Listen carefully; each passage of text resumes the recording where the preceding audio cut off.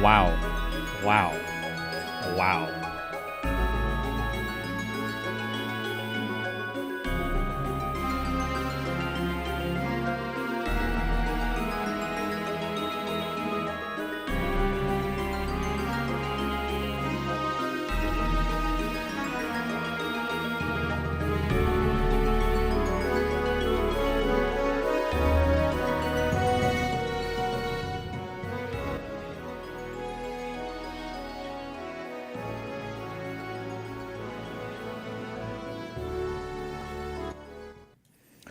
How are we doing today, guys?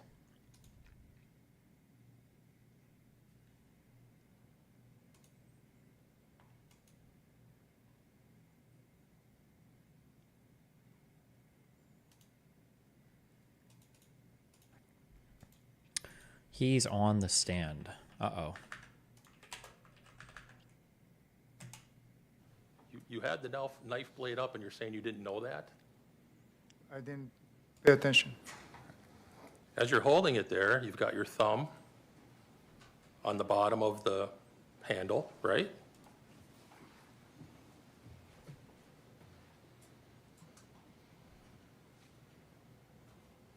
Right?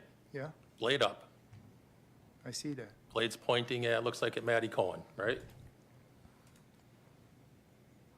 Yes, Nobody else, we'll strike that.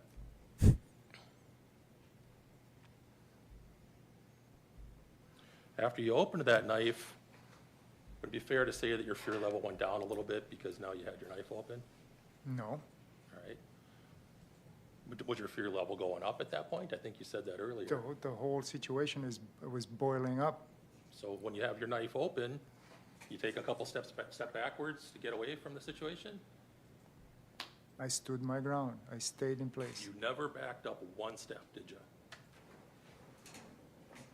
No, You had your knife out and you were prepared to use it. to defend myself. At that point, there's nothing to defend yourself from, right? I didn't know that. If I understand your testimony today, now you're acknowledging that you did do something to Maddie Cohen, which started off this fight, right? Objection argumentative. Overruled. You can answer the question. Objection, police approach. Yes.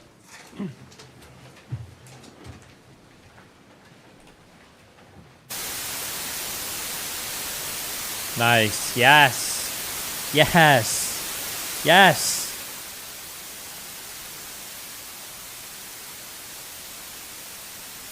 Thank you. This is what I want. Yes.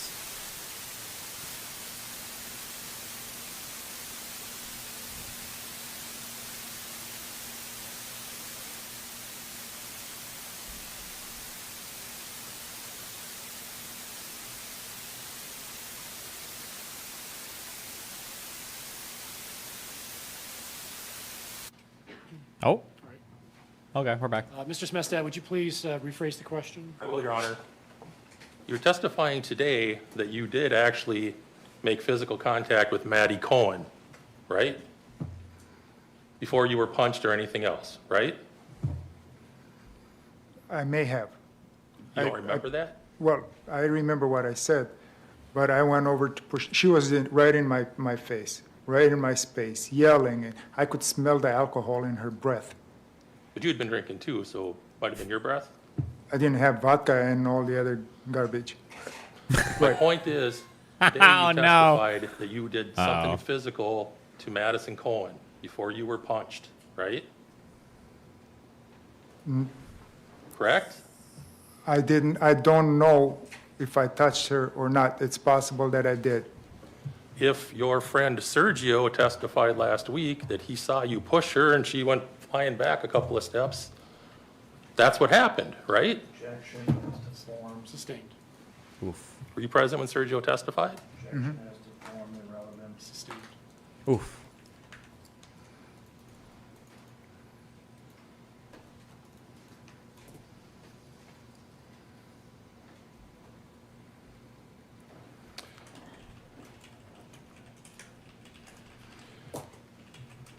After you pushed Maddie Cohen, only one person ever punched you, right?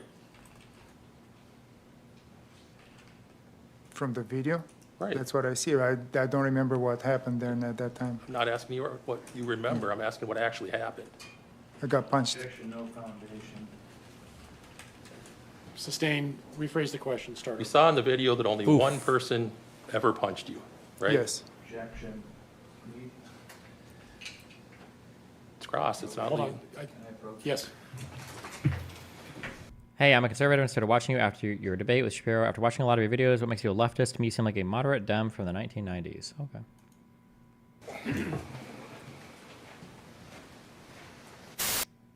I don't know if I can call myself a leftist, like a socialist or communist. Or just like it depends on what we're talking about.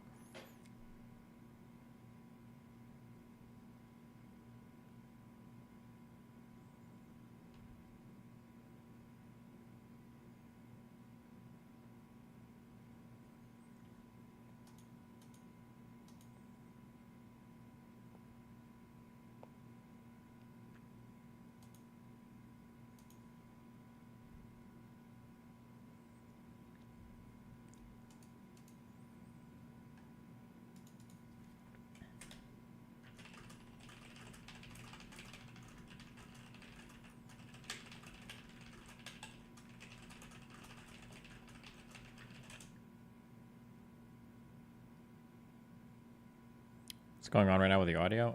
The other lawyer approached the judge, so I think he's talking to him. I can't tell if this video is frozen right now. Oh, wait, it is. Yes. Testified that you went down and you fell down in the water when you were punched, right? Yes. And you indicated, I think, that you were punched in your jaw, I think on your left side of your body. Yes. You testified that you fell back in the water and hit your head, right? Yes. You did not drop your knife, No. right? You held on to it when you fell down into the water. Yes. When Dante Carlson hit you, he was holding a can of beer in one hand, right? Yes. He was fighting you with one hand. Yes.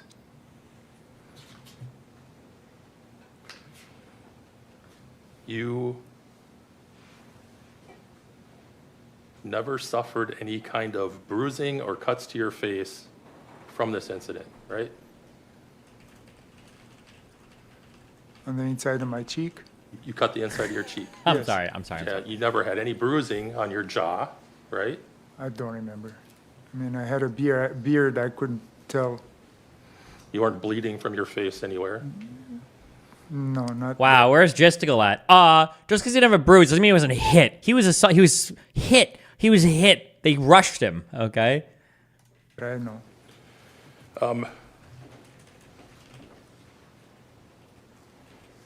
Let's play the video of him stabbing you. Once you're knocked down in the water, AJ Madison comes up to you and pushes on your back, right? Objection, no foundation. Sustained. We'll play the video.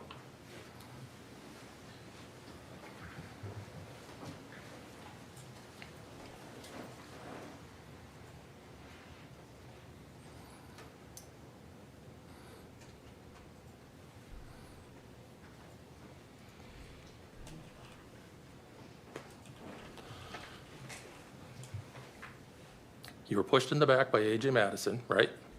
Objection, no foundation. Overruled. In response, you got up out of the water, right? You take your knife in your right hand with the blade up, right? Objection, the skin narration cut. Overruled. That's what you did, right? This lawyer's earning Still in my hand. Yes. every dollar. You jabbed it into his belly. About the same time he hit me in the throat. That's not what I'm asking. Yes. You jabbed it into his belly, right? Yes. Instead of pulling it out, you pulled up, right? Because I had so much time to think about it. You pulled up. I did not pull up. Okay, Look at the angle of my arm. We're stopped at timestamp 156. You see your knife, Yes. how close it is to his jaw, his chin? Yes. That's because when you stabbed him, instead of pulling out, you went up. right? I was falling backwards with the knife in my arm, in my hand, and the angle of my arm was about the same. Just got hit in the throat. In this frame of the video, the knife's pointing straight up, right? Yes. You went in, pulled up, and it's by the time you got done up by his face, your knife's pointing straight up. Objection as, sorry. Overruled. You can answer the question. It's straight up. At that point, Tony Carlson came in to break up the fight. Right. Objection, speculation. He doesn't know what Tony Carlson's doing or why. Overruled. You can ask the question, he can answer. I don't know what he was doing. You know that he told Dante Carlson to back up, right? Objection, no foundation. Overruled. Do I know from video and from testimony? Yes. At the time, I didn't know.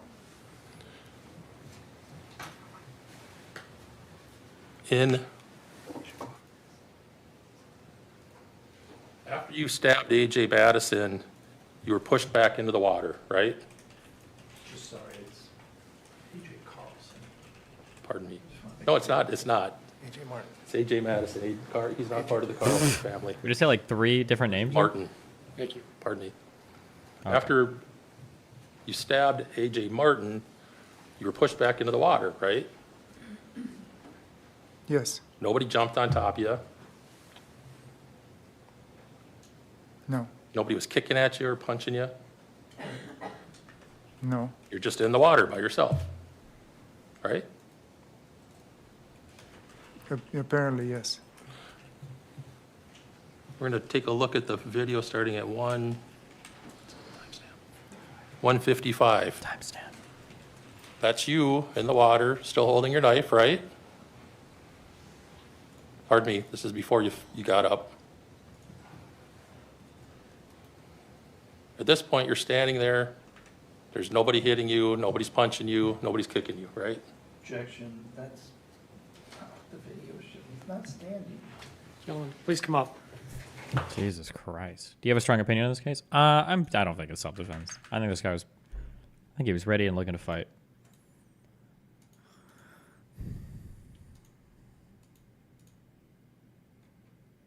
Damn, why is it so laggy? Oh, there we go.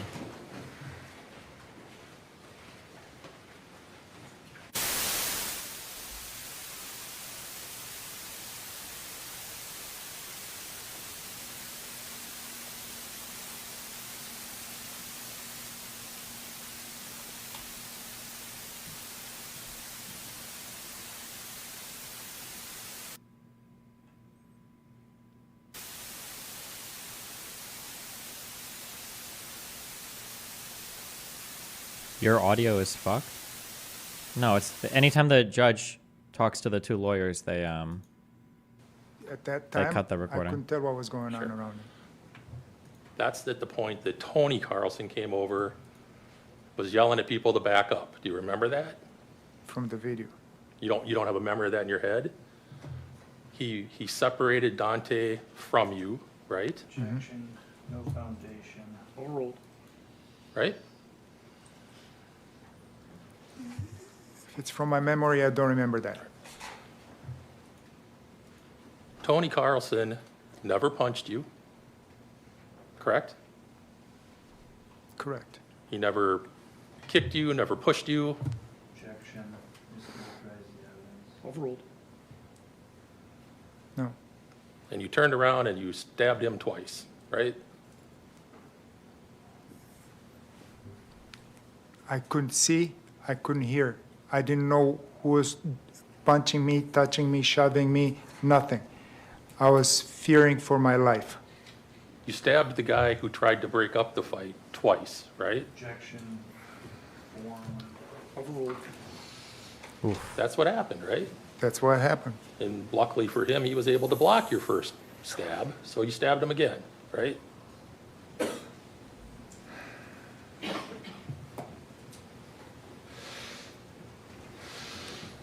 I had milliseconds to think. Riley Madison after you stabbed Tony Carlson, you turned around, you got up, you turned around, and you sliced Riley Madison through her left side of her body, right? Yes. She wasn't punching you or kicking you. Jesus. She came at me, she had her hands on me. At the time you stabbed her, she had her hands on you. Yes. This 115-pound woman Oh, attacked you DGG! while you're standing there holding a knife. She could have been 500 pounds. I don't know. I'm sorry, sir, but You've never told anyone ever that Riley Madison attacked you and that's why you stabbed her, right? no. Called her You're fat. saying it damn. today for the first time. I don't remember this whole thing. After you stabbed Riley Oh, Madison, God. Isaac Schumann tries to push you, right? And he lands his hands on my throat, yes. But his hands originally weren't anywhere near your throat. They were on your shoulder and your chest, right? I didn't take measurements, but yeah, from the picture, yes. And as soon as he touches you, you stab up into his heart with your knife, right? Objection, no foundation. Overruled. He went for my throat, and I defended myself. Yes. Are you saying, we're going to look at the video.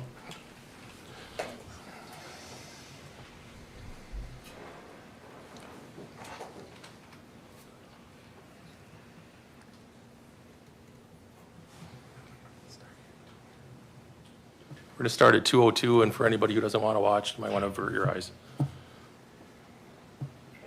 Ready?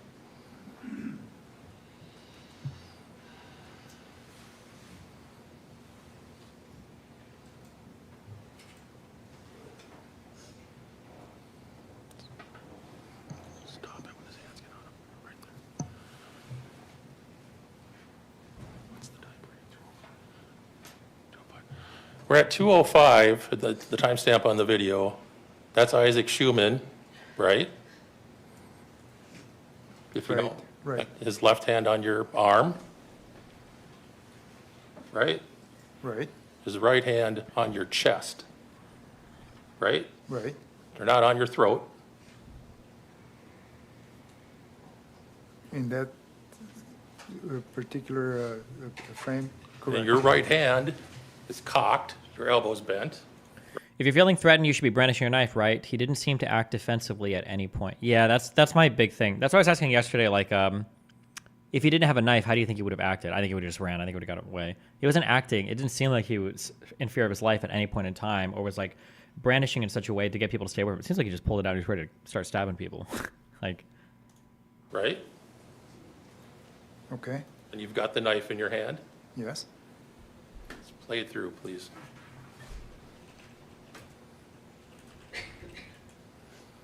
And as he's pushing you, you jam your knife up into his heart, through his ribcage. Right? After he touches my throat and pushes me back, yes, correct.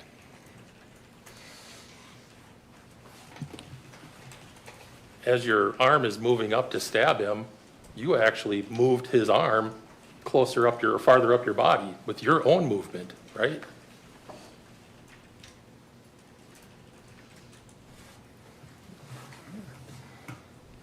I don't know how to answer that. I didn't see that.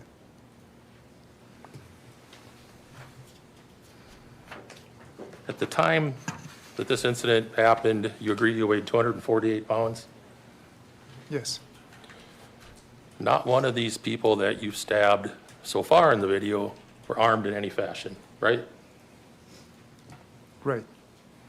You told an elaborate story about people pulling knives on you, right? Objection, argumentative as to form. Overruled. Right? You made up that story? To Brandy Hart? Lieutenant Hart, yes. I don't remember that, but I saw the video, yes, At no point did anybody pull any knife on you, right? correct, You're the only person who had a knife. correct.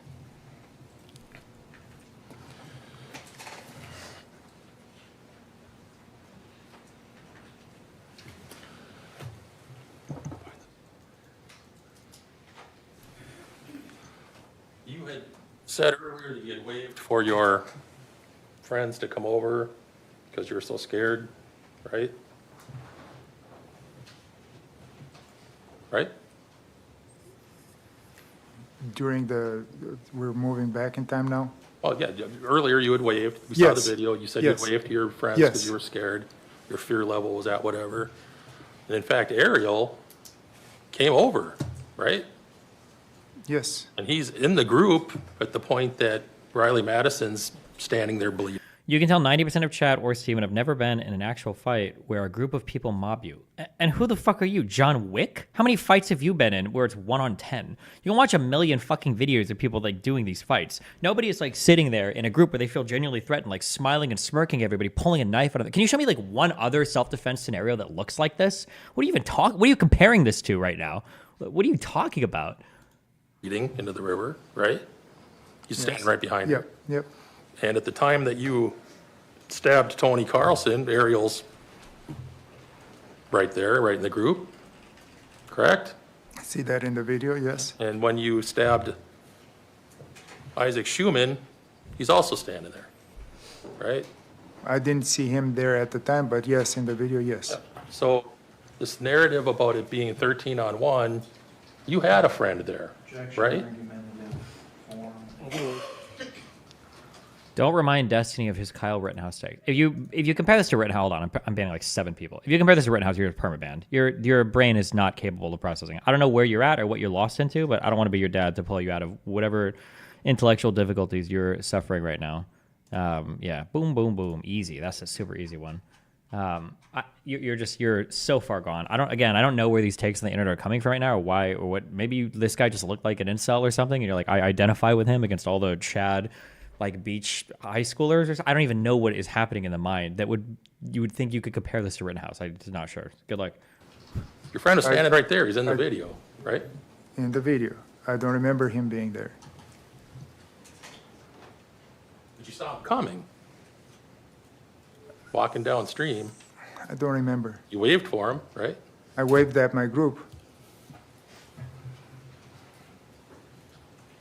Can you elaborate your stance on this? It isn't abundantly clear. It seems like the guy might have genuinely been going to look for a phone, or I don't know. I don't even know what the fuck the original story is. He went to go and look for it. My guess is he tripped or something on the way to the inner tubes, and he put his hand on the black kid, I think was the one filming. And then all the other kids, everybody's like drunk, and they're all like, they just start like shouting at him. And I think the guy with the phone or somebody's like, oh, he's a pedophile, he's looking at girls or whatever. And everybody's just like getting all excited and like shouting and screaming or whatever. And then I don't know if this guy has autism, or I'll generously say maybe he's autistic or socially weird or whatever, but he doesn't communicate with any of the kids there. He just kind of like walks around looking for shit, not saying anything, until eventually I think they kind of start getting in his face. And then in the course of like this, like he pulls out a knife and he's got it aside, and then he just starts fucking like fucking V for Vendetta, just like going off on people after they start to like skull. It's just, he had plenty of opportunity to walk away. He had plenty of opportunity to just leave. I don't know why he's walking into a group of like drunk teens with a knife on him, and he's like super in the mode. He doesn't seem fearful of his life at any point in time. Nobody's like seriously laid a blow on this dude or anything. I think one of the kids smacks his face, which you shouldn't. Another kid goes to push him after. Apparently he saw him hit the one girl. That's off camera. We don't know. Or push the one girl or put his hands on her somehow. But yeah, he had plenty of opportunity to leave. There was no reason he needed to be in the middle of this group of kids that were all getting rowdy with like a knife pulled out on his side, like he's the fucking Terminator, ready to start stabbing and killing people. It was just wild. And then I think that something that could help afterwards is maybe behavior afterwards might help. Maybe I could have seen something. But like the guy literally ditches the knife. He tosses it at like the other end of the river afterwards to try to run from the weapon. When he gets arrested later, he's in the car and he's like, oh, they're like, do you know why we're arresting you? He's like, oh, well, I heard there was a stabbing. And then I think apparently he lies and he tells the cops also, they're like, oh, that knife came from one of the boys. It wasn't mine. So I mean, like the dude, I think he was like, I think he was okay fighting and stabbing and whatever at that point. I don't know if he just wasn't thinking of the consequences, or I don't know what the fuck is going on at that point. But none of the stuff communicates from his point of view that he was fearful of his life. That doesn't seem to ever happen.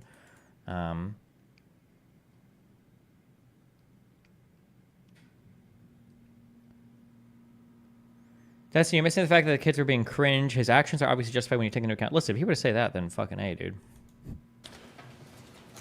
At no point when you stabbed Tony, Riley, and Isaac, did you call out to your friend and say, hey, help me, they're attacking me, right? Even though he's in the frame and he's close to the action, so to speak. You never said that, right? I was stunned. Couldn't talk.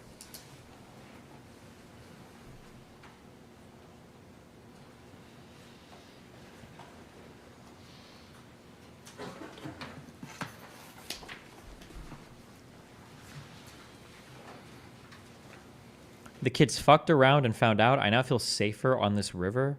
I can't even tell if it's a troll or not.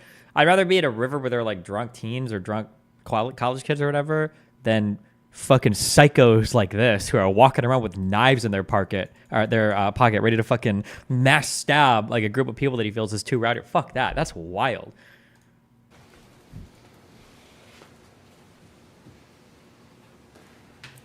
The last person you stabbed was Dante Carlson, right? Yes. And this is in the sequence of events, everything else had happened, right? Yes. Objection as to form, I don't know what everything else. Sustained. All the other stabbings had already occurred, right?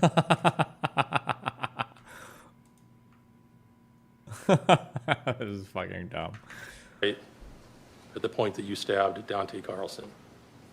Yes. Do you think he was looking for a reason, or is he just mentally retarded? He knew they were recording. I don't know. Sometimes for some of these, I'm not sure. It's hard to get into the state of mind. I don't know. Like, you do see people around with a phone. Why the fuck would you pull out a knife here and like hold it your side and start like doing? I truly have no idea. I'm not sure. Yeah, I truly don't know. I truly don't know. It's hard to imagine the state of mind for this guy. He wasn't punching you at that point. I was surrounded. People were coming at me. I just came up a couple of times, being punched in the head, punched in the mouth. I fell on river rocks. I was in pain. I was hurting. Tony Carlson had broken up the fight between you and Dante never hit you again after that, did he? Objection, that's. Sustained, form. Please rephrase. At the point that you stabbed Dante Carlson, he was not fighting with you, right? Correct. He had not punched you immediately before you decided to stab him. Correct. In fact, you took a couple steps toward him to stab him, didn't you? I thought he was attacking me.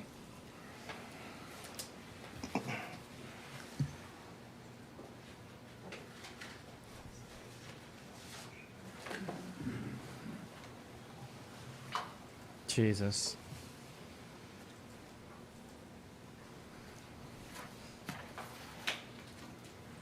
Did Sergio, is it Sergio? Did his friend actually testify that he pushed that girl too? Because that kind of also sets off the whole physical chain of events as well, right?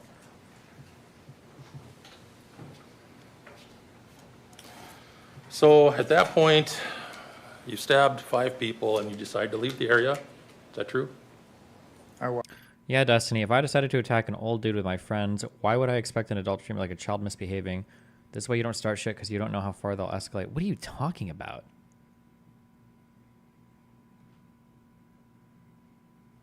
I feel like...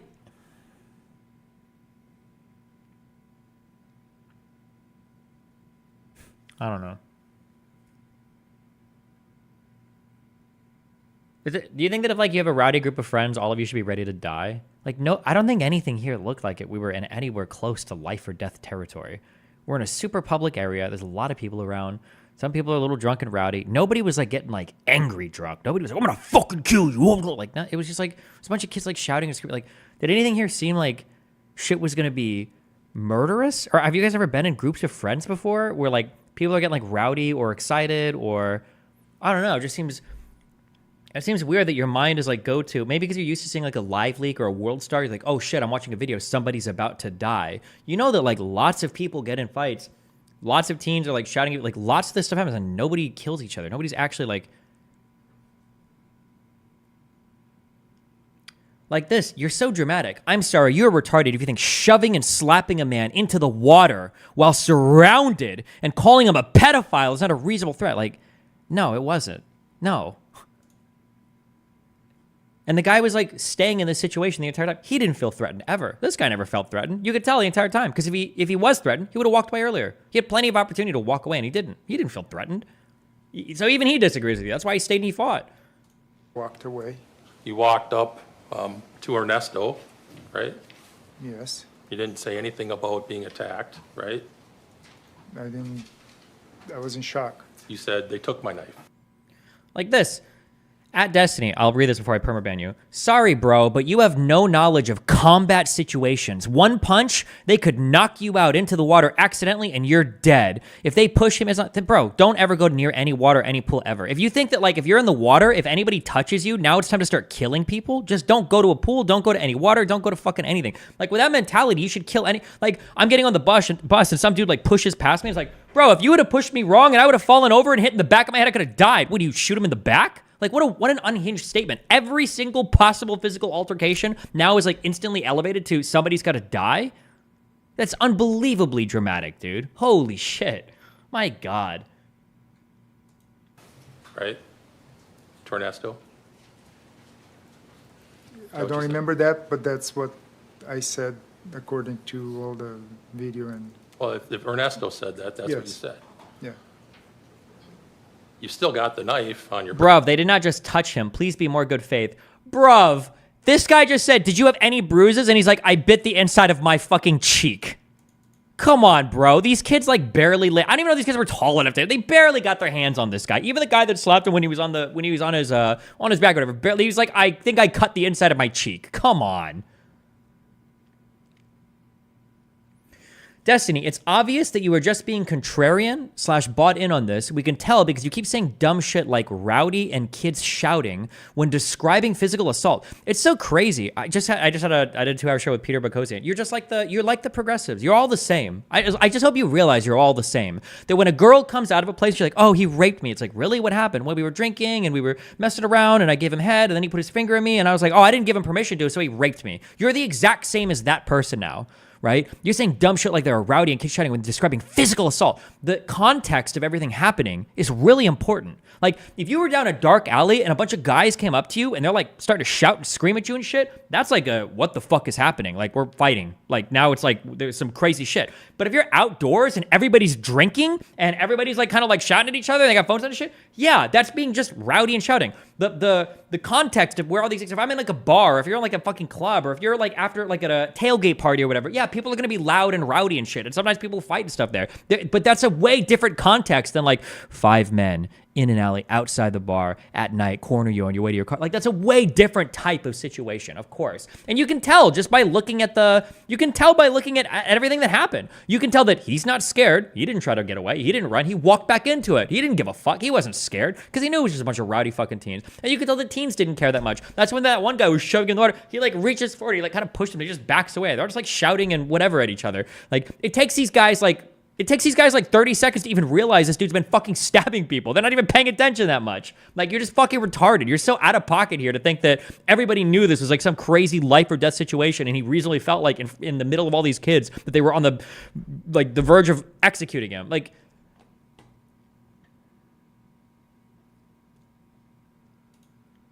person, right?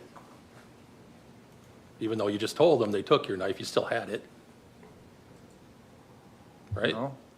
When I reached the tubes, I completely agree, but legally, do you think it makes a difference? Yeah, of course. Of course it makes a difference. It's for the self-defense here, it has to be what a reasonable person would believe at the time that it happens. So it does matter. Yeah, of course. If you were in an alley, a dark alley, and 5 dudes are around you shouting at you or whatever, you have a way more higher reasonable mind thinking. Like, it's more likely that a reasonable person here would think like, shit, I'm in some serious fucking danger. I'm either gonna get seriously injured or killed. As opposed to like if you're at a bar or like a tailgate party, a bunch of people are shouting and right, it's a way different situation. No. When Ernesto came walking up and you walked up to him, you told him they took my knife. It's the first thing out of your mouth, right? I don't remember that. Okay. Instead of walking to your group You walked up to the south side. Yep. South shore of the lake, of the river, right? And Yes. And on the way, you washed off the knife in the river. I don't remember that. Well, you had blood on your hand and on the knife, right? Yes. When you left the area, right? Yeah. When you got back to your group, nobody saw any blood on your hands or, right? Objection, foundation. You didn't know what- Sustained. At some point, you, can rinsed somebody bet? your I'm not betting hand and the knife. 1-to-1 on a fucking jury trial. Fuck. right? I don't think I'd bet even I on don't Rittenhouse. remember that, but yeah. What you do remember is throwing the knife up into the bushes on the south bank.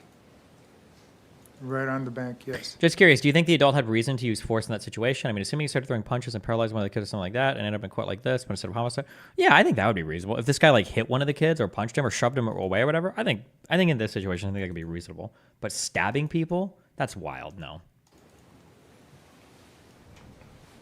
And then you finally walked over to your group, right?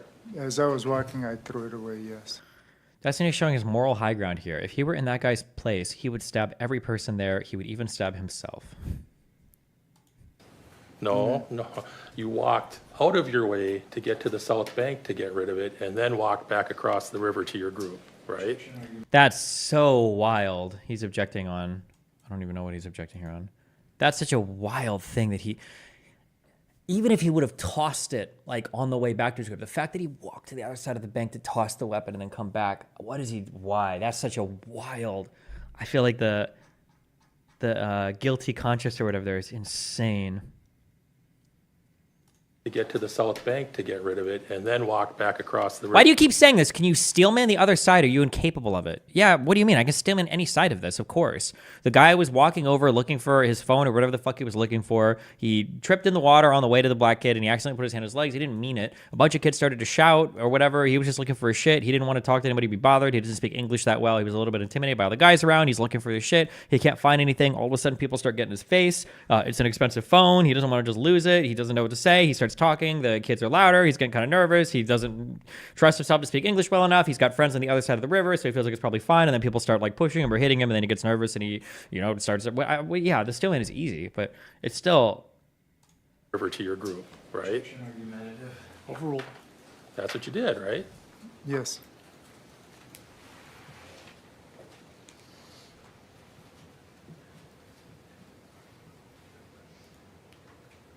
He also lied in the police interview and said he never had a knife.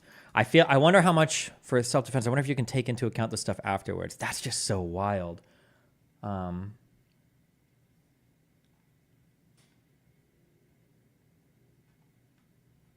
That's the stuff after. All the stuff after is so horrible for him, I think. If he had a gun instead of a knife, could he have shot them? I feel like a gun changes things.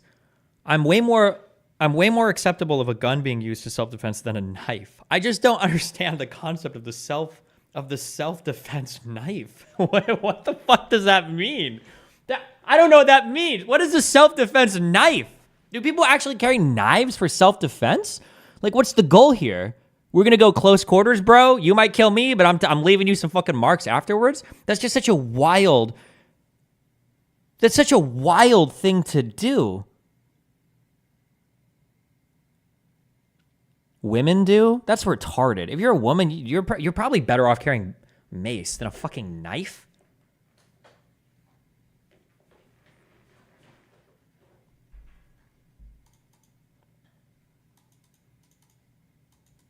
What if you can't get a gun?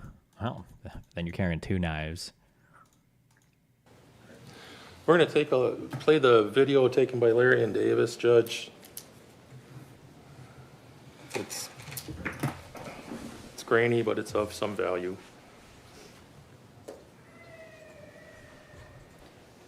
You have many more questions? Yes. Well, maybe this will be a good time to take a break. Let's One-on-one in a fight, you don't want a knife? Bro, you have zero martial arts training. How can you not appreciate that, Destiny? Stop debating. That is true. You, like with our special forces in Iraq and shit, you see the IDF as well. When they're clearing building to buildings, Israel produces some of the finest knives known to man. Like rifles, pistols. Who the fuck is using that? They're using machetes, bro. When they're going building to building and you're inside, you want to be, you want to bring that knife out. That's where your real killing power is at. People in Chicago and shit, drive-by shootings, I sleep. Drive-by guys on Segways, dual-wielding knives, real shit. Recess, and we'll come back at 2:50. Please take the jury out. All rise for the jury.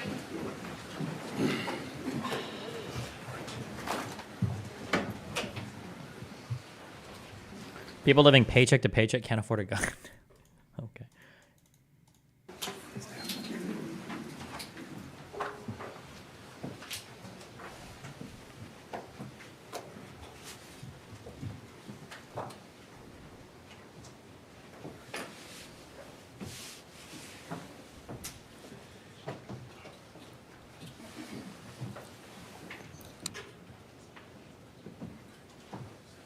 I have a friend who wields 5 knives with him everywhere he goes in Recess Washington. until 2:50. Okay. Oh my God, bro. Is this the judge? This guy looks like a nerd. Jesus.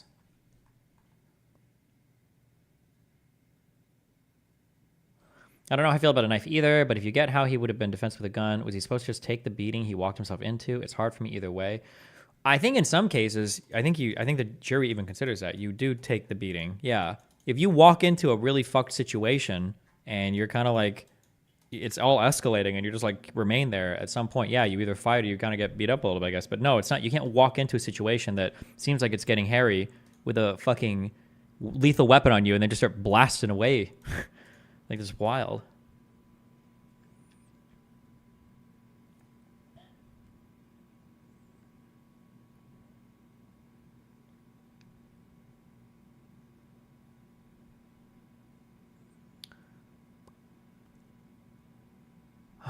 I can't do this. I don't know. How long ago did I take my Vyvanse? I feel really grumpy. It's only 45 minutes ago. Isn't that the same argument they tried with Rittenhouse, that he inserted himself into the situation? Maybe we need to make like a thing. Maybe I just need to make a thing. We should. I need to get in the habit of just making more notes on shit. What would this go under? New folder. Moral positions, maybe? I don't even fucking know. Self-defense? I'm just gonna pop a few statements down here, I guess. Well, I'll organize these later. This is what I'm thinking, okay? If someone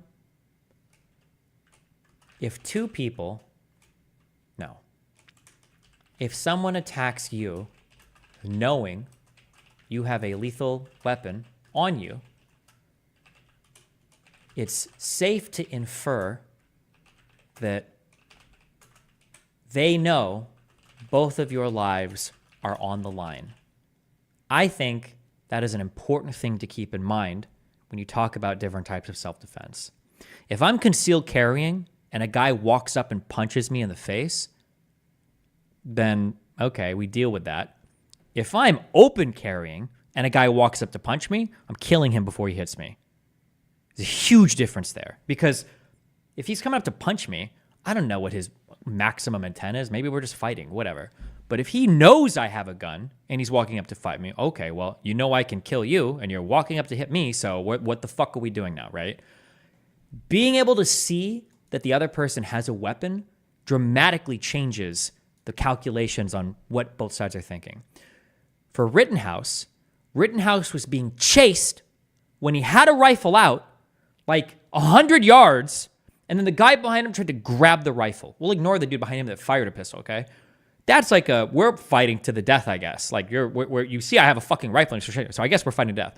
The guy in the pool here, these kids didn't even know he had a knife until like 20 seconds once the stabbing had begun. And as soon as they see it, they ditch, they piece the fuck out. Everybody starts screaming and backing up. Like, yes. So I think that somebody seeing you having a weapon dramatically changes things. Yes. Okay, then what about the mall prankster video, concealed carry, drew and shoot on the guy? I understand that the jury ruled in his favor. I don't think that was legitimate self-defense. I think that was crazy. I think that was wild. Even though the guys were kind of in his face, I think they might have put their hands on him, like touching him, not hitting him or striking him or anything at all. But they were in his face and they were shouting him. But public area, they had no idea to gun on him. I think that was crazy, that dude completely walked on self-defense. I think that was wild. But the jury disagreed with me there, so yeah, I don't know.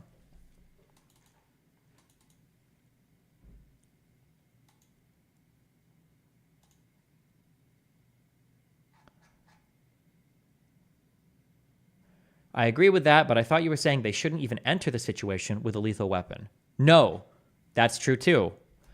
Well, that is another point.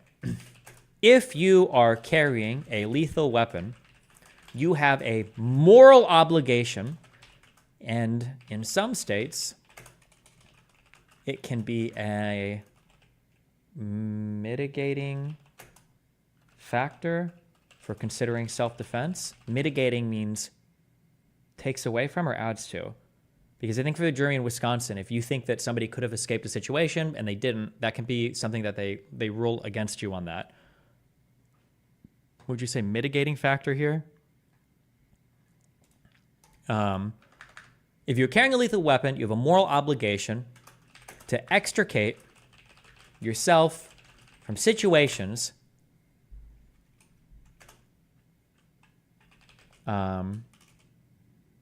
and to avoid potentially escalatory situations, unless there are other factors involved posing significant harm to another person. So, for instance, if you see like 4 people that are kind of like getting a little rowdy, or they're in an argument with each other, they're just like arguing or whatever, and they're drunk. If you carry a weapon on you, you shouldn't go up to that group of people. Just stay the fuck away. You have no reason to be involved in that. Why the fuck would you get into a situation that could start to escalate and get into a runaway situation where now you've got to kill somebody? You don't want to do that.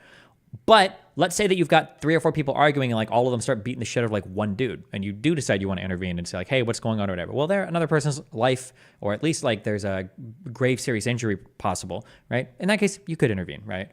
But yes. Destiny is so out of touch when it comes to boomer versus zoomer knife fights and rivers. I'm like 99.9% sure as long as you're carrying a legal weapon, the fact that you're carrying it such concealing it plays no role in the self-defense claim. It's all about okay.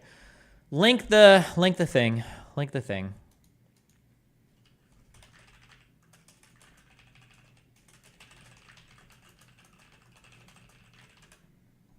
Somebody link it.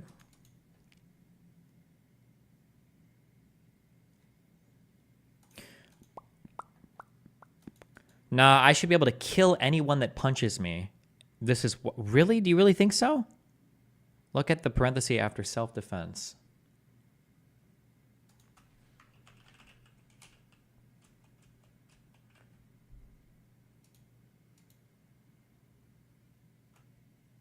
What? Okay.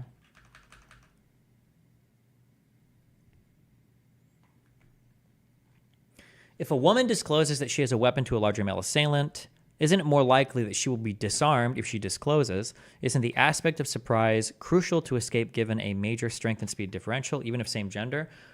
Yeah, but how does that impact anything here? If the woman is starting to fight, then fuck her. She shouldn't be. But if a guy is attacking a woman or looks like he's going to, I mean, there's, generally speaking, just because of the difference in sizes involved, there's going to be a much larger assumption on the part of the woman that this is going to be something that could potentially be serious injury or life-threatening.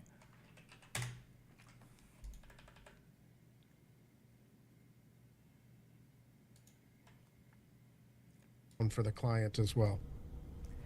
And here is Judge Michael Waterman on the bench. I do have several more questions. I'm late, but does Destiny truly not think having a knife deters a potential threat? Most people don't want to get stabbed. Maybe, but the problem is knives are just really bad self-defense weapons. They don't stop people very well. You have to be in close proximity to somebody to use it. I think those would be the two things. They don't stop people very well. You've got to be in close proximity to use it. Yeah, knives are really good at killing people, arguably better than a gun. but they're not good at protecting people because you've got to be really close to somebody and they might take a while to bleed out. If you don't get a good hit, like you might be fucked.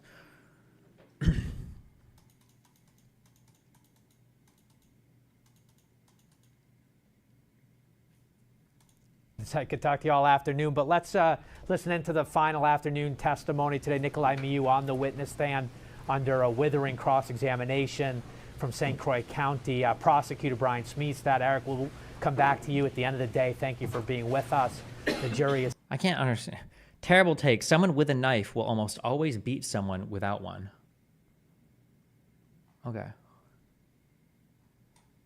Stepping into the room, Miu is back at his defense table, but shortly we'll go back up to the witness stand where he remains under oath. And again, Mr. Please be Smeestad seated. will continue with his questioning right here. All right, Mr. Miu, please retake the witness stand. You are still under oath.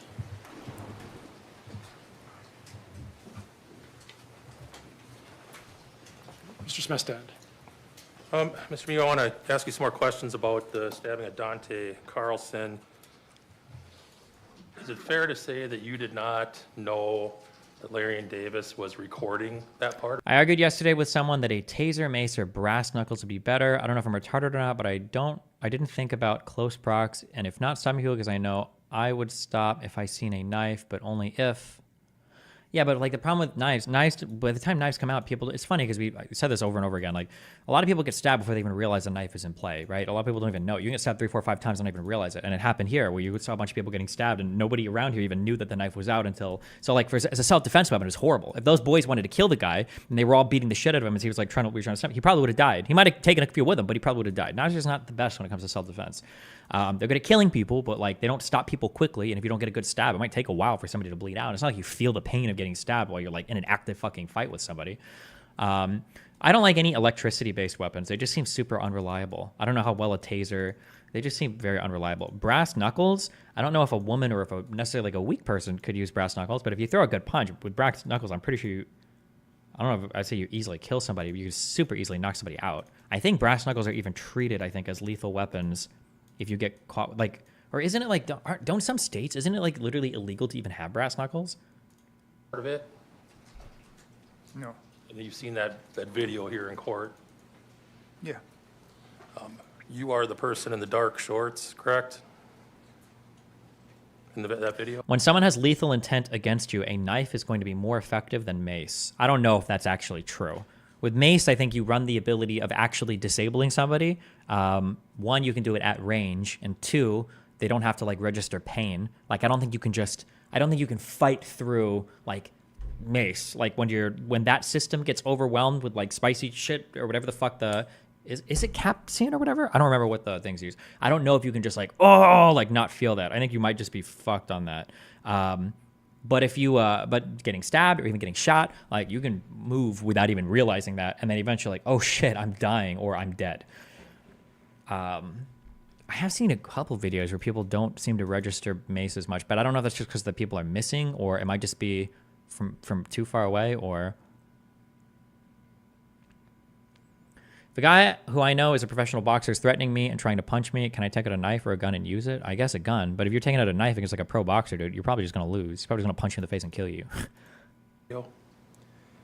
It was not very clear, so I couldn't make out who was who. All right, if there's a person Hi, Dustin, a serial rapist here. I've been mace training for 20 years. wearing dark shorts with the same body type as you in the video, is it you? Capsaicin is the stuff from peppers. I thought mace and everything uses like a similar. Isn't that always like? Isn't that the spicy chemical? Like, isn't that the thing that's in all spicy food and mace related stuff? I could be totally wrong on that. Pepper spray is made from an extract of chili peppers. I thought it was always that chemical. Like if you're having a spicy reaction, I thought it was always in response to that one chemical.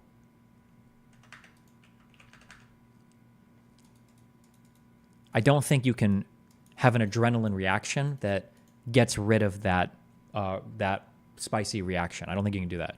But for stabs or gunshots, you absolutely can. You? Fair. Hold on. Sustained. Well, we're going to watch the video. We're going to watch it through at full speed. I think I saw a video of a guy high on like ketamine or something, bleeding from the eyes because of mace and still walking. Oh, if you have drugs can do different things. I couldn't speak to that. I don't know. There might be drugs that you can take that block your ability to, for some parts of the body to do things, right? Like if you smoke weed or something, your pupils don't dilate correctly. Or there's a lot of types of drugs that'll affect like dilation of pupils and other things in your body. So maybe with different drugs you might be able to, but. Your screen's not out.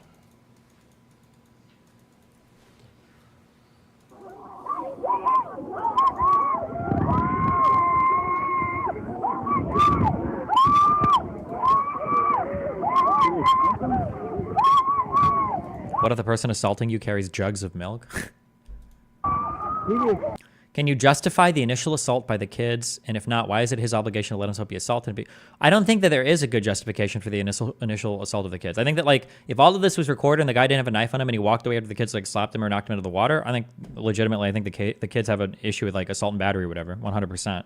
But every type of assault or battery, there has to be some sort of, we'll add this to the thing. There needs to be some sort of proportionality / assessment of a risk when considering how to respond.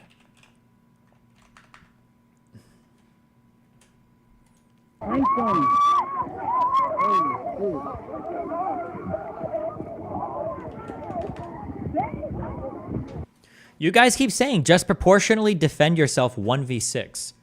At no point is this a 6v1 battle where everybody's like fighting and killing this dude. Like most of them are just like standing back, like shouting and shit the majority of the time. I don't even know if there's ever a time where more than one person is touching him at a particular point in time. The one guy slaps him when he's on the ground.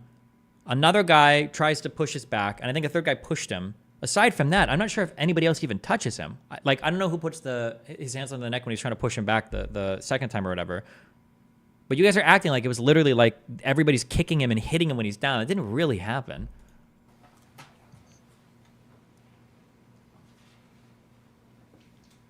We're going to play part of it, but slower, but not the end part. We're ready. What's the time frame? Yeah. What's the time frame? What are we doing? This is at the very beginning. Mr. Mew, do you What happened to fuck around and find out? I feel like fuck around and find out means that depending on what you do, there are certain consequences that you need to be prepared for. But I don't think it means that like get ready to die all the time. Like if you're running around in some dude's backyard, at least in the city, right? Some guy might come out and get real fucking mad at you, okay? Some guy might come out, you might get in big fucking trouble. If he's got a dog, he might try to bite you. But like, fuck around and find out doesn't mean like we're gonna cut through the corner of this guy's yard and he's like trained on you with a sniper rifle, waiting for you to cross that fucking and you just like, your head explodes. Like, you know that you're like trespassing, but there has to be some proportionality assessment here, I think. There has to be something here. Yeah. In other circumstances, though, I think that your life can be on the line, right? If you break into somebody's house or if you're home invading in somebody's house, like past midnight, and they're either home and sleeping and you hope not to get caught, or they're out at the moment and they could come back. At that point, now you're in a lethal fuck around and find out, like, okay, well, fuck, like if these motherfuckers get home, I might be fucking dead. But there has to be some scale of proportionality here. You see yourself in the left-hand side foreground wearing the dark short? I wonder how many of these dipshits have ever uttered. I remember back in my day when we would just use hands and not weapons. Yeah, like I remember going. It's fucking retarded. But like, I went to Creighton Prep, and there's a high school west side. Sometimes you'd like go over after games and shit, and the teachers always try to like look around because after games, people are super ass mad. If your team won or if the other team won, like people will be mad. And sometimes after games and shit, if you could find an area to congregate in where there weren't any teachers or whatever, yeah, kids would like start screaming at each other, trashing each other's football teams. Sometimes people start fighting, whatever. Like that happened. But it's also like it's a bunch of boys. They're all like shouting. We're not drunk because we're in high school. You shouldn't be. But like the idea that somebody would just like pull out a gun and start shooting and killing people. It's like, oh, well, there were like 5 screaming 17, 18-year-olds where there were 5 or 6 screaming boys. And we're like, bro, what the fuck? We're just here to beat some people up or get beaten up. Like, damn. I don't know. That's just a little wild to me. Like, on the river with a bunch of high school, college kids, and everybody's like kind of shouting. It's not like people are hunting you down or anything. I just don't, the environment just doesn't seem, yeah. Where the cursor's pointed? I can't make out. There's kids, these kids definitely fucked around and found out. They learned what happens when you escalate a situation around a person you know nothing about. Yeah, maybe. I mean, you could argue they did. But I mean, he fucked around and found out as well. So I mean, I don't know.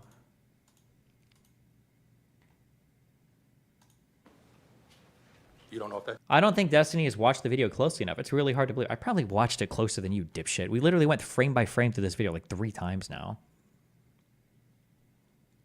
How is this first-degree murder at all?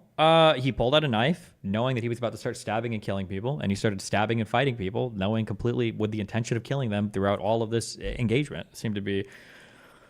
But I think somebody was linking and said that mistaken application of self-defense can be a mitigating factor for determining first-degree murder, which would might bump it down to second-degree murder. So I don't know.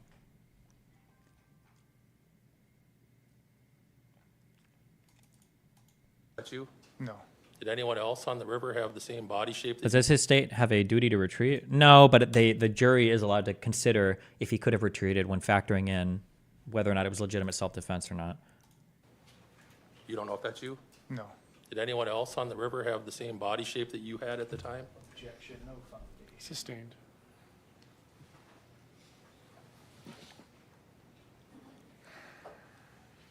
Did you ever watch your high school's rugby team? Westside were dirty players. Who the fuck plays rugby?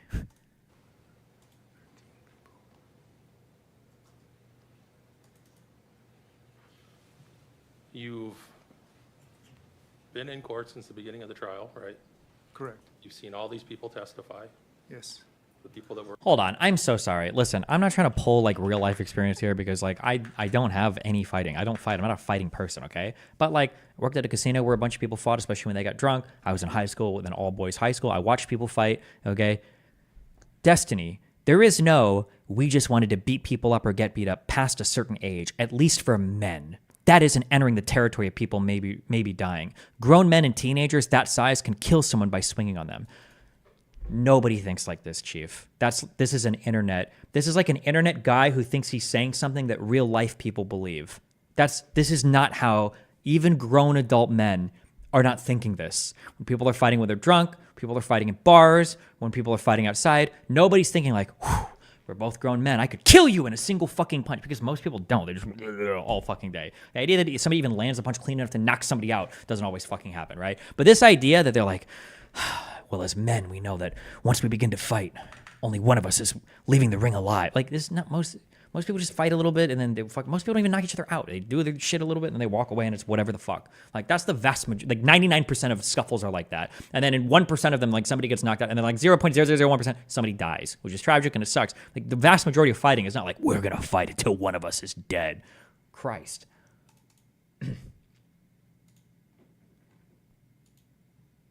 We're all involved in the incident, right? Yes. At the time that you stabbed these folks, there wasn't anybody else in that area of the river that had the same body shape as you, correct? Objection, no foundation. Sustained. It's the same question. You're aware that Dante Carlson's wearing shorts that are black on the bottom and light gray on top, right? That's what I learned.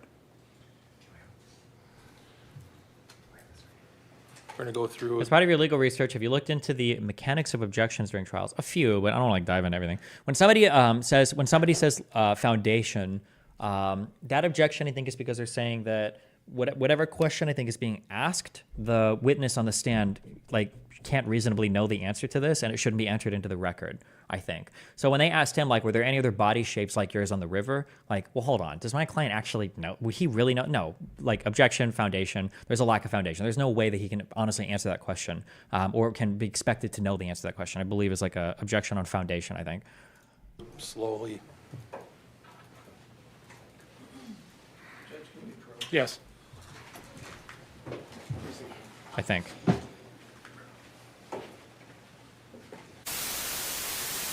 Oh my God. No, that's speculation. Foundation needs more steps to get to that question. Oh. Oh, that might be it too, actually. That might make more sense. Maybe what I just said was speculation. Foundation might be we need to watch. Oh no, because he objected to something saying foundation. Like, I was like, okay, let's watch the video. So maybe foundation is we haven't like gotten up to that question yet. Maybe. Oh no, wait. Someone else said I was correct. So fuck you. I don't know. Fuck it. Objection sustained, lack of foundation.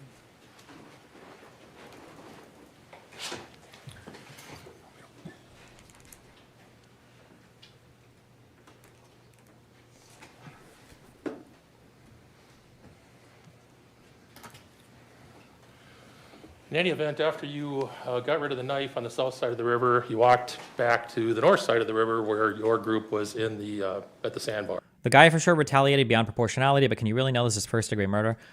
Him walking all the way across the river to toss the knife is so bad. In my completely uneducated, unlegal opinion, maybe that doesn't matter at all, but I would imagine that shows really, really, really, really, really devious intent. That's such a horribly bad thing to do. And then if he did say afterwards that like, oh, that wasn't my knife, that wasn't my knife, that was a knife of one of the kids. Man, that just seems super, super devious. Let's read this real quick. Sorry. First degree intentional homicide. This is for Wisconsin. Offenses, except as provided in sub 2, whoever causes the death of another human being with intent to kill that person or another is guilty of a Class A felony. Except as provided in sub 2, whoever caused the death of an unborn child with intent to kill that unborn child, kill the woman who's pregnant. Jesus, fuck. Wait, does that mean abortion is illegal in Wisconsin? I don't follow the laws. There are mitigating circumstances. The following are affirmative defenses to prosecution under this section, which mitigate the offense to second-degree intentional homicide. Okay, so first degree, remember, people keep saying premeditate, premeditate, premeditate. Premeditate doesn't mean you made a plan the day before. Premeditate it could happen in a second, but we're going back and forth a little bit. And then in the course of this, like, I step back and look at you like, I'm going to kill you. And you're like, you're not going to kill me. And then you take out a knife and you're like, let's do it. Let's go. And then you fight and then you stab and kill him. That can be first degree murder, right? You know you're killing him. You've fully intended to kill him. You've pulled out a lethal weapon and now you're using it in such a way to kill a person. That's first degree murder. It doesn't mean you've got to plan it out in advance. Plotting doesn't mean that. Premeditation just means you have the state of mind to intentionally kill somebody at the time you do it. Now, if you're scuffling with somebody and you punch him in the face or during the scuffle, the knife comes out and you stab him or whatever, that's different. That might just be second degree murder or maybe even manslaughter, depending, right? That's a different thing. However, mitigating circumstances. The following are affirmative defenses to prosecution under the section which mitigate the offense to second-degree intentional homicide, meaning if you succeed in arguing this defense, now instead of first degree, at least it's second degree. So adequate provocation. Death was caused under the influence of adequate provocation as defined in 93944. Adequate means sufficient to cause complete lack of self-control in an ordinarily constituted person, and provocation means something which the defendant reasonably believes the intended victim has done, which causes the defendant to lack self-control completely at the time of causing death. Unnecessary defensive force, so this is relevant to our case. Death was caused because the actor believed he or she or another was in imminent danger of death or great bodily harm, and that the force used was necessary to defend the endangered person. If either belief was unreasonable. Oh, so this mitigating factor means that let's say that I try to kill you because I think I'm defending myself, but let's say that the jury looks at it and they're like, no, we don't think a reasonable person would have felt threatened. But let's say you argue that you did and you make that good argument that like I did, then maybe instead of first degree, then fine, you have second degree murder because you did think that even though you shouldn't have, that a reasonable person would have thought that. So that would mitigate your charges from a first degree homicide to a second degree. Prevention of a felony. Death was caused because the actor believed that the force used was the exercise of the privilege to prevent or terminate the commission of a felony if that belief was unreasonable, I believe. Okay.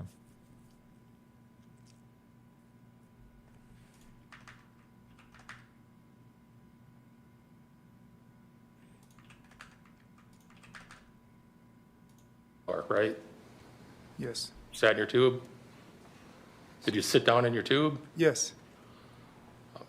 Eric Williams from your group, realizing that people were hurt, left? Objection, form, his lack of foundation that Eric Williams.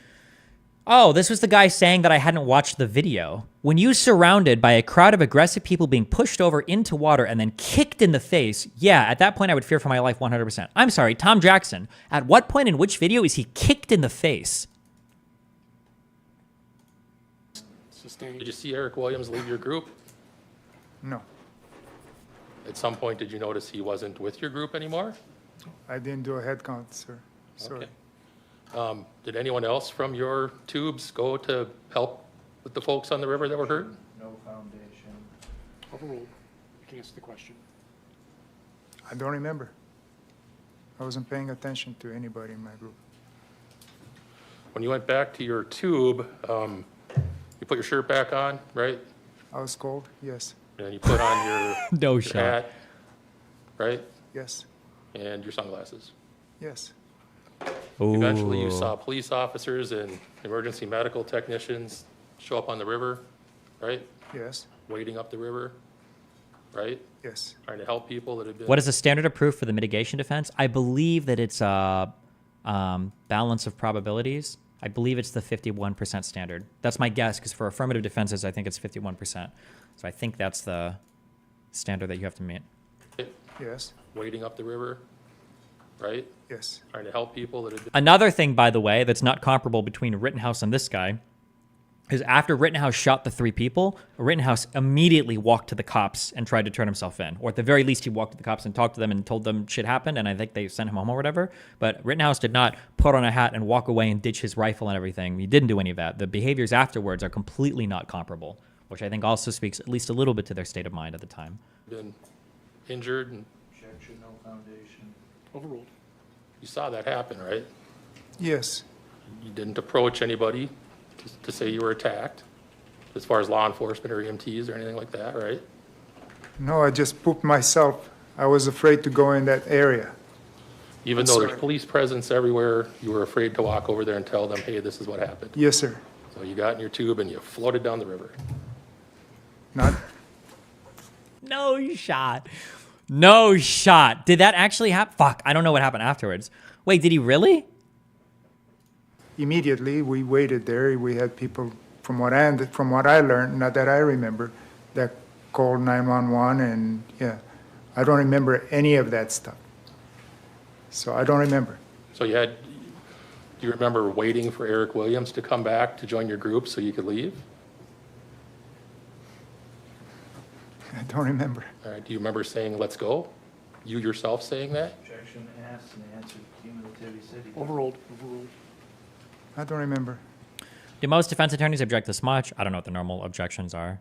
But I mean, like, this attorney has to work really hard because, at least in my opinion, and I don't know, apparently the internet is fucking weird on this case. In my opinion, this on its face looks really, really, really bad. You got a 30, 40-year-old dude, big guy, standing in the river that just fucking stabbed 5, 6 people. One was a fucking 90 or 100-pound fucking girl. Like, that's a wildly... And then ditched the knife at the end of the river, tried to put on his hat and sunglasses, float away. This is a hard case. So my guess is the defense here is like has to be on the ball like crazy, trying to object to any possibly misleading question, any type of... whatever the fuck they can get not in the record to help this guy. That'd be my guess.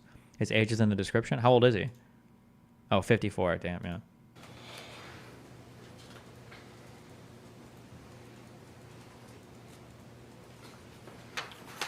Ernesto Torres, he's your best friend. Yes. You didn't tell him what happened as you were floating away? I didn't. At Destiny, big guy. Most of the teens look like they're in much better shape than he is. Yeah, I'm sorry, Chief, but outside of like fucking animes and shit, that's not going to matter much. Like if you go and you look at the average bouncer outside of a club, these guys are not like shredded, like 10% body fat, like really ripped. They're usually just like really fucking big guys. They're just big dudes. They're tall, broad shoulders, and they weigh a lot. It's not like they're like fucking shredded. Your average bouncer is not benching 3 plates and pulling 600 plus off the floor because he's like shredded. They're just big.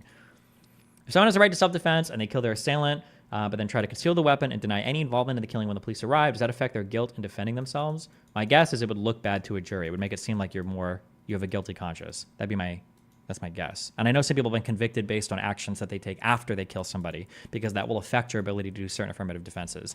The one that I wish I remember the name of this girl. Girl pleads insanity, schizophrenia, kills mom, comes home, college. What the fuck was the name of this girl? Was it Sidney Powell?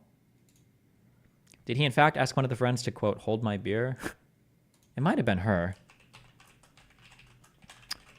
But I think one of the issues, no, not this one. Fuck me.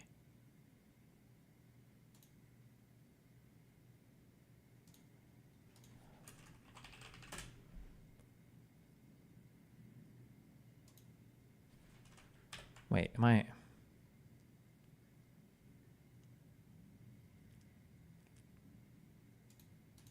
Is there not a wiki on this? Teresa Lamb?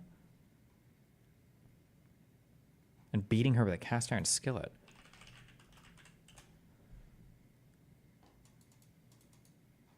All right, fuck me. I don't know. I don't know what it is. But I think that when the jury was trying to evaluate if she was actually like temporarily insane or not, they looked a lot at her behavior afterwards, and her like trying to clean stuff up and hide stuff like severely impacted their belief about her state of mind during the crime. So I don't know.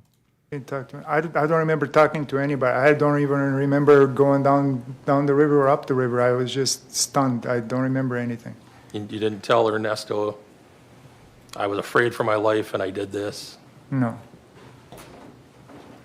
You never told Ernesto that I acted in self-defense? I don't remember talking to anybody. You didn't say I was afraid they were going to kill me, these folks? Objection, no foundation, he said he doesn't remember. What makes me want to agree with you is that he didn't brandish the knife and say something like stay back, etc. Yeah, I think that's a big thing too. So like, for instance, one thing that would change my mind 1,000,000% on this is if he pulled that knife out when they were talking and he like pulled it up to like his chest or some shit and they continued to escalate. At that point, I don't know if I'm fully on his side, but I'm over 51% on his side at that point. Now I'm like 70, 80%. Like, okay, well, you see that he's got a knife out and you kids are still attacking him. Like, the fuck, bro? Now you're fighting to the death. But the fact that that knife stayed down here and like ready to stab and hidden so much, ooh. I don't remember. What do you think about brandishing versus using? Like, people say if you're going to brandish, you should always use it. I think for cops that's true. I'm not sure about individuals. I don't know. That's a hard one. I argue this with Gisticle more confidently actually than I knew. I don't actually know the difference between like brandishing like a knife versus a firearm. Like with a firearm, the reason why it's considered brandishing a firearm is because once you see it, you're basically ready to you know what's going on, and people see firearms. So for instance, I believe that you can be charged with, if it's illegal, you can be charged with brandishing a firearm without ever pulling it out of its holster, I believe. That if you're concealed carrying and some guy's like fucking with you and you're like, yeah, and you pull your coat to the side and you like show off a gun or whatever, even if you go down like you're gonna reach for it, I think that counts as brandishing a firearm. I don't think you have to actually aim at anybody with it. You have to threaten with it. You have to threaten to use the firearm. So with a gun, especially once you've unholstered it, well, why the fuck are you holding your gun? That's like, it's almost automatically like brandishing. But with a knife, I don't know as much. Like if you're holding it down at your side, would it count as brandishing? I feel like it would. But it feels like you can hold a knife in a way that people don't see it anywhere near as much as like with a gun. But so essentially you're saying that if he didn't have that knife on, there'd be no way to stop the attack and therefore he was right to use it? No, if he didn't have the knife, he wouldn't have been in that situation. He was only there because he had the knife. He would have just walked away probably. And also, I don't think those boys were ever going to kill him or anything like that. I don't think it would have ever happened. That's wild.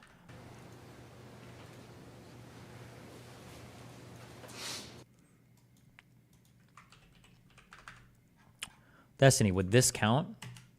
No. This is like, I think you're in sneaky position here. Although I've never been like in a heated situation with a knife.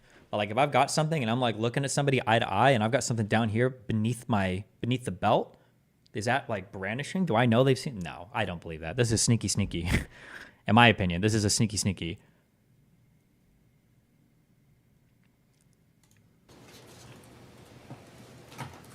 As you were leaving the area, you saw folks giving CPR to Isaac Schumann, right?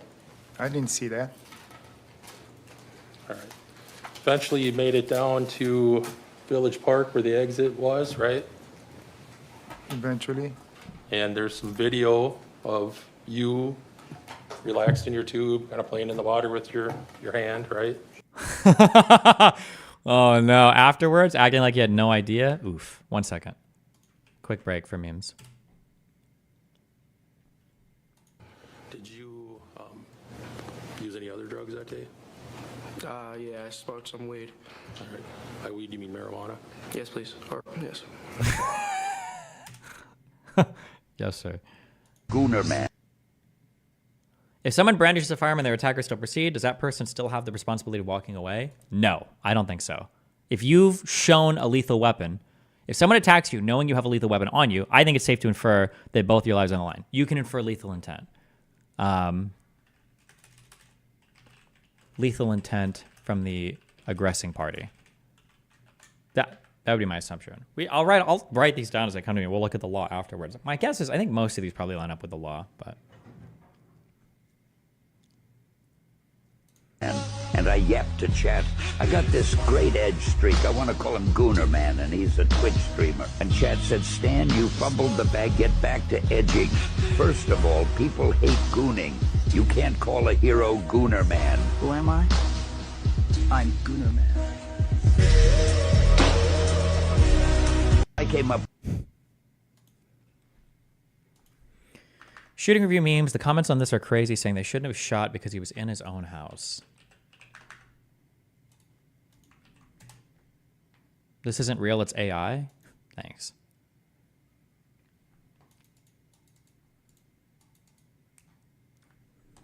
New body cam footage shows police officer shooting and killing a man in his own home after the officer saw the man holding a shotgun. 44-year-old Trinidad Ledesma was killed after police responded to a domestic dispute call. The Surprise, Arizona police officer. Wait, what does this mean? The Surprise police. Oh, is this the name of the city? That's so fucking stupid. Okay. The Surprise police officer. I'm sorry. Entered the home after the man's presumed partner opened the door and said he's trying to hit me. When the police turned the corner, Ledesma could be heard saying, "Don't come in, don't come near, boss." The officer then saw a black shotgun in his right hand and immediately shot and killed him. During the incident, the officer called it an AR-15.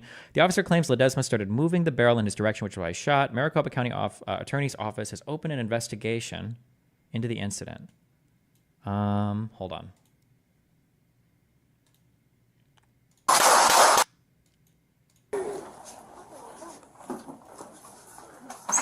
He's trying to hit me. Hey, sir. Sir? Don't come here, boss. Wait, don't go. Whoa! Come here, boss. Wait, don't go.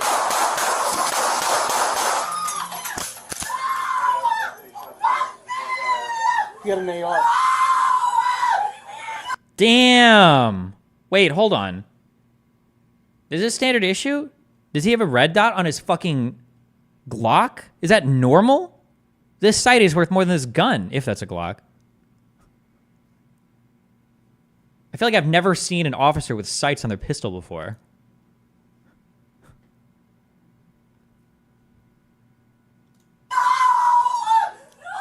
$7923-998. I got one male subject down. He has an AR. Most non-dog shit police departments have them. A lot of police departments are issuing them now. Jesus. 15. Bro, someone on YouTube says it. That cop is cracked. Holy shit. Wait, what the fuck? Hold on. Jesus.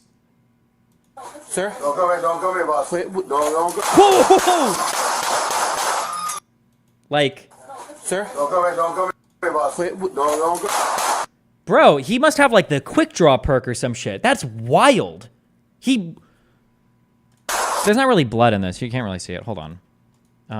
Oh my God.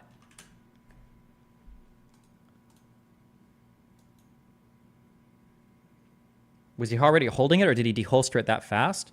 Cops should always have holsters that you can pull quickly from. Sometimes I might have like a release button, but was that a reload at the end? Oh, I didn't even see it at the end. Hold on. Red dots aren't that expensive anymore. If you want a good sight for a pistol for a red dot, aren't you spending like at least $300 or $400? Or can you get them cheap now? Good ones?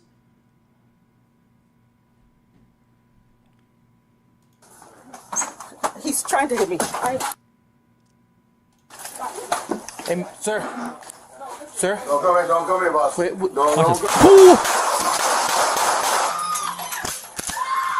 When did he even drop the mag? When did he even drop the mag? Who is this guy? Oh, he dropped it right there. Holy shit. No shot. This is an insane. This is a field reload after mag dumping this dude. It's a malfunction. Oh, okay, that has to be it. There is no way that he like that quickly. It might have been a malfunction. That would make more sense. That's still like to clear a malfunction after this is also pretty crazy, but. And that is how you clear. Tap rack. Yep. Jesus. He was just clearing, right? Because he technically he didn't fire. He should have 17 rounds, right?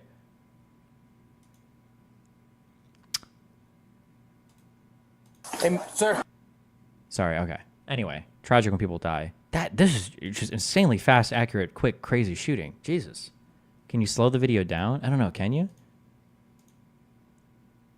A Glock malfunction, isn't that rare? Should be. I don't actually know if he's shooting a Glock. I can't tell from behind.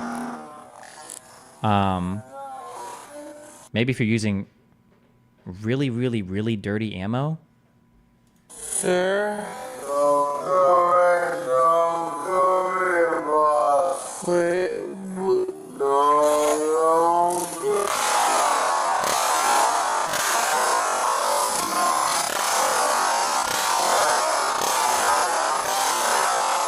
Oh, it is a malfunction. It's stuck. The slide is stuck back here.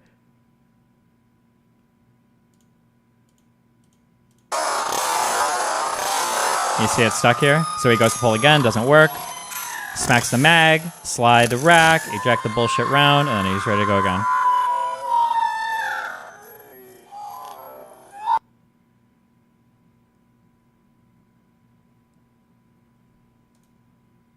Someone put the screenshot in the comments. The guy was raising the barrel at him. Was he? I can't even see that if he is.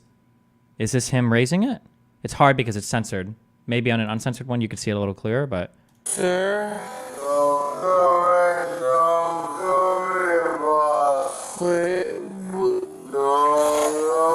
Oh shit! I see it coming up. Oh yeah, do you see it? Oh, you see the light catch from the kitchen on the top of the barrel here. Now, maybe he was just moving in a really unfortunate way, but oof, hold on. The cop was reaching first though, no? Cop should always have his hand on his gun. If the cop, well, what is the SOP here? If the cop shouldn't already have his gun out, at the very least his hand should be on it, ready to pull instantaneously, yeah. I can't full screen because of my stream setup, but like you can see the glint on the top of the shotgun here. You can see the glint, I think, with him pulling it up. Unless it's just like the light from the kitchen because he's stepping back. Maybe not, but it looks like he's about to swing it up here. Hold on. It's like 3 frames. Watch. Wait. Whoosh. See it coming up? Is there a better, there must be a higher resolution video than this. This is so dog shit.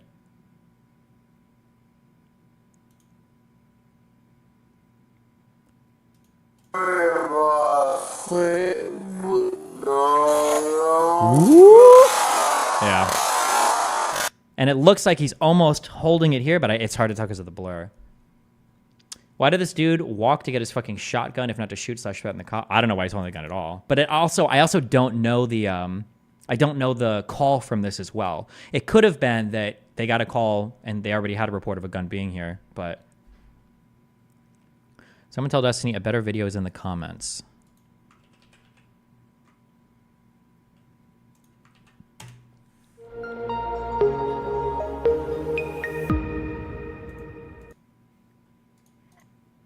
Reporting a domestic verbal at a private residence. The caller was a minor who was also inside the home. Their voice has been altered to disguise their age and gender. Here is a portion of that audio. And who's arguing? My parents just keep on arguing and keeping me up all night, and I just keep on. You sound really muffled, so I cannot make out much of what you're saying. Hold on.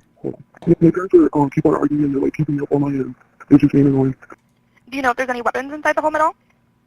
No, I don't think so. I think they're just like regularly arguing, but like. What? Hold on. I'm sorry. I'm being so pedantic right now. She said you're really muffled and I can't hear what you're saying. It sounds like the response or what she should be saying is like, hey, is it safe for you to talk to me right now? Like, can you find a place? What if he's muffled because he's like, his dad is in the other room threatening to kill him? He's like, hey, hello, 911. And she's like, I can't hear you, motherfucker. Speak up. What mic are you using? Okay, give me 5 minutes, kid. Right click your volume thing. We're going to look at your sound settings real quick. Sometimes they do this and they just get out of control sometimes. So. The following video will show body-worn camera footage from the officer. Body-worn cameras are worn by patrol officers on their torso. The camera lenses are fixed and do not capture everything seen or experienced by the officer. Surprise PD body-worn cameras can be activated by the officer manually or automatically when a firearm is unholstered. When activated, both audio and video recording. Somebody, I don't know if this guy is a cop or not, but in Kick Chat, it's a DV call that cop DV is domestic violence. It's a DV call. That cop is 100% ready for shit to hit the fan. DVs are super dangerous for them, so they always show up on high alert. Might be the case. I feel like I've seen a lot of domestic violence. Ooh, did you see, is it on YouTube? Did you see the guy that was stabbing that woman? Was it his wife or girlfriend as she was crawling out of the house? Oh shit. That was wild. That's one where the cop maybe should have shot earlier. Have you ever heard the 911 call when the lady was literally chained to the bed next to the guy who kidnapped her and the operator kept telling her to speak up? I have not. Turn on. Just after 3 a.m., 2 officers arrived and could hear screaming from within the residence. The officers proceeded towards the front door when someone said DVs are statistically the most dangerous call for officers to go on. Adult female quickly exited, stating, "He's trying to hit me." One officer entered the residence while the other officer remained outside the residence with the female. Oh, Jesus. Okay, yeah. This changes things a bit too. Because I didn't know if the woman just like, oh, the cops are here and she like walks out, or if but they're already hearing. The residence while the other officer remained outside the residence with the female. You want a link for larger version of censored video? Oh, thanks, buddy. I think we can just watch this, so they should have it all, right?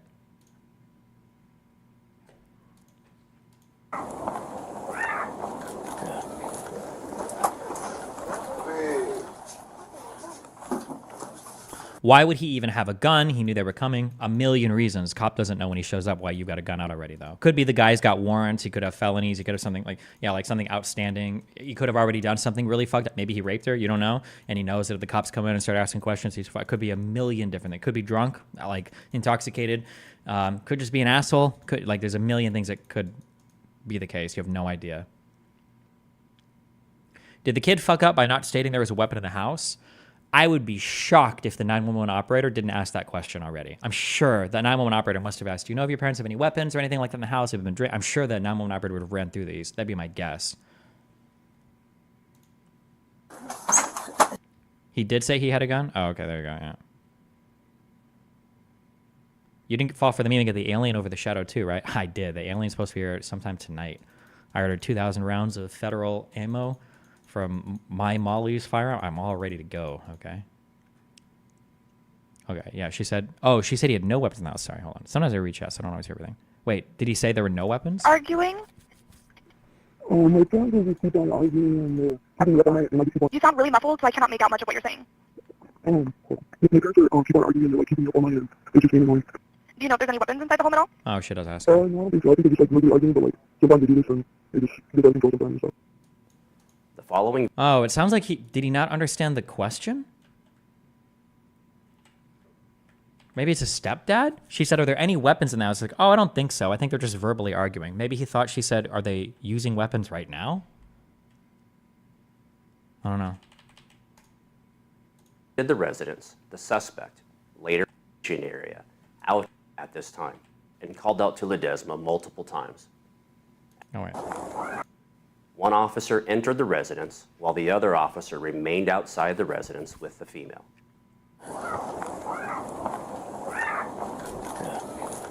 Jesus.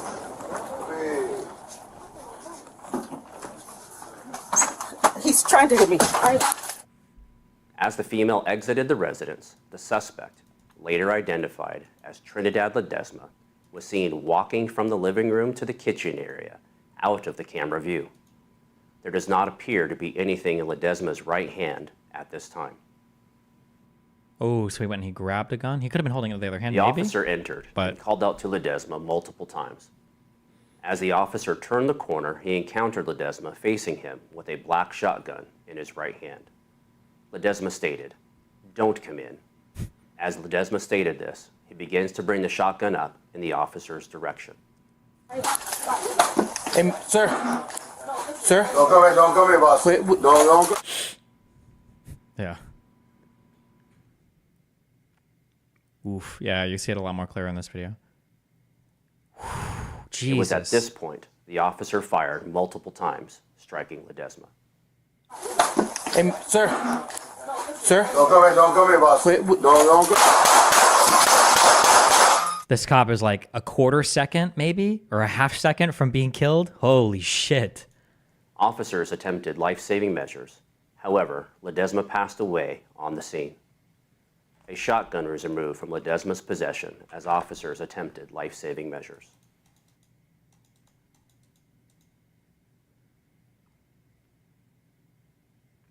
Wait, that was Here is the body worn. Is that a shotgun? It looks like it. This is like the huge feed on the bottom for a shell. Wait, what the fuck is this? What kind? Holy shit! What do they call them? 12? Something 12? What am I thinking of? It's not that, is it? Is that a real shotgun, or am I thinking of a video game shotgun? What am I thinking of? A Spaz 12? Is that it? Oh yeah, one of these guys. Are these in? These have a. They must have some kind of internal magazine, right? With a pistol grip? Do you think?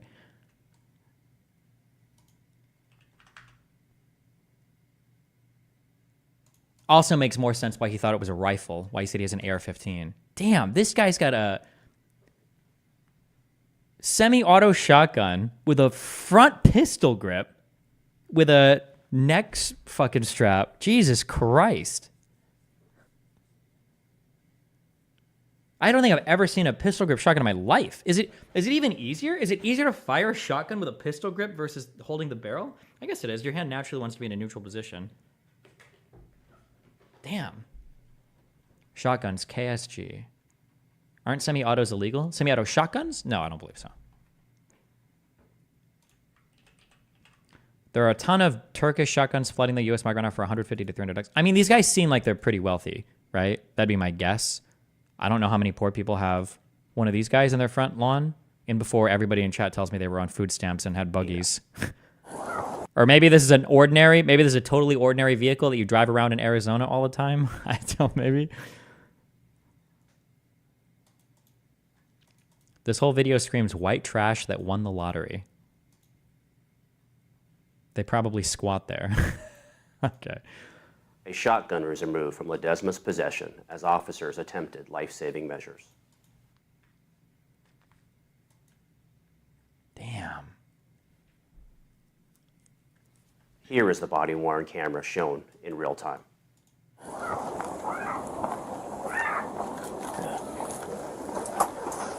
That UTV is not street legal and it costs $60,000. Why is it not street legal? Because there are no doors or not a big enough engine, or why? Link me this UTV costing 60 grand. Really? He's trying to hit me. Hey, sir. Sir? Don't come here, boss. Don't go.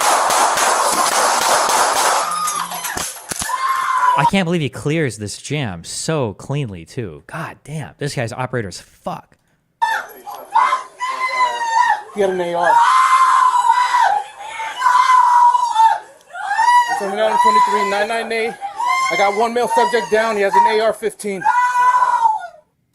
The officer involved has 6 years of total service with less than 1 year with the Surprise Police Department. This incident is the subject of both an internal and criminal investigation, which will be reviewed by the Maricopa County Attorney's Office.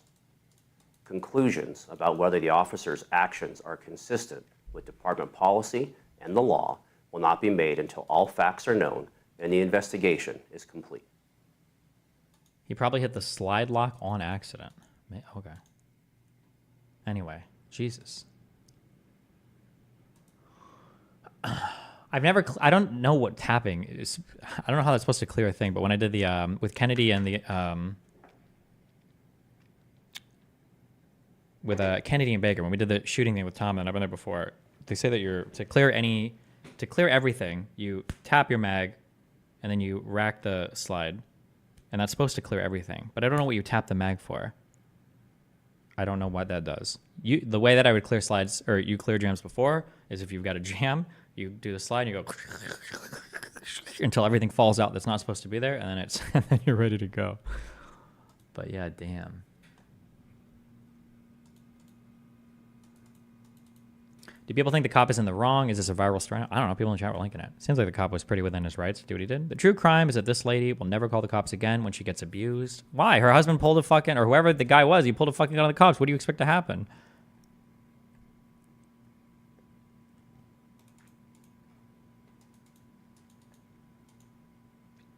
Funny how cops have a much lower standard for being allowed to kill than a 60-year-old surrounded by aggressive, muscular guys.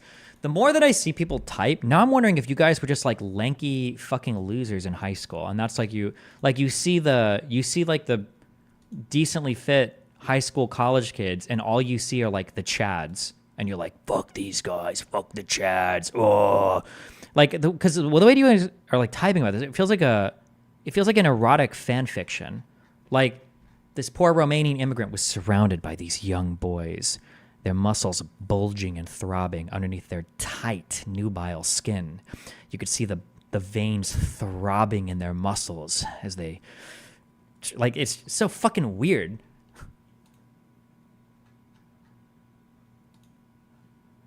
Objection is to form. Sustained. Do you remember seeing the video of you I remember seeing the video. relaxing in your tube? Kennedy says, tapping the magazine makes sure that if the malfunction was a result of a magazine not firmly seated or accidentally released, it solves that problem, and racking the slide gets rid of a stuck or misfired round. Okay, that makes sense. This is why I don't usually tap, because I never, ever insert a magazine incorrectly. Ever. I don't make mistakes. Before you got back to the end? Objection is to form. Sustained. Did you see the video or not? I said I did. When you got to Village Park, your group exited the river, right? Yes, There was multiple police in the area, right? yes, You saw a uniformed officer with his gun drawn, walking towards you, right? right. Now, you didn't approach that officer.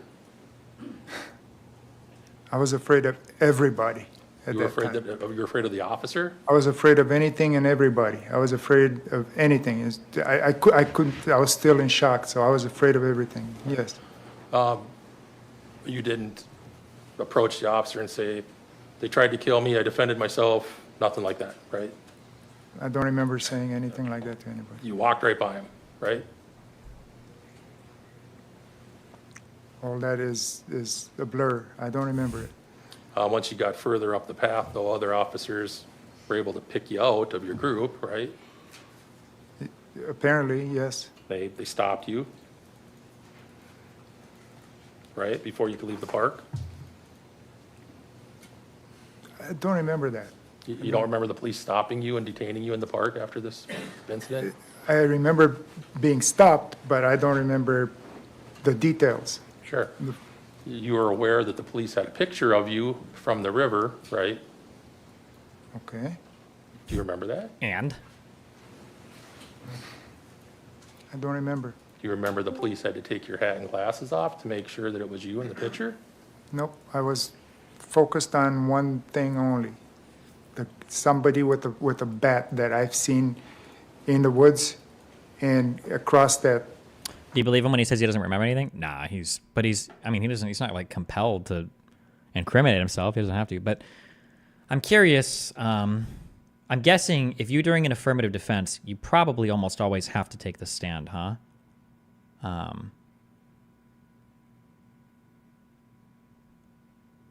Because you have to give testimony to say why you did what you did, right? That'd be my guess. Or it's probably pretty hard to do an affirmative defense if you're not willing to testify on your own behalf.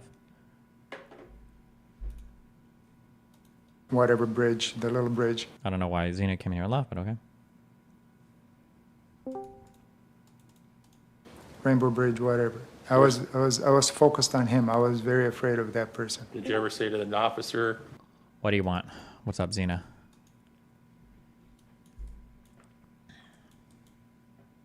Okay. hey, there's a guy over there with a bat and that's concerning me, can you do something about it? No. I know you saw me shit posting in chat for a while, and I felt bad to keep pushing it because I know that you're seeing the message. I do it too. I see the message. I'm ignoring it. I don't want to fucking deal with this asshole right now. But you came in here. You've exposed yourself for some reason. Why? Why would you do that? Well, in case people want to join, I just want to be in the room. Sometimes I forget that I'm not in there. Okay. Man. I feel like there was two things recently that you said that were, maybe I just don't understand. You were talking about the Apple River thing, and then what was the other one? I don't know. The one where we just watched the lady with her husband that just got killed by the cops, or what? Or Kyle Rittenhouse, or It's fine. The Apple River one that's good enough. I think I disagree with you on everything, and I'm not trying to be contrarian. I think the difference that we have is so let's start with you think he should have first-degree murder, yeah? First or second. The first one is harder. I'm not sure. I'm like less than 50% on that, but the second three, I feel, yeah. Okay, so for first, I think that's totally outside of the question because I think the most important part of first-degree murder is the premeditation. Now, I couldn't find anything specifically stating how much time needs to pass for something to become premeditated versus something happening in the action. It's whether or not when he's stabbing them, is he pulling these out knowing that he's stabbing them with the intention to kill them, basically. And I feel like when you've got a knife and you're... No, that's not premeditation. Premeditation is like, do you have a plan to kill them? Are you thinking about... No, I don't think so. Premeditation just means that you're acting with lethal intent, knowing that you're going to kill the person. No, it's not. It's about setting a plan, a time, what weapon am I going to use, etc. Versus I have a knife on me, and I think I'm going to have to kill these guys right now. That Okay. I feel like that's like reflecting, basically. Well, I mean, we can look at like what the definition of Sure, first. you can go look it up. I already looked it up. That's not premeditation. That's what a lot of people think it is from like movies and shit. Premeditation means you're like making a plan and shit, but it's not.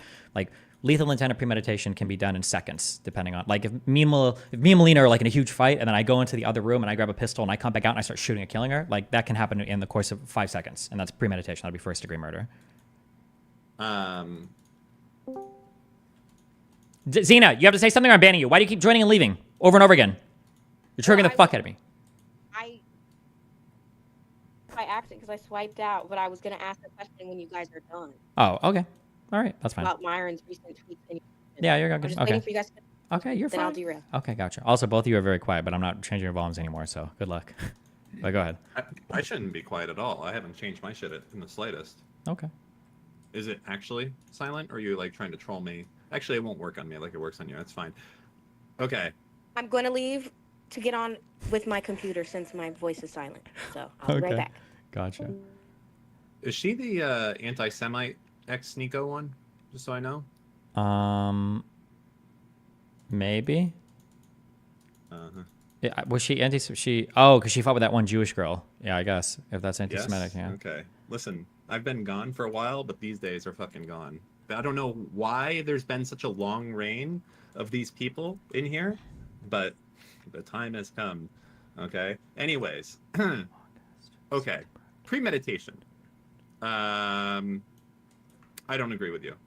And I think, can you show me any cases where someone gets charged with first-degree murder where they basically have gone from not wanting to kill someone to killing someone in the course of 5 minutes or less?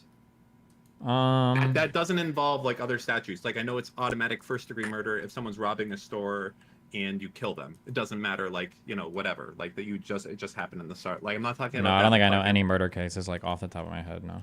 I don't either. But I don't think I think it'd be hard to find them, and I think that they would be rare to have that case. Now here's the second. Okay, so there's that part. I don't think it's first-degree murder.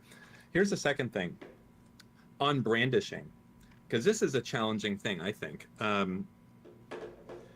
He's using a knife in this case, but we can imagine another world where he's using a gun. So you are, in some cases, the idea of brandishing a pistol and not using it could possibly be used against you in a self-defense case. True or Because false? it shows that you don't, well, you're asking true or false. Obviously, the answer is going to be unintuitive. And I'm going to say false because you're not even using it. How could that be used against you? But then I'm pretty sure you're going to say, well, true, because technically, if you're brandishing a firearm, but you're not using it, that means you're threatening with a gun and you don't truly feel like your life is in danger because you didn't actually have to use it. Yeah, so that's something I think is like a really strong point to make about like, okay, so why didn't this guy just like say, hey, I have a knife, you come here, I'm gonna fuck you up, I got a knife, look how big it is. Because by the act of doing that, basically takes away that he wasn't in fear of his life. Like if he did that, he's brandishing. Okay, if you had enough time to brandish, you had enough effort to go and kill, essentially, right? That would be the line with a pistol, right? If you pulled out your gun and you don't shoot someone, then you basically can be argued that your life isn't in danger because you didn't kill them at that exact moment. Sure. Although I think it probably depends. Like I think we've seen videos of people brandish a firearm to threaten somebody away because they felt like they were in danger, but then they didn't.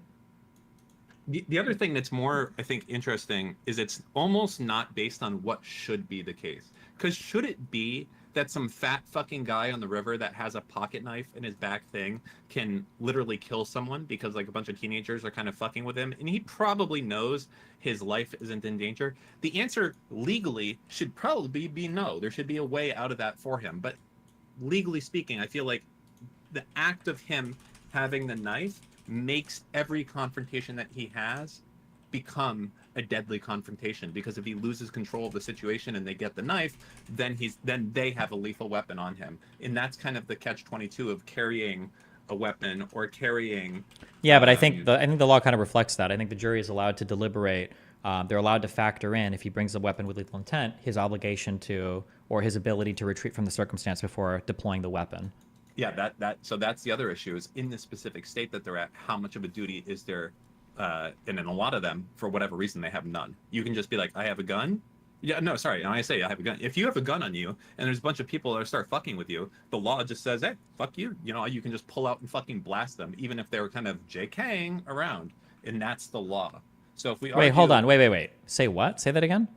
Okay, so let's say I have a concealed weapon on me, and then you and Mr. Mitten and Lycan all start fucking with me, and you start pushing me and slapping me and punching me.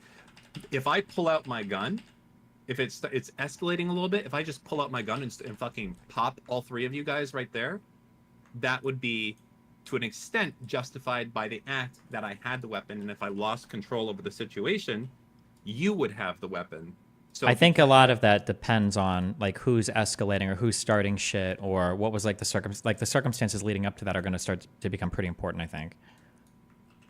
Like if me and Mr. Moon are kind of like going back and forth and we're kind of like doing whatever, we're messing around with each other, and then you come in and have like we're both saying, like, me and Mr. Moon are like, yeah, like Israel, fuck that country. We know Israel sucks and fuck him and blah, blah, blah. And look at our kefayas or whatever the fuck the Palestinian dumb shit is. And then you come over, you're like, well, fuck you guys. Actually, I think this is base. And then you kind of, things are getting into a heated argument, and then we start getting into a fight for whatever reason, and then you shoot and kill us. I think the fact that you entered that, I think the jury, I think they would consider that in part of when your... you mean by entered it, so like, okay, let's say like the two of you guys are talking shit, and I walk over and be like, hey, you guys are fucking retarded, you know, and then you start like punching me. I think it does go to that line. It is something that it's like a very asked question. If you look on like, you know, the Gravy Seals type of forums and things like that, people wanting to know, hey, if someone punches me, can I pull out my gun and kill them? And people are always like, you probably shouldn't do that. You should probably run away if you can. But legally speaking, in a lot of states, yes, you can pull out your gun and kill them if they do punch you. Like, that is the law. I don't know if that's true. I was just about to say, I mean, and you can here too. Like, if you get attacked, that's what, like, on your private property, you can be shot and killed. I'm not even talking on about private property. It's different because you don't have you are allowed to defend your property. You don't have any kind of duty to retreat or expectation to retreat at all. Well, there might not even be any duty to retreat at all in some states. And sure, but people are going to specific, yeah. But the jury is allowed to consider how easy it would have been for you to remove yourself from the situation before you started to use lethal force. And if it was really, really easy for you to walk away and you choose not to and things continue to escalate, I think that'll weigh against you if you're using a self-defense claim. juries are allowed to hear if you could have walked away from the situation. Yeah, so it was either the jury instruction or something related to Wisconsin. The jury is allowed to consider, like in Wisconsin, you don't have a duty to retreat, but I think the jury is allowed to consider if you have a lethal weapon on you, how easy it would have been for you to remove yourself from the situation before it got to that level. If somebody can link those instructions and link that thing again, then yeah. I mean, how do you feel like Sorry, let me take a step back. So you think this guy should have been charged first-degree murder, basically, or at least second-degree murder? I think so. Yeah. Do you feel like he could have walked away easily at any point? Easily, he already was almost. Yeah. Mm-hmm. Somebody emailed me and they gave me a good guideline for this, and I kind of agree. When you're considering lethal self-defense, I think what you should consider is like, what would or a question to ask yourself is, what would the person have done if they didn't have a firearm on them? And I think that's an interesting question, because like if the answer is like, fuck, I guess they would have gotten their ass beat or they would have gotten like fucked up, then yeah, damn. You know what? But if the answer is like, oh, they could have easily gotten away from at any point in time, then I think that is a way to think about it. But go ahead. So I feel like the problem there is that one punch can kill you. Right? Nobody thinks that way. Legally, socially, nobody actually thinks that. That's retarded. Right, but you're allowed to use that as a no, you're not. Legal defense. You are. Like, no, if you're there's not. 3 guys and one of them punches you, if you fall back and hit your head, it happened recently to that fucking dude who was protesting against Israel. He got pushed and he died. Yeah, but you're not allowed to be in an altercation with somebody and like, oh well, if they punched me right, they could have killed me, and that's why I pulled out a gun and I shot and killed this dude that said he was going to hit me like outside the bar. You can't just start shooting people because they could punch you and anything could kill you. I think, listen, this is a very debated topic. It's not solved. I'm pretty sure in many states, if I come up to you and I punch you in the face, you can pull out a gun and shoot me. I don't think so. On private property in stand your ground law states. And sure, but that. Property. You can't do that like at a restaurant. If Zena, you have no idea what the fuck you're talking about. First of all, hold on. Wait, hold on. Wait. Hold on. To be clear. I legally got a charge for. Yeah, Zena's literally a felon that has stabbed somebody. So I feel like of all the people with like experience in the system and talking to lawyers over criminal. No. My felony was a white collar crime. I'm talking about the actual battery charges, like the alleged stabbing and all that. I have these charges, so I do know what you're talking about. I was getting beat on. The videos of me getting dragged out my car, pulled by my hair, and beat on, and I stabbed someone, but guess what? I still got in trouble too. We both got arrested. So no, the jury doesn't give a fuck. Why? I wasn't on private property, so no, I could not cause bodily fucking injury. Thank you very much. But since you're so right, why don't you contact my fucking judge, Gola, and tell him he was wrong for convicting me? The fuck? I'll probably do it because you probably had like a fucking 15-cent lawyer who didn't know shit. Okay, hold on, wait. Robert Trackman and Jerry Carriglio, Google them. Okay. Those were both of my fucking lawyers, over $60,000. Thank you very much. Okay. So again, you're wrong. But Bob also, Vila. Okay, No, but also, wait, Zena, were you convicted for the stabbing or was it for something different?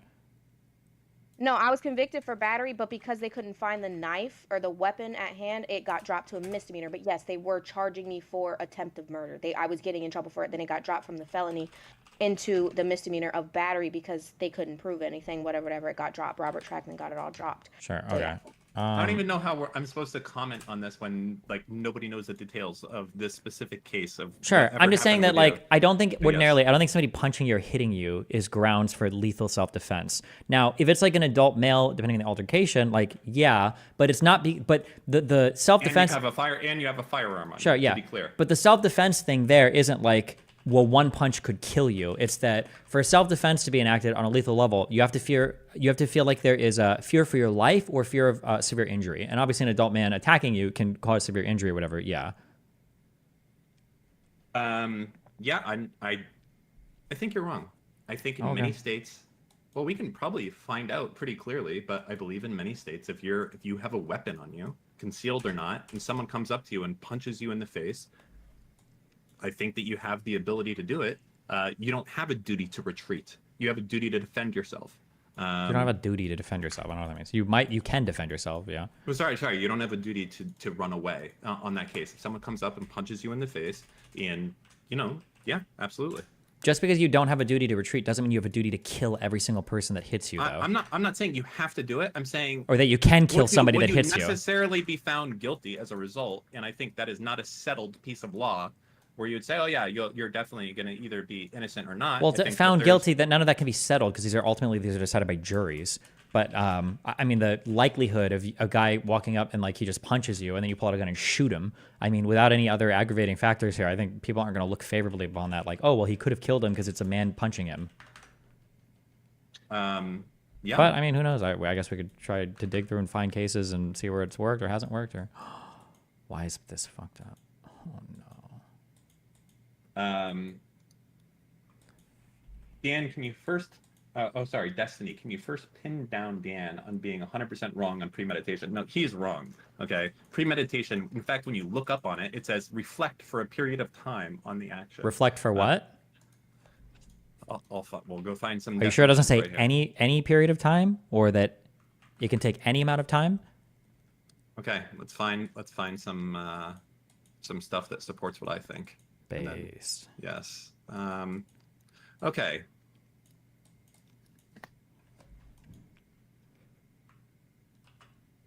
Premeditated generally means the defendant reflected on the act or planned ahead. In other words, the defendant specifically intended to kill the victim and rationally, purposefully took steps to culminate in that victim's death. Yep.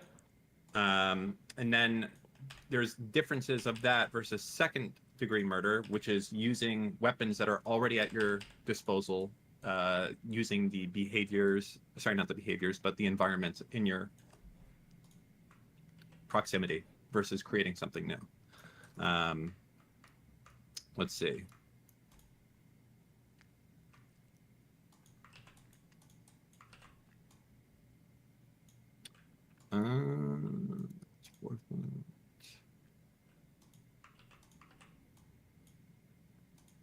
Premeditation is what sets first-degree murder apart from all other homicide charges.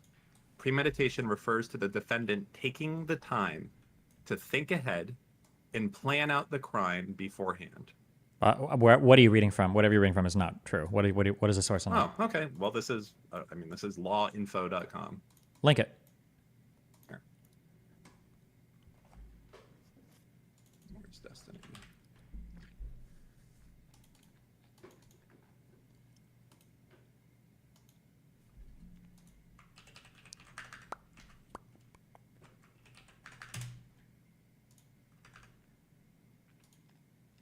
First-degree murder is the act of killing another person with malice aforethought. Malice aforethought, or aforethought, sorry, means with the intent to kill. Each state has its own definition and penalties for murder. There can also be different degrees of murder charges depending on the circumstances. Homicide could be murder, voluntary manslaughter, involuntary manslaughter, first-degree murder. Okay. First-degree murder is typically defined as the unlawful killing of a human being that is premeditated, deliberate, and willful. State laws on the exact terms used, but first-degree murder usually requires premeditation. Premeditated is what set first-degree murder apart from all other homicide charges. Premeditation refers to the defendant taking the time to think ahead or plan out the crime beforehand. Planning and plotting seems like a long, drawn-out process, but premeditated murder does not have a fixed amount of time.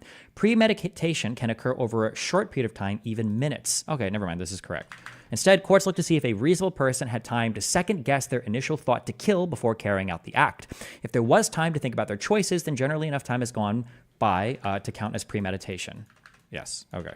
So timing is one of them, but also using resources around you, right? Like choosing a different weapon, bringing something forward as a result. Like you said, as your example, going into the other room and grabbing a gun or something along those lines. Yeah, that would be because it would show that malice aforethought. Like you changed your environment. And exactly, so that you could, like, because you're trying to deliberately kill somebody, yes. But I feel like if you're standing in one place with the weapon you already had at one point, I don't know if you can ever make that argument for something being premeditated. Like if I stand in one space and I have a gun, okay, or a knife on me, and I don't do anything else. I'm not moving. I'm not going into another room to get a gun.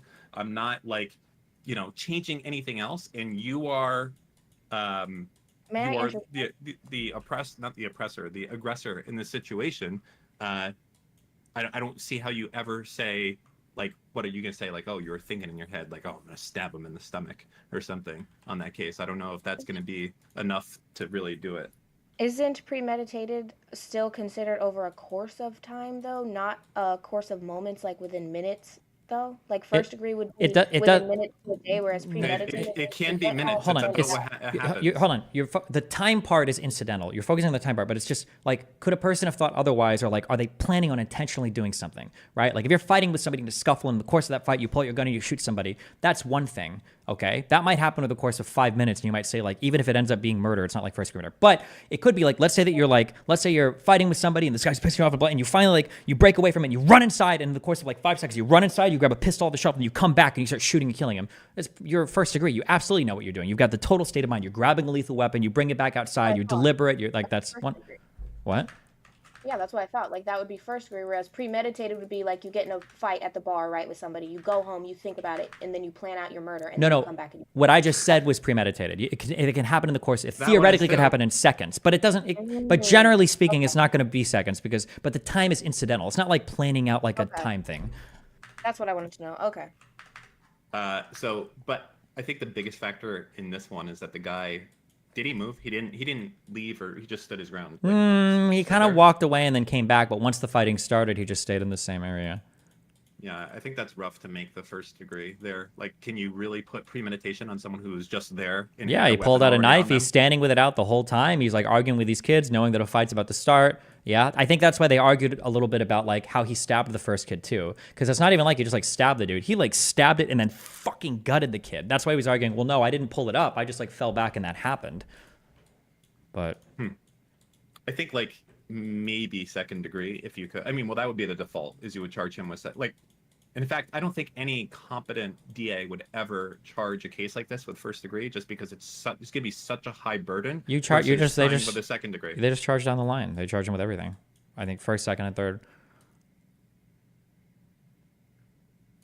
And then you see how high you can prove. Can you hold on? Maybe this is my non-law brain, but I was under the assumption that you couldn't just be like, hey, I'm going to charge you for everything and see what sticks, and that you had to quite specifically charge them for something. You can charge. I think you can charge down the line for lesser causes of the same crime or whatever. I don't think you can. You absolutely can. Because one killing, you wouldn't be committed for. You can't be guilty both of first and second degree murder. No, you'd be guilty of the highest charge. Some states don't allow you to do that. Like I think the one that OJ was in, I don't think doesn't allow you to do that. But in certain states, you can just charge down the line. Okay, so in California, you can't do it. So in Wisconsin, they can just charge you with first, second, third degree murder, manslaughter, everything, and just see what sticks, and then go with the highest one. Yeah, whatever the jury's comfortable convicting on. Yeah, that seems like a unique circumstance. Is that close to like the double jeopardy laws, or am I just incorrect there? Because you can't be charged twice for the same crime, right? Or does that mean after you've been? I don't think you can be tried twice for the same crime. Okay, then I was wrong. Okay, that's where I was getting confused. Okay.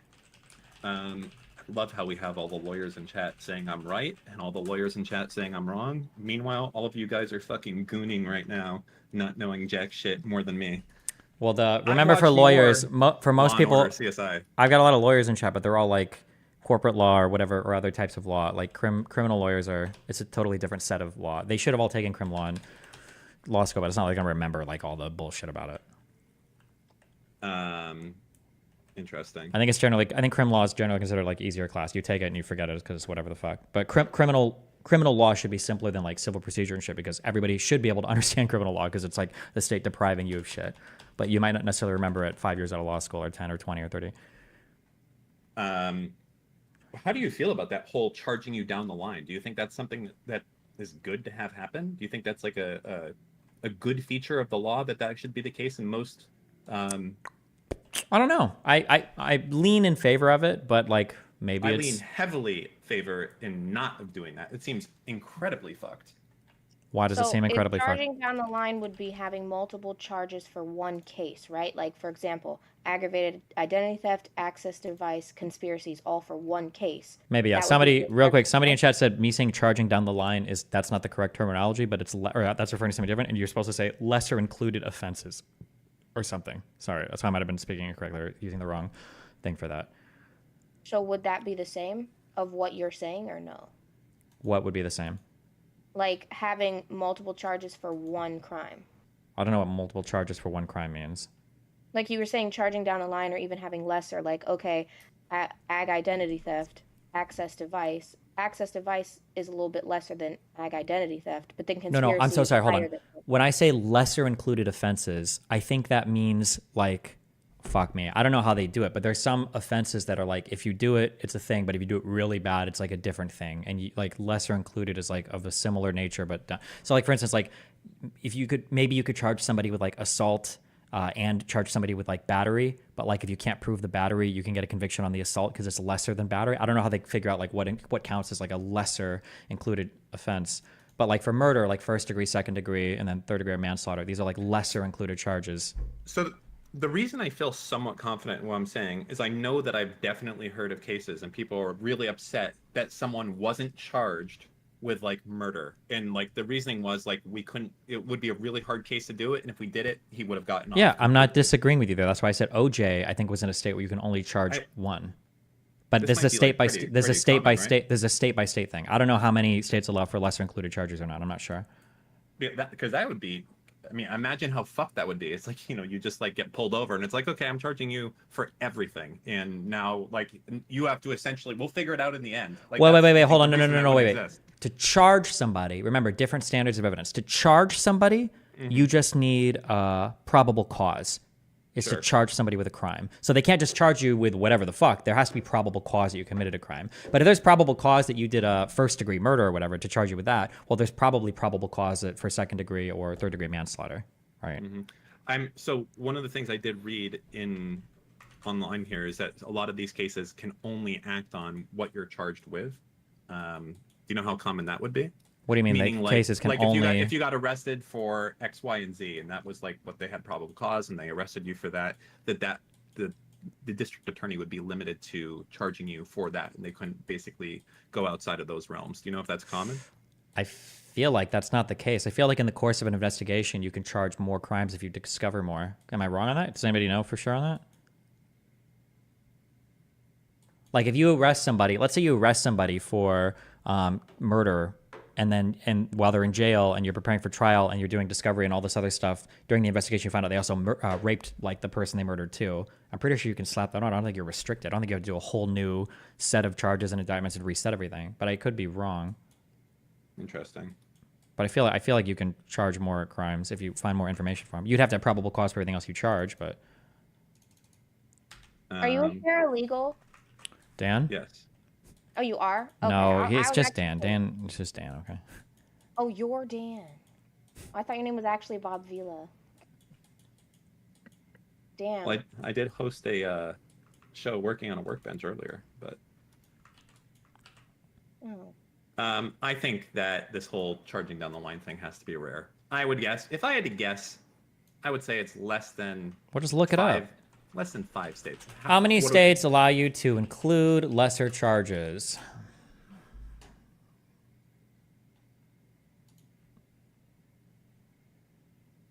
Oh my God. Which states allow lesser included offense?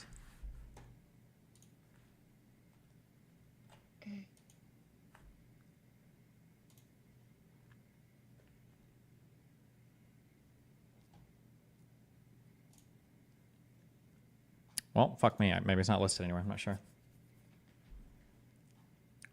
Ask Copilot or ask. Don't you have the AI guy, ChatGPT or whatever? Yeah, but I mean, you have it too, but it can't be trusted. I turn that shit off. I don't trust any of that. You know, I've literally given ChatGPT the simplest fucking shit ever. Like, I'll give it like a copy paste of a bunch of numbers, be like, hey, add this up, and it'll be fucking wrong. And then you go through it and you're like, okay, how many numbers did I just give you? And I'll be like, 35. And you're like, okay, cool. And of those numbers, how many of them end in a 0? And it's like, oh, like, dude, like 12. And you're like, okay, great. So when you add those up, what's the number? And it gives you a different one. And then what I want to do is be like, then why the fuck did you give me the first number that was wrong the first time? Do you want to explain that? And it just says, oh, sorry, my mistake. It's like, yeah, no shit, your mistake. How did you fuck this so up? It's just, I don't know. Anyways, yeah, somebody posted a thing. Do you remember? Did you hear anything about like the mens rea dolo specialis disagreement I got into with Yeah. Yeah. Somebody in my subreddit posted a thing where they were like, oh, well, I asked ChatGPT, and here's what ChatGPT said. Somebody can find this comment in my subreddit. And it was like, I asked ChatGPT if Dolo Specialis and mens rea are the same thing. And then it said, yes, it's basically the same thing, or essentially. But then they said, oh, well, what's the definition of this and what's the definition of that? And they said that. And I was like, oh, are these things the same thing now? And they're like, no, actually, it's like a little bit different than each other. So it was like based on the preceding questions, they gave a different answer. So yeah, I don't know. I have a brain. Why would I use AI to search stuff? Like that's what my brain is for. No. Yeah, I don't know. Yeah, I feel like it can be helpful for some things. One thing that it's really quite good at, actually, is like contracts and kind of transactional legal forms. It's actually super good at that. Like if you're like, hey, I need a contract for XYZ coming in, like it can do it, and it can do an actually pretty good job of doing that. Even like things like rental agreements, leases. You can be like, hey, what specific laws are in this state? Things along those lines. Like those things are all like built in. It's like really quite good. Okay. Yeah, I believe you. Yeah. Yeah. I guess for like legalese, for formal stuff, because you're not doing like clever, poetic, whatever kind of language. It's all like, it has to be pretty specific, right? Makes sense. Yeah. Well, I mean, you're like, hey, listen, I need a contract. I'm renting a studio and I'm only going to use it for 10% of the time. And I should only, and it'll do like, you'd be surprised how good of a contract it would spit out for you if you were just like, hey, I need this. Like for me, it's completely gotten rid of the need for attorneys for some of those like more transactional type of things, because it does a good enough job, honestly. Damn. I think certainly it's going to affect the legal industry probably more than some other things on that front, at least. Maybe not for legislation, but for transactional type stuff. It's big. It's big. You should look into it. You're doing shit all the time without contracts. Ask me how I know. How do you know? Because he doesn't do contracts with me. You don't want to ask me to ask, so I'm just fucking asking. Well, I know it's more so for him, but yeah, I get it. What else? Yeah, so anyways, this dude got found innocent. Yeah? And you're mad? What? No, it's like an ongoing trial that's happening right now. Oh, I thought he got found innocent already. Or found not guilty. That would be the proper term. Yeah, acquitted, or yeah. But the no, one it's thing like I saw that is gonna fuck him. You know what's gonna fuck this guy? I think I saw this on your stream. Is that they arrested him and they're like, "Hey, do you know why you're here?" And he's like, "No." He's like, "Dude." there's that. Yeah, I think there's like that, and such a big deal. him ditching the knife also looks really bad. You could maybe sell it like, man, I got so scared. It was a high impact thing, but like after being arrested, like, why am I here? I would totally believe that if he like ditched it on his way back, but he walked away from his group, tossed it on the other end of the riverbank, and then walked back. I think that's really hard. I think that makes him look really bad. If he would have just like ditched it or dropped it on his way back or whatever, but like apparently, and I'm just learning this now listening to the cross, that apparently he went to the other end of the riverbank. He ditched the knife. After the prosecution is making the argument that he wiped the blade clean too because there's blood on his hands. I don't know if that's true or not, but he ditched the knife. Then he walked back to his friends. He sat in his inner tube, and then he put his hat and his glasses back on. Jesus. That's a rough one. No, those parts definitely. I mean, I guess with anything, all of this stuff is the sum of the parts of what's going on, right? That's why I'm saying, like in a like black and white world where I'm at the gas station filling up, and you come over and punch me in the face, can I just shoot you and maybe get away with it? And I think the answer might be, in a lot of states, yes. I think I could. Depends on the totality of the circumstances. Then it changes if like an hour later the cops come to me and I've like, fucking filed off the serial number on the gun and say, I don't know what you're talking about and all that. Like all of a sudden it becomes like more wild, right? I guess. There's a lot that influences, yeah. Also, the guy's an immigrant. He's in Wisconsin, like isn't speaking the best English. He's white, but like those things are probably going to factor in a bit as well. The jury is older, so who knows how many of them have kids. Right, so if you've got like a teenage boy and you saw this guy stabbing people down to the riverbank, yeah, I don't know. There's a lot of, it's just that's a really rough one for him. I think, even if the facts were more in his favor, it still might be an uphill battle. But I'm looking at this thing here from NBC Boston. Are you looking at this? Goat Bar Manchester. This looks really interesting. I mean, relevant. It probably says the opposite of what I'm trying to do, but in the pursuit of knowledge, we look anyways.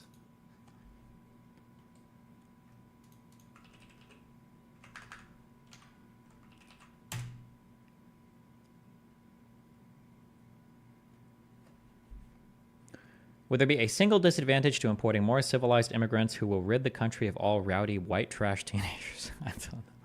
There's absolutely no reason for the defendant to be in fear. He was bigger, he was madder, and he had a loaded Glock stuffed down his pants. Gunman convicted in deadly shooting outside Manchester, New Hampshire bar. Okay. Also, keep in mind, guys, I'm going to keep reinforcing this, okay? You know how some people say, like, oh, well, debate just has to do with who's the better speaker. Like, that's it. Debate isn't actually who's right or wrong.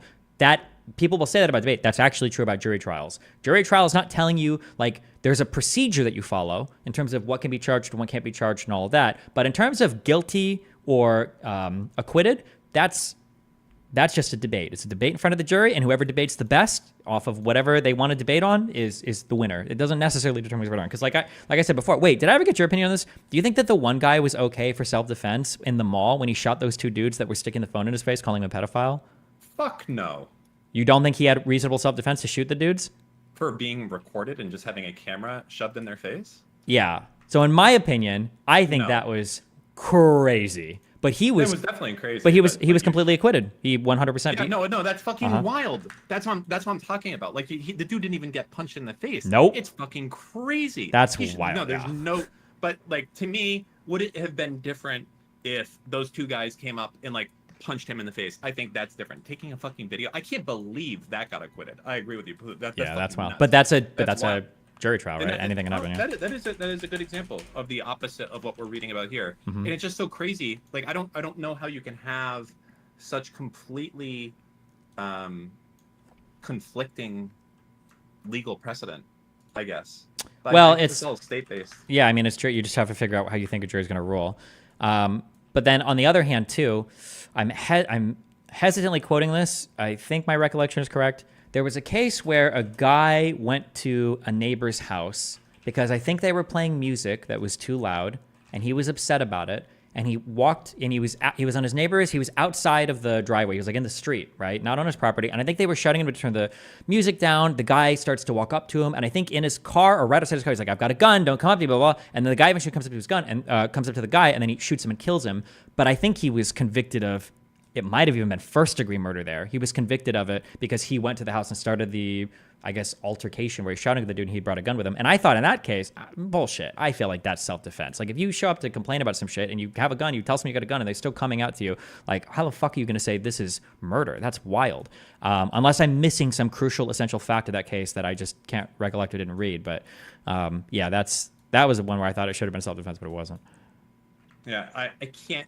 Of all the crazy shit that's happened in the world, the fact that that dude got off from shooting those YouTubers is fucking. I can't believe it. That's mental. Yeah. That is absolutely mental that happened. It was like what did he do after? Because that was the most casual. Yeah. That was like the most casual, like Jason Bourne, like quick shot thing I've ever seen in my life. I don't know. That's fucking like that was wild. That whole situation being the case. I thought that was like the most open and shut, like this dude's gonna get second-degree murder no matter what, or manslaughter at least. And he got nothing. Yeah. Well, no. I think they charged him with discharging a weapon in a public place. They got him on that one. Oh, it's fucking mental. Yeah.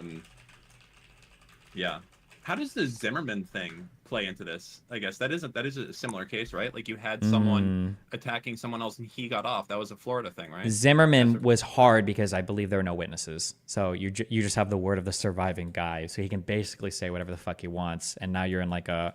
Wasn't there like some video of it? I thought there was. Wait, am I making that up? No, I don't think there's any. There might have been video of the kid like beforehand, but I don't think of the actual altercation or anything near it. Okay, so for him, there was no physical evidence of. No, which is one of the scary things in a society about allowing people to have a self-defense thing. Like sometimes you might be better off killing somebody than just defending yourself because if they're dead, you're the only one there to testify. You only have the 911 call, yeah. Yeah, that's fucking crazy. The YouTuber didn't die. Yeah, that is true. The YouTuber didn't die, but still, you can't fucking shoot someone that points a camera in your face. How the fuck did they? Yeah, but then the question there is, do you think the jury just let him off because people right now, I don't know how online my opinions are, but do you think normal people know of and fucking hate prank YouTubers? It might just have been that. Like, here's the other thing: is how much do cases like that affect how does precedent work? I guess, right? Doesn't here we at have all. a case. Huh? There is no legal precedent on things like that. You can't be like, hey, this dude got away. Why am I even here? This guy got off. Like, it doesn't affect in the slightest. I believe that precedent is only going to matter for stuff like procedure or like when a judge is making a decision on something, but I don't think a jury doesn't have any obligation to, they're not supposed to know, cite legal precedents. I think that's more in like non-criminal stuff. That's like in other cases. Yeah, I guess like the I don't know what state that happened, but like, let's say I'm in the same state and you came up and you started like photographing me in the same exact way. Like if I pull out and shoot you, like, can I just be like, hey, listen, almost the exact same situation came up and they found the dude not guilty, or they found the dude just of this. So what are we doing here? Are Like, you get to use that? Okay, this is a good lawyer question. When you're citing legal precedents, are you citing to jury verdicts, or are you just citing to procedural stuff? Because I feel like when you're citing precedents, what you're doing is like, let's say I go outside, a guy walks up to me, and I tell him to fuck off or some bullshit, and then after I tell him to fuck off, the guy like pisses on me, and then I try to charge that dude with a crime or something. In like the filing the motions, like if you're looking for summary judgment or if you're looking for dismissal, like a lawyer might file a motion to the court and say, okay, well, hold on. When this same complaint or this same case came up 3 other times, these judges in the same state all dismissed this as saying they have no standing for this case or whatever, so you should dismiss it. I think you might be able to do stuff like that, but I don't know like how, I don't think you'd ever cite like, well, the jury ruled this way in this verdict, so you should dismiss this case. You know what? Maybe it's only after appeals court that you can cite the shit also. That might be the case also. Like, it doesn't matter what happens until something gets appealed. But then again, the state can't appeal a not guilty verdict, can they? The state can't appeal. Can the state appeal not guilty? No shot, right? That would They be, can't. that would Yeah, suck. they can't. Yeah, Somebody they can't. Stald said, courts create precedent, not juries. There may be some edge case I'm not aware of. Okay, that would make sense, yeah. So it's all like kind of on procedural grounds. Interesting. I know there's an alarm going off. I don't know what the fuck you guys want me to do about it, okay? What's going on? Oh, the Some beeping? fucking moron, his car alarm is going off. Dan, if one punch can kill and they already laid hands on you, yelling with phone in face, wouldn't you be allowed to shoot since they could take gun? You know, you could have added, like, you can add some extra words in there to make that easier. YouTube's not charging you per word. That said, it's my understanding that when I watched that YouTube video that they just had like the camera in his face. They didn't punch him. They didn't physically threaten him. I'm not even sure if they touched him. They might have put a hand on him to turn him around. I don't remember. Guy in mall shoots prankster. In disagreements channel will explain lawyer. Okay. Anyone who says they're a lawyer, they got to prove it. Let me see if they actually touched this guy. Hold on. Hey. Hi. So in Wait, court, you hold have up. questions. Yeah. Where'd you Prove that graduate you're a from? lawyer. What do you do for law? But yeah. First, hate to do this. Actual proof of lawyer, not just. No, we don't need it. No, I don't want to see your fucking life. That's fine. Then it's meaningless. This No, could it's just fine. be Listen, DDP half the matter. lawyers in my community say retarded shit anyway, so it doesn't matter, okay? Wait, but I'm just curious. Where'd you graduate from? What kind of law do you practice right now? I graduated from Duquesne Law in Pittsburgh. I'm actually leaving the office right now. Okay. I've practiced personal injury law and I do corporate defense litigation. I don't do criminal, but what I'm about to say is not specific to criminal. Yeah, that's fine. Okay, cool. He sounds like he knows what he's talking about, or it's a good troll. But I, you know what, just to put it out there, I'm pretty sure I could sound that good also. He said he's leaving the office, Dan. Come on. I know, He's but I'm leaving just- the office. I would do that too. You include that always, for Okay. sure. Like, I just left the office. But anyways, go ahead. Go ahead. So, you have questions of law and you have questions of fact. When Mhm. it comes to precedent, that goes to questions of a law. If you shoot someone in the face, that's a question of fact. The court is not going to decide that at the question of law stage. The court's going to say, that's a good question of fact. That's for the jury to decide. And then it goes to the jury. Simple as that. Wait, so say that again. I had someone. So what he's saying is, let's say somebody charged somebody with let's say somebody charged somebody with murder, okay? Sure. If you wanted to get that dismissed to a judge, you would have to file a motion. You would say, well, hold on, look, in the past, when you charge people with murder, the person actually died or something like that. Like, so this it doesn't even apply here. Like, prima facie, there's no case. The facts don't even attest to a broken crime. But if you say, well, hold on, you're claiming this guy murdered him, but like my client, like he didn't have a gun or he didn't even do this. Those are statements of, not law, but those are statements of fact. And those are things that a jury would have to decide. The jury isn't going to decide like the law. They're just going to decide the facts of the particular case. That makes sense in that case, for sure. Like if you're getting charged with murder and you're like the dude's still alive, that would be a way to dismiss completely, for sure. Yeah. So is that the basic litmus test, like absolutely provable fact in this case that has nothing to do with prior events? It's only fact based off of this specific case. I don't know what are you asking?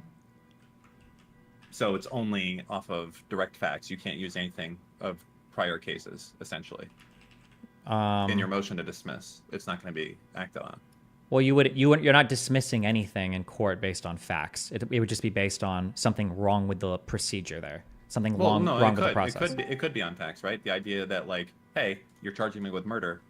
The dude standing over there, like, dismiss it. He's not dead. I didn't murder him. Yeah, but it's like, not. That's not on the. There's no dispute there in the facts. It would be like, is there like a crime here? And if you're charging somebody with murder and the guy's not dead, then that crime isn't. There's not even a crime there, right? That's not a disputed fact by either side. I'm using murder, but that's kind of a weird one to think of because it's like. But yeah, sorry, go on. Yeah, it's pretty hard to get. My understanding is I don't do criminal, but most criminal, when it gets to the point where it's in front of a judge and it's in the courtroom, you're past the point of a lot of motions practice where decisions of law would be decided. And you're pretty much going in front of the jury and you're letting the jury decide. You're putting the facts in front of the jury. The jury is the fact finder. The jury gets to weigh the evidence. The jury gets to make credibility determinations of the witness and the various evidence that's presented. Questions of law are for things like, what is the definition used in this statute? Is that definition correct? Does that definition apply to this party? Is the, various decisions within the jurisdiction, do they apply in this circumstance? Does it apply to this statute? That is usually whenever the court looks to past case law. The court isn't going to look to past case law generally when they're in the middle of a trial. They're going to make a decision right then and there. Maybe rarely they'll be like, okay, counselor, please brief this. We'll come back to this tomorrow. I don't see that happen too often. Can you use, so two questions. Can you use cases that haven't gone to an appellate thing? And then the second part is, I don't think you can, maybe you can. The second part to that is, how does it work considering the state can't appeal like a not guilty verdict, right? Like if you're not guilty, that's it, that's the end. The state doesn't get to come back and get its second shot at a lesser charge or anything, I don't think, correct? So for the first question, you can, this is an annoying lawyer nitpick. There's a lot of case law that is unpublished and is technically uncitable. Personally, a lot of lawyers and myself think that's bullshit. If the court's going to put out an opinion, you should be able to cite to that opinion. It doesn't have to go to the appellate court. There are decisions. Hold on. Wait, can you expand on that? Yeah. So it's an intricacy, it's an idiosyncrasy of the judicial system. Sorry, I got a motorcycle revving right here. If you hear that, let me know. You're good. Judges will publish opinions and essentially give their legal analysis and their decision, but then sometimes they'll say this opinion it's unpublished. Even though it is published, it is unpublished. It's not meant to be cited. Some courts have local rules that say you can't cite to unpublished opinions, even though you have access to those opinions. And it's a way for the courts to kind of control what kind of case law is out there. I personally find that bullshit. I know other attorneys find that bullshit because what if you have a fact pattern that aligns exactly with your case, and then the only case you have is an unpublished case? If a court would go, well, you can't use that case because it's unpublished, even though it fits exactly to your fact pattern, that's kind of unfair. Do you think that it might be the case that so in terms of I'm talking in terms of Supreme Court stuff, but I guess this probably applies to most courts. If you want to be broad or narrow in your ruling, wouldn't an unpublished case just essentially be the most narrow possible ruling that you could provide? And maybe it's because while the fact pattern might be one thing, there's other extenuating circumstances that you don't even want to fucking you just don't ever want somebody to reference this case. Say a kid said he killed somebody, but there's this kid was also the #1 volunteer in your local community and he saved 7,000 lives with CPR, and it's the chances of, and the fact it's just such an out there this is I don't want, this is an unpublished opinion. I understand why some people could see that as bullshit, especially if it would bolster your case, but isn't that just the judge basically saying I want to make the most narrow ruling possible? I don't ever want this to be referenced in another case. But that maybe you think that's bullshit, or yeah. If most unpublished opinions were like that, where Mhm. it's like a really unique fact pattern and it could never be used, maybe. And I can understand the argument there that that's why they do it. But most unpublished opinions probably aren't that. Most unpublished opinions are probably for bullshit laws that you've never heard of and never dealt with. And they're for stuff that is just mundane. There's nothing exciting about it. There's nothing that unique about it. And it's mostly just the court being fucking lazy and not wanting to go through the process of publishing it and giving it that little added weight that lawyers can use. So Okay. that might be the explanation they give, is that, oh, we want to narrow it. And in some cases, sure, that could work. Let's just take a hypothetical example here. Something Okay. that doesn't make sense, but we're just going to use it anyways. So let's say in Florida, a year ago, someone was driving their car. They had just brushed their teeth and did mouthwash, and they ran someone over, and it was determined that that brand of mouthwash had an enormously high, ridiculously beyond the pale alcohol content, and simply using it caused you to be drunk, and the jury found him not guilty as a result of that.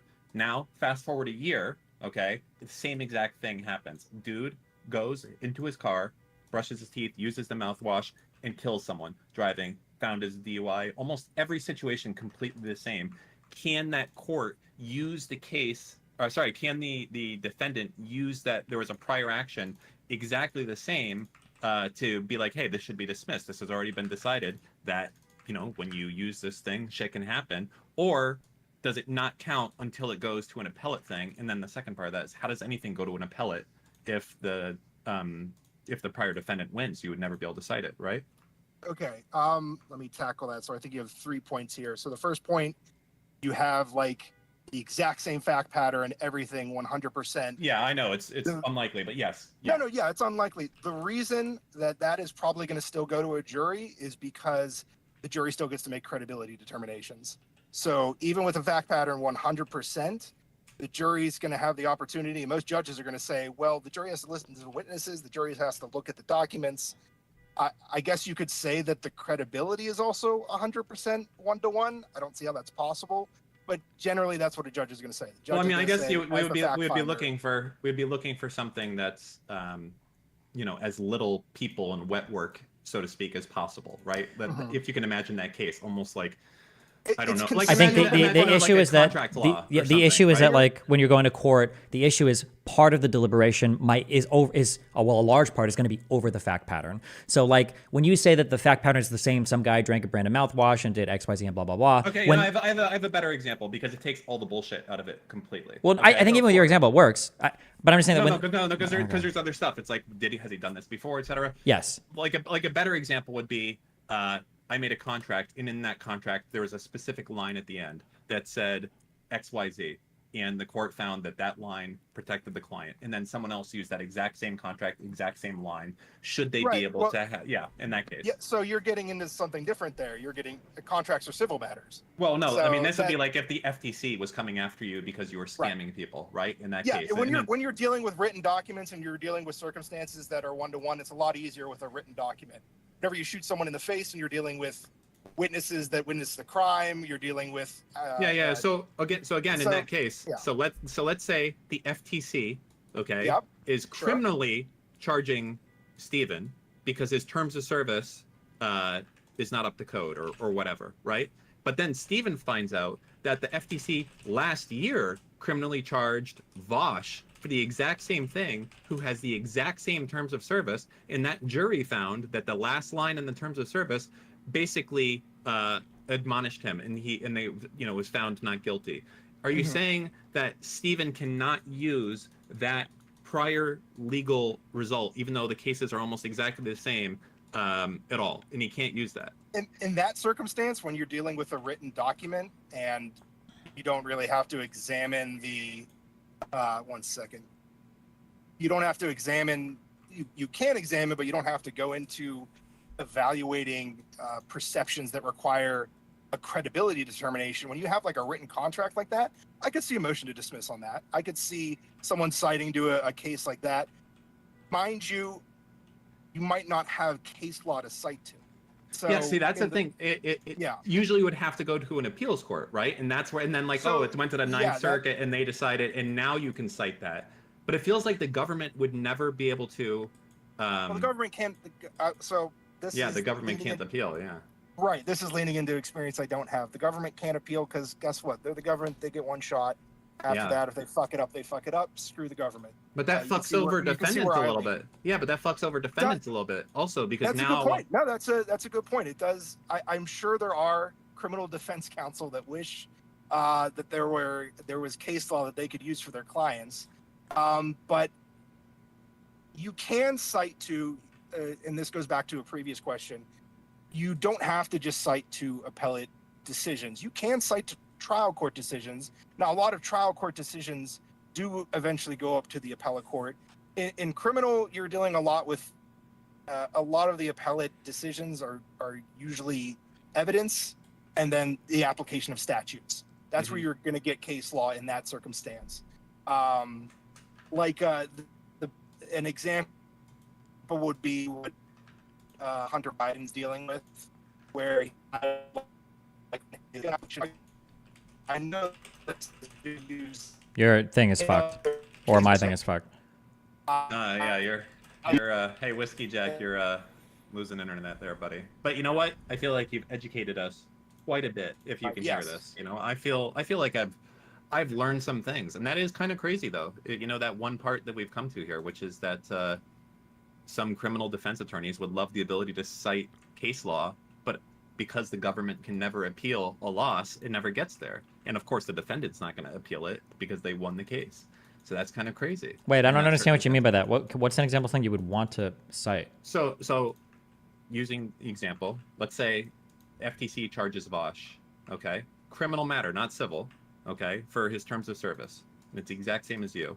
And it goes to court, okay, but it's only gone to regular court. It hasn't gone to the Ninth Circuit appeals or anything like that. It's just gone to regular court, and Vosh won right away.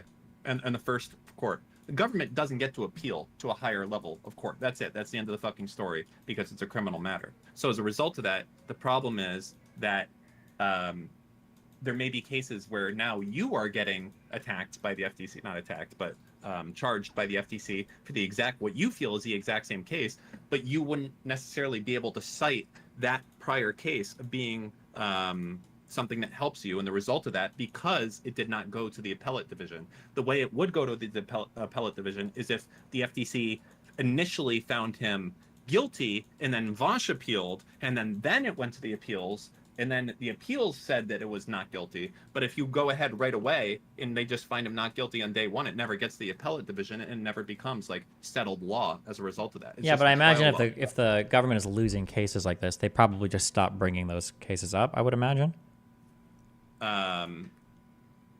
If the government is Possibly. losing cases, I mean, if the government's bringing a case, they're usually going to win. Yeah, That's especially obviously this is like you're the talking like federal courts especially now. in Like if the FTC. government brings something in federal court and it loses on some shit like on the merits and it goes. I doubt they're gonna try to bring it again. That'd be pretty fucking retarded. No.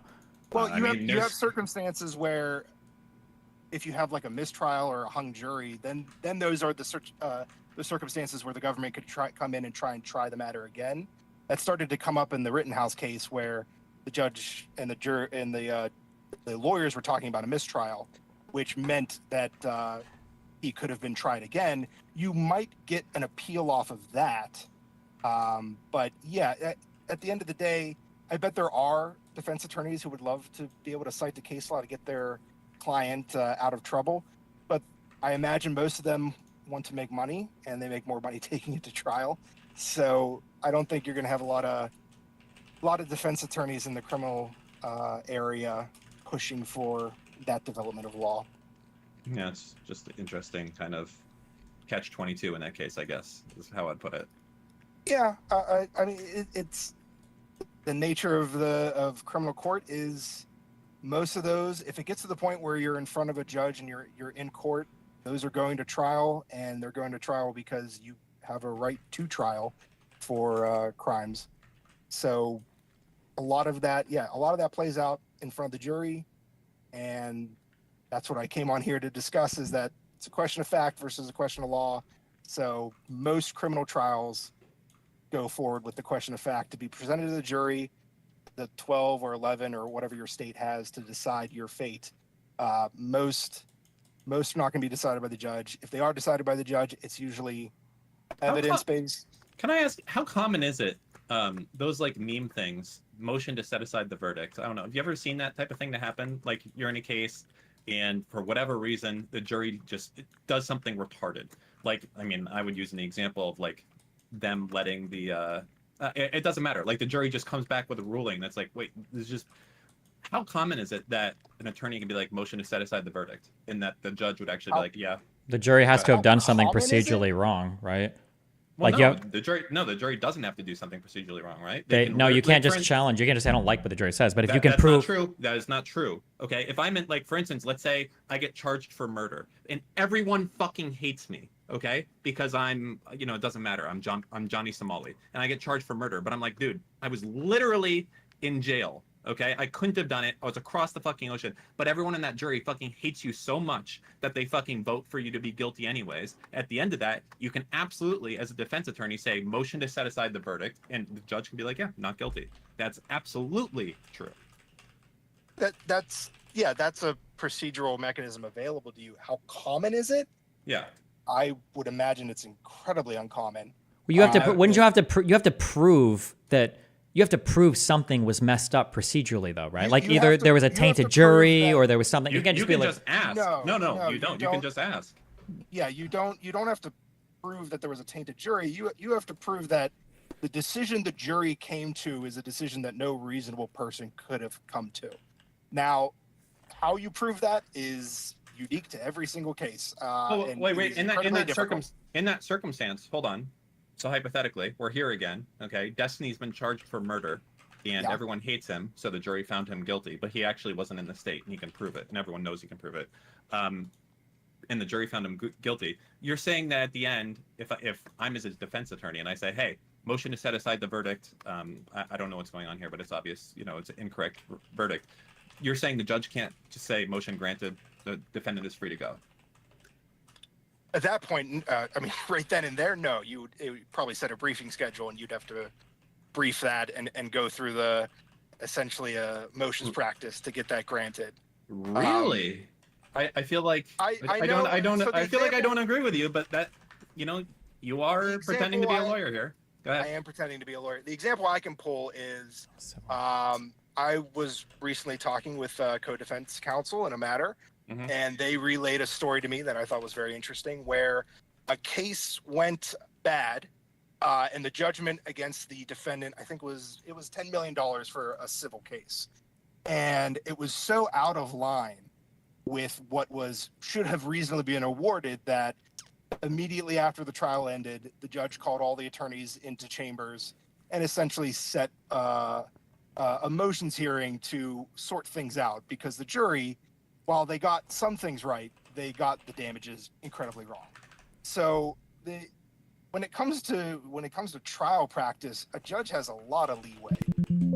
But a judge to just say at the end, "Yep, you're good to go," no, that's not going to happen. They're at least going to take time to look at it, and they're probably going to give the other side a chance to respond.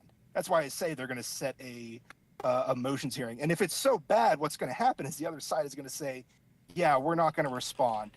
It's right.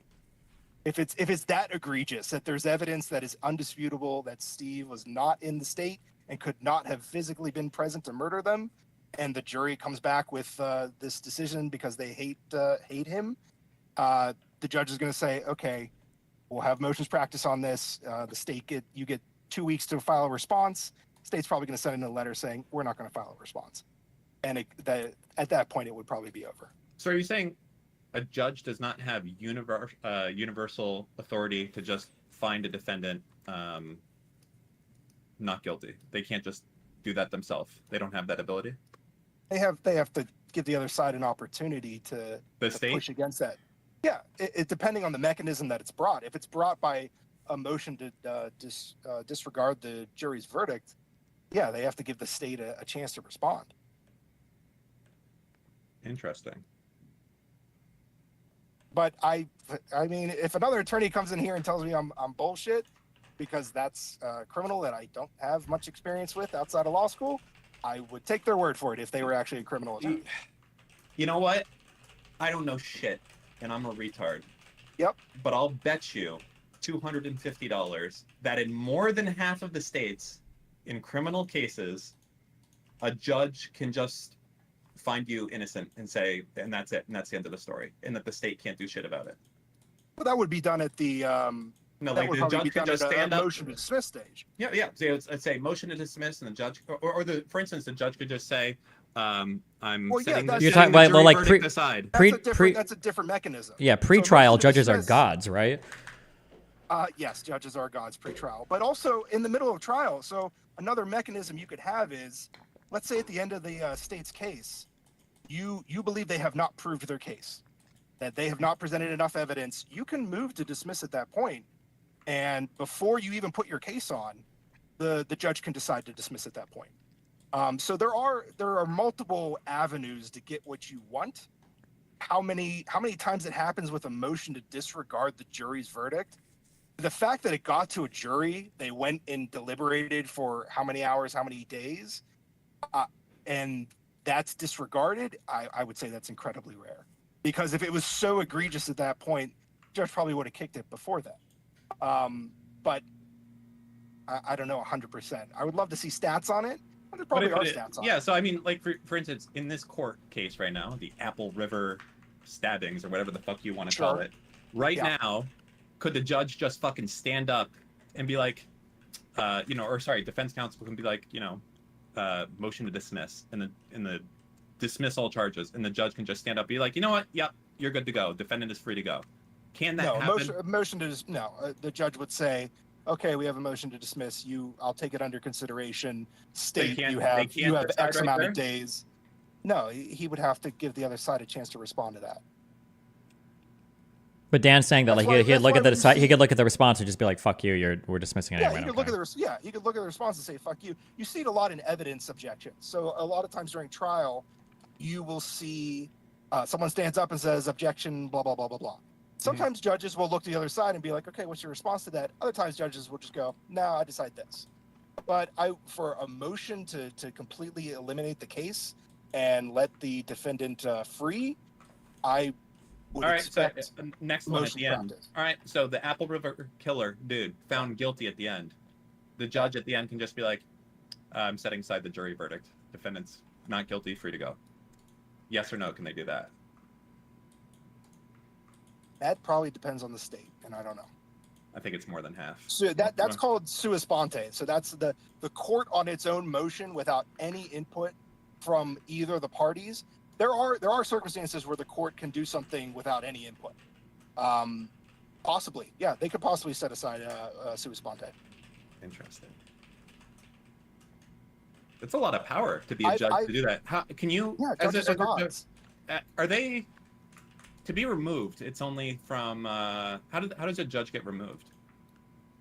That would also depend on the state. Like in general. In Nebraska, we vote on our big judges, right? You would have the. Because the federal judges are appointed, so I'm curious if they can even be removed. There must be. I believe federal judges have to be impeached. For state judges, so in PA, a judge is an elected position. But you, for indiscretions, you can be investigated by the court itself. So the various courts, at least in PA, again, this is all very state specific. You can be investigated by the upper levels of the court system.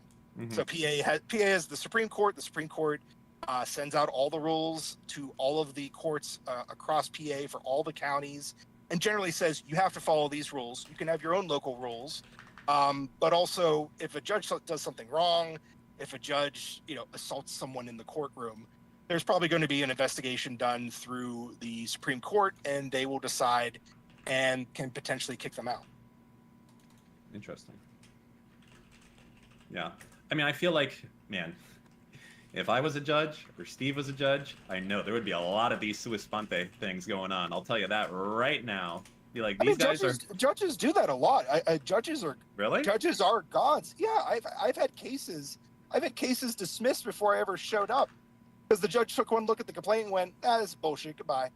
Oh my So- God, that is my calling in life. That's what we need to do, Steve. We need to have our own Judge Judy show, where we assume the facts and the laws in the case and go forward based on that. Judge Yeah, Judy's but just arbitration. yeah, Judge Judy's arbitration. There is no pre-trial or any of that bullshit Yeah, I with Judge Judy. understand. It's all and- just. but I mean, that's the meme of a She's show also that we like would the do. richest woman in existence. It's actually crazy. Is she really? Yeah, she's incredibly rich. She has made a lot of money off of her program, and it's interesting. Like she definitely is a judge.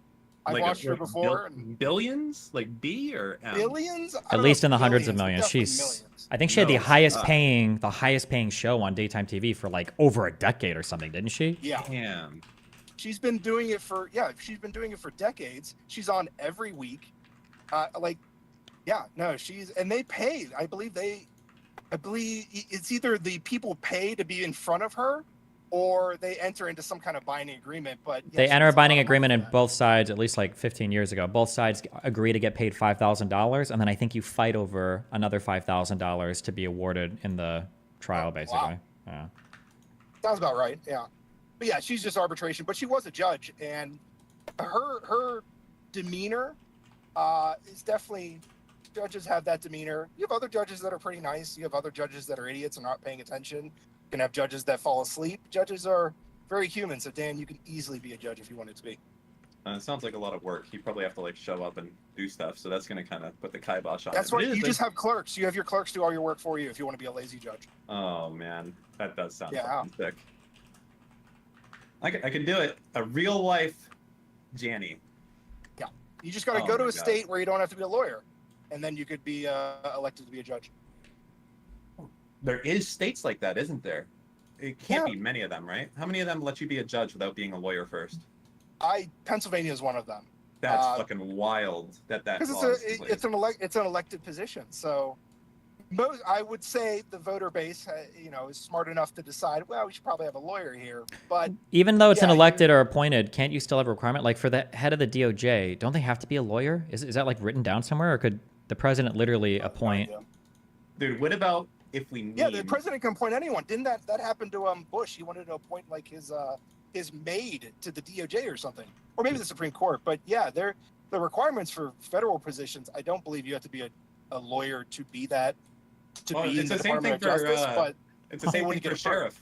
Like I could go be the sheriff right now. How fucking wild Yeah, is that? well, sheriffs are weird. They're cops, but they're not cops, and they mostly deal with civil matters. I mean, down here, sheriffs. I'm pretty sure, like Broward County Sheriff, Miami-Dade Oh, Sheriff. yeah. I think they got serious fucking power. Another one would be like, what was that, Joe Arpaio retard or whatever from Arizona? Like they have real fucking power, like beyond what I would say most quote unquote sheriffs have to do crazy shit. At least I think they do. Oh yeah, they have a lot of power. Yeah. Interesting. There you go. There you go, sheriff. You could do it. I mean, we just have to get elected to the position, right? How many Pretty much, people yeah. even show up for these polls? Just got to move all of DGG into one state, and then Steve can be a judge, and I'll be the sheriff, and together we'll clean up the streets. Steve, what do you There think? you go. Yeah, let's do it. Oh, you have like cops. Will the Anything podcast have like a body cam that follows you around as you do your sheriff duties? Oh well, listen, in Dan's world, okay, there's no body cameras. It's just what the police say, what the sheriff says. It's true. That's law. It's true, and that's it. Yes, You don't even need a body cam because if I said it, that's what happened. Okay. Yes. Love it. I'll vote for you. Okay, good. We're on Law and Justice. Thanks for stopping by. I appreciate it. What do you think the odds? Yeah, thank you. I give this guy. What do you think, Steve? 80% odds he's actually an attorney. Not 85. 85. I'll go that far. The lawyer here? Yeah, I Yeah. imagine he probably is, right? Well, yeah, you imagine. But what are the odds you give him? 90%. It'd be kind of weird for him to 90? come in and lie. Like if he's a lawsuit and you just say so and he knew random shit, but I don't know. That'd be my guess. It is the perfect amount of sneak. You never know. You never know. You never know. True. True. True. So, okay. Well, I feel like that was. What are we gonna? How are we gonna do topics on our show? August yelled at me. Okay. What did he so, say? we have to choose topical stuff. So Well, that okay, I'm it's sorry. like- Let me be more pointed with my question. It seems like we have a problem because if exciting stuff is happening, either I'm already talking about it on stream, or you'll literally come in to talk to me about it on stream.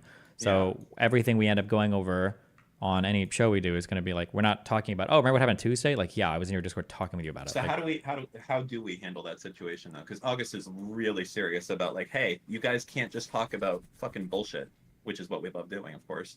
But we have to talk about like, today this is Joe Rogan. We got to talk about Joe Rogan, or we got to talk about I don't know. I mean, I'm sure you get the same exact shit. How do we handle that?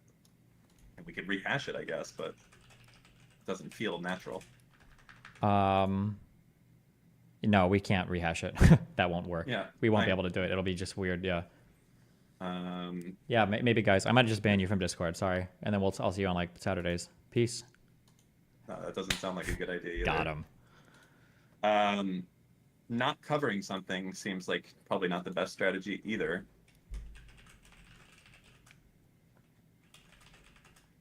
There has to, every day, something has to be going on that's worth talking about, right? Can we really come upon a day where there's no news? And then really all you have to do is not shitpost from 3 to 6, because you usually start streaming later. So you just have to like do like Israel-Palestine research for 3 hours instead of going over the news.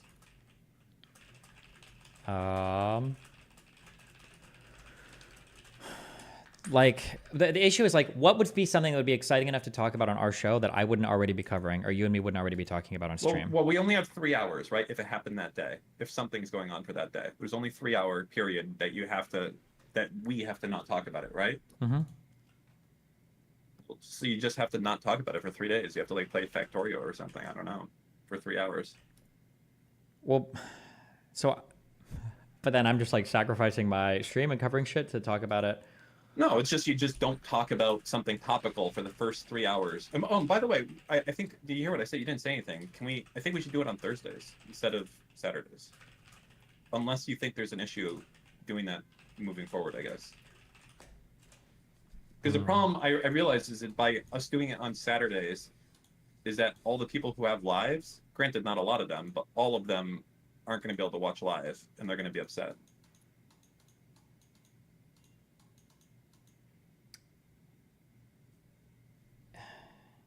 Pick an industry Destiny doesn't cover like sports or something. Oh, true. Yeah, we can just talk about football.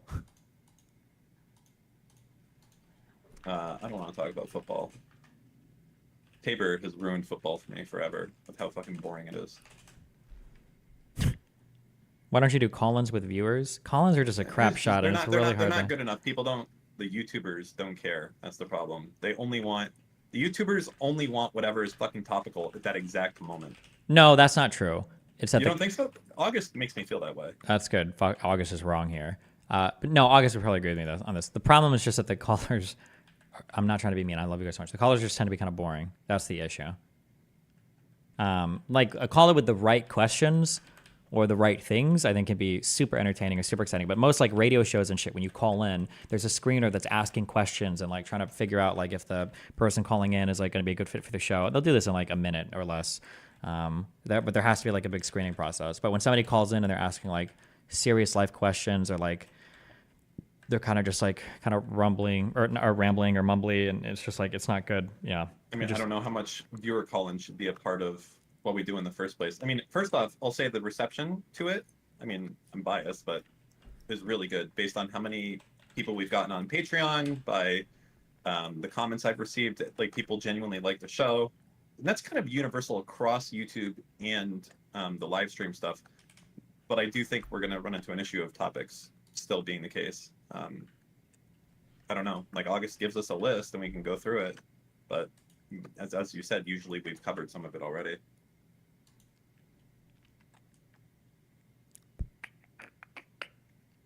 I mean, is there segments that we can do, I guess? We have topics we move too quickly. I mean, let me pull up the topics we had for last one. Hold on. Where is it? Yeah, I don't know. I'm listening to. I'm reading chat, and that's another thing too, is that if we have like a list of topics that we're not going over on stream, that's so hard for me. I think it might even be hard for you. Like if you're reading something about something going on currently, but then I have to do research on it, but then I can't talk about it on stream, but then. Well, I'm open to suggestions. How do you think we should change this shit then? Or what does chat think? Not that I care, but Yeah, I don't know. I'm just I'm thinking about it. Yeah.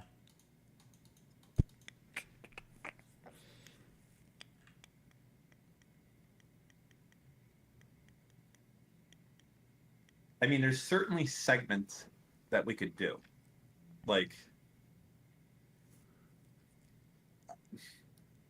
we could save certain things that aren't necessarily immediately topical to go over, like the most retarded tweet of the week, or, you know, things like that. That's stuff that we could do and talk about. I just don't know how much time that's going to soak up. I think here's the goal. This is what I think the goal should be. The goal should be to try and create one segment. That should be the first goal. Try to create one segment, see if it's like entertaining, and then.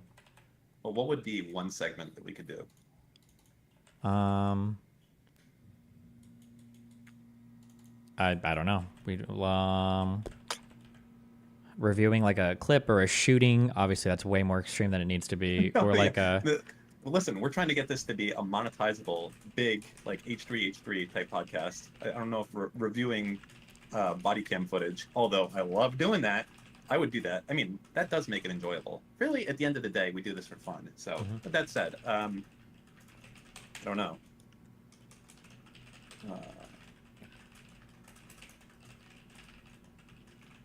Get OnlyFans girls to come on the stream. I don't know how hard it would be to coordinate. So there's two parts to it. I don't know how hard it's going to be to coordinate IRL guests. That's the first one. And the second one is I don't think I want them on for the whole show.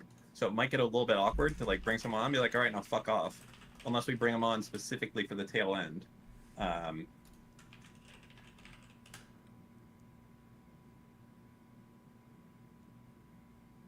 Destiny, you need to give info on topics and then give your take so you don't set it up first. And then you need segments where you argue and bullshit over random stuff. That's what's good. I mean, we do a lot of that right now. We certainly argue with each other. I found that like a lot of, it seems like newer viewers are just like, you know, I don't know, maybe they're wanting a different type of content than this. Wait, what do you mean? Or where are you getting this? Or newer viewers want something different? What do you mean by that? When I go through some of the YouTube comments, it just seems like people are like, hey, why are you not doing a serious debate about Israel-Palestine? I mean, I understand there's going to be some of that type of shit happening. It's November. Ethan's show is not serious, right? It's not like scripted. They just do whatever, right? Like, do we have to be necessarily better than that? Wait, hold on. Link me the YouTube video and I can look at the comments. Just like the most recent one. Or episode 1. August is cut, obviously, not the Patreon.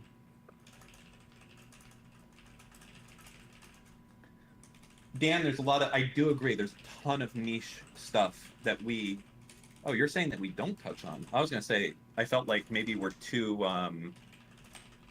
like, DGG obsessed, and, like, YouTube normies don't know what's going on half the time.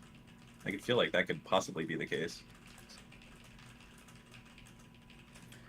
Where? Okay, hold on. Can somebody link me? Where is this on my? It's your most recent video on YouTube. Joe Rogan watched it. What'd you say? Are you okay? There's a lot of typing going on. It sounds furious. Yeah, I'm always okay. How long was our show? 3 hours? 2.5 hours? Yeah. August cut this down to 1.5. Okay. Yeah. Gotcha, so there is an extra hour and a half of content for the Patreon.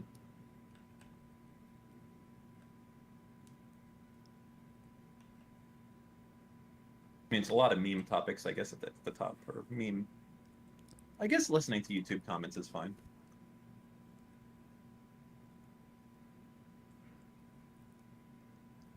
I feel like those. I feel like they're pretty positive. I feel like all of these are positive. So, if that's the case, I feel like we don't have to change anything. August is yelling at us and saying that this one's not performing as good as the first one. Wait. Where is August yelling at us at? Hold on 1 second. Well, he said well, maybe he just sent it to me. Hold on. Let me see. Boy, August is going to be mad at me. Hold on. Where is it?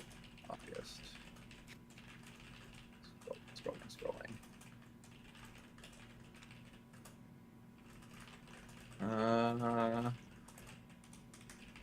I think it's in the group one.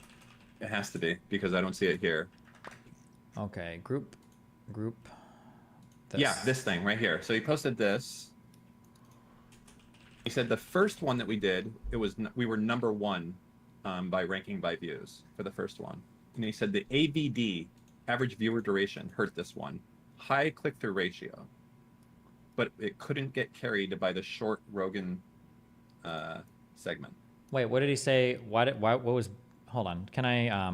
where does he make this comment? Can you link to the comment in here? Or how much... Just scroll up. Just scroll up. Right, okay, I see. Okay. Yeah.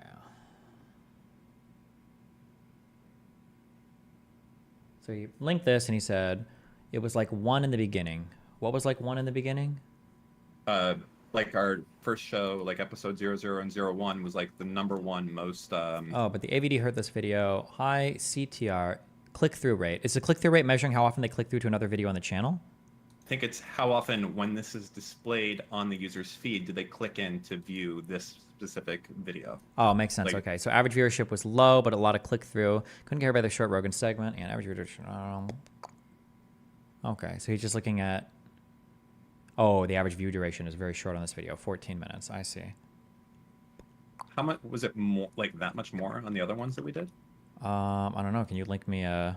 I mean, you're only going to be the one that has access to it. I know. I just need a link to a video. Hold on. Let's see.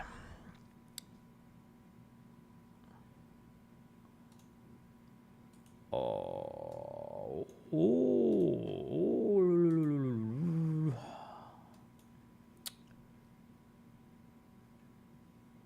What the fuck? What was the name of our other video? It was like Ethan, or is this? Yeah, the H3H3 something. I had a picture of Ethan. Control F, H3H3.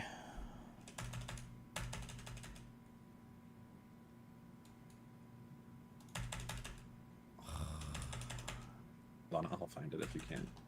It's just, I hate the new, I just hate the internet now. You know what? Is it this? Hassan gaslights his own fans.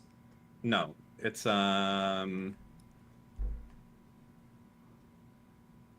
looking. Oh, Ruben goes after. Is that what it is? Yeah, that's it. Sorry, you're right. Yeah, that's it. By the way, real quick, can you not change when you click live for your segment? I feel like the shit that you have there is not good. Like you see how you have the thing like home video, shorts, live, podcasts, etc. I don't know what you're talking about right now. Where? Like go to your page, right? Like YouTube.com/Destiny. Yeah, and you see how you have all the categories at the top, and one of them is called live. Yeah. Like, why is it that the shit that shows up here is from like years ago? I think the way that this playlist is determined is just weird and stupid. It's been like this forever. Yeah, I know. The Zerka shit. But it just doesn't. There's something weird with how this tab works. I don't remember how it's like. I feel like there should be a way that August can put shit here to showcase, for sure. Like remove this shit and put more topical stuff for sure. What goes under the live tab in YouTube? My guess is going to be that anything that's live streamed auto goes under here, but since my normal live streams are hidden, that are unlisted, it doesn't show up here. So it's only stuff that I've live streamed that isn't unlisted. So I don't think you have any more manual control there. That'd be my guess. Interesting. Okay. All right. I mean, I guess people are saying it works. All the other ones are unlisted. So these are the only unlisted streams. So maybe you should just do a few live streams that you leave as listed so that you can have something more topical there, I guess. Or unlist all of this shit, maybe. I don't know. I feel like all of these videos should probably be unlisted, actually. August, is there a reason these aren't? Like, I don't know why Zerka is taking up, like, #1 position there. It would actually be more convenient if nothing was there, unless you were live. Unlist all streams. I'll do that tonight. Fuck it.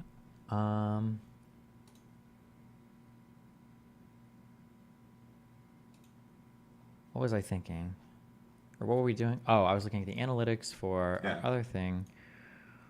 Average viewer duration. What am I looking for? How they found it, blah, blah, blah. Oh, it's over 19 minutes. Is that, like, across all your videos or just the ones that we've done so far?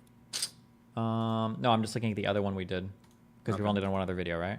All right, so that's not much of a big... No, we've done... Well, I mean, I don't know if you could look at the Bridges test stream and see what that did, but that was, like... That's, like, kind of another one, too. But, yeah, as far as actually published to your YouTube, yeah, that's the only other one. But that's not a big difference. It's 5 minutes, right? Okay, August is in chat now. The latest podcast is doing better than the first one after a day. Pepe laugh. Well, what the fuck?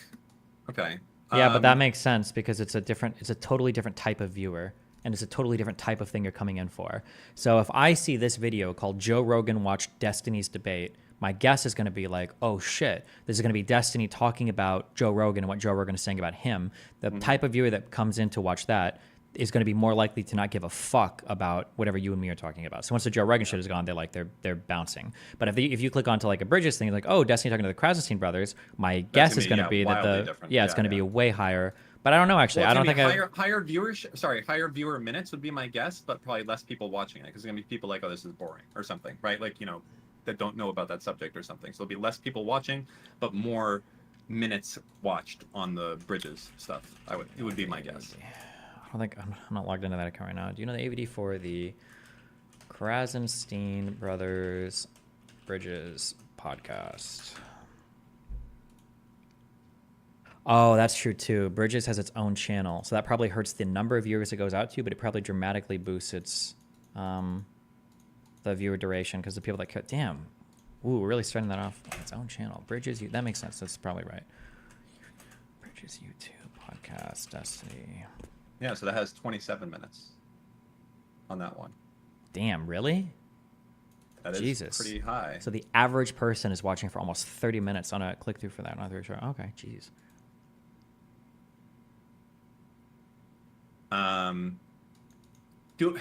I'll tell you what I would love to have, but I don't know if we can get to this point.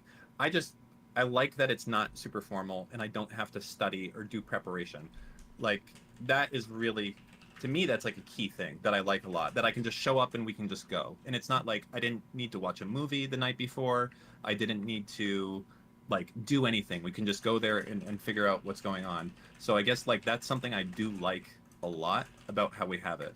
And the more that we do shit like getting guests involved, the more shit it's more stuff to get fucked up, right? Like how is it different? I feel like I should go watch a recent version of H3H3's like podcast where he just does nothing. But how different is what we're doing over what they're doing? How different is what we're doing over what they're doing? I mean, I feel like they have a list of topics they usually run through, but you have to keep in mind the saturation thing is going to be a lot different for us as well. Because I think the main issue, or if it even is an issue, but the main issue we have is that like everything we can bring up on the show we've talked about extensively. Like that's the issue. Like, I think people are excited to tune into Ethan when he streams, like, on a Patreon-only stream or when he just streams his after-hours bullshit, because they're like, oh, shit, like, we barely hear what Ethan thinks, like, except for, like, on this formal structure in a show, and I want to get, like, some extra thoughts or whatever. But, like, it's the exact opposite with us, where it's like, okay, well, time to tune into something else, but, like, I don't know what the fuck these guys are going to talk about that we haven't already heard them talk about, or at least Destiny already talk about. So I think it's, like, a weirder thing.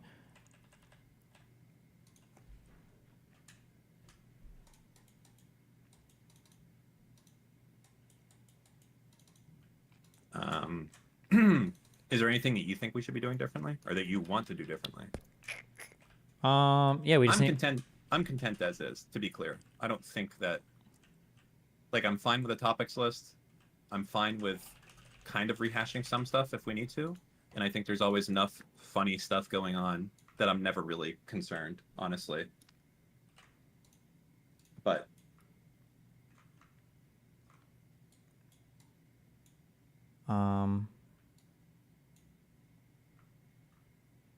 I mean,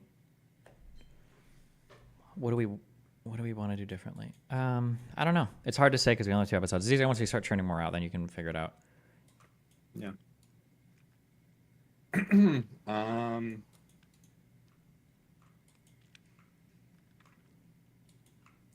Why did you not go through the squatters topic?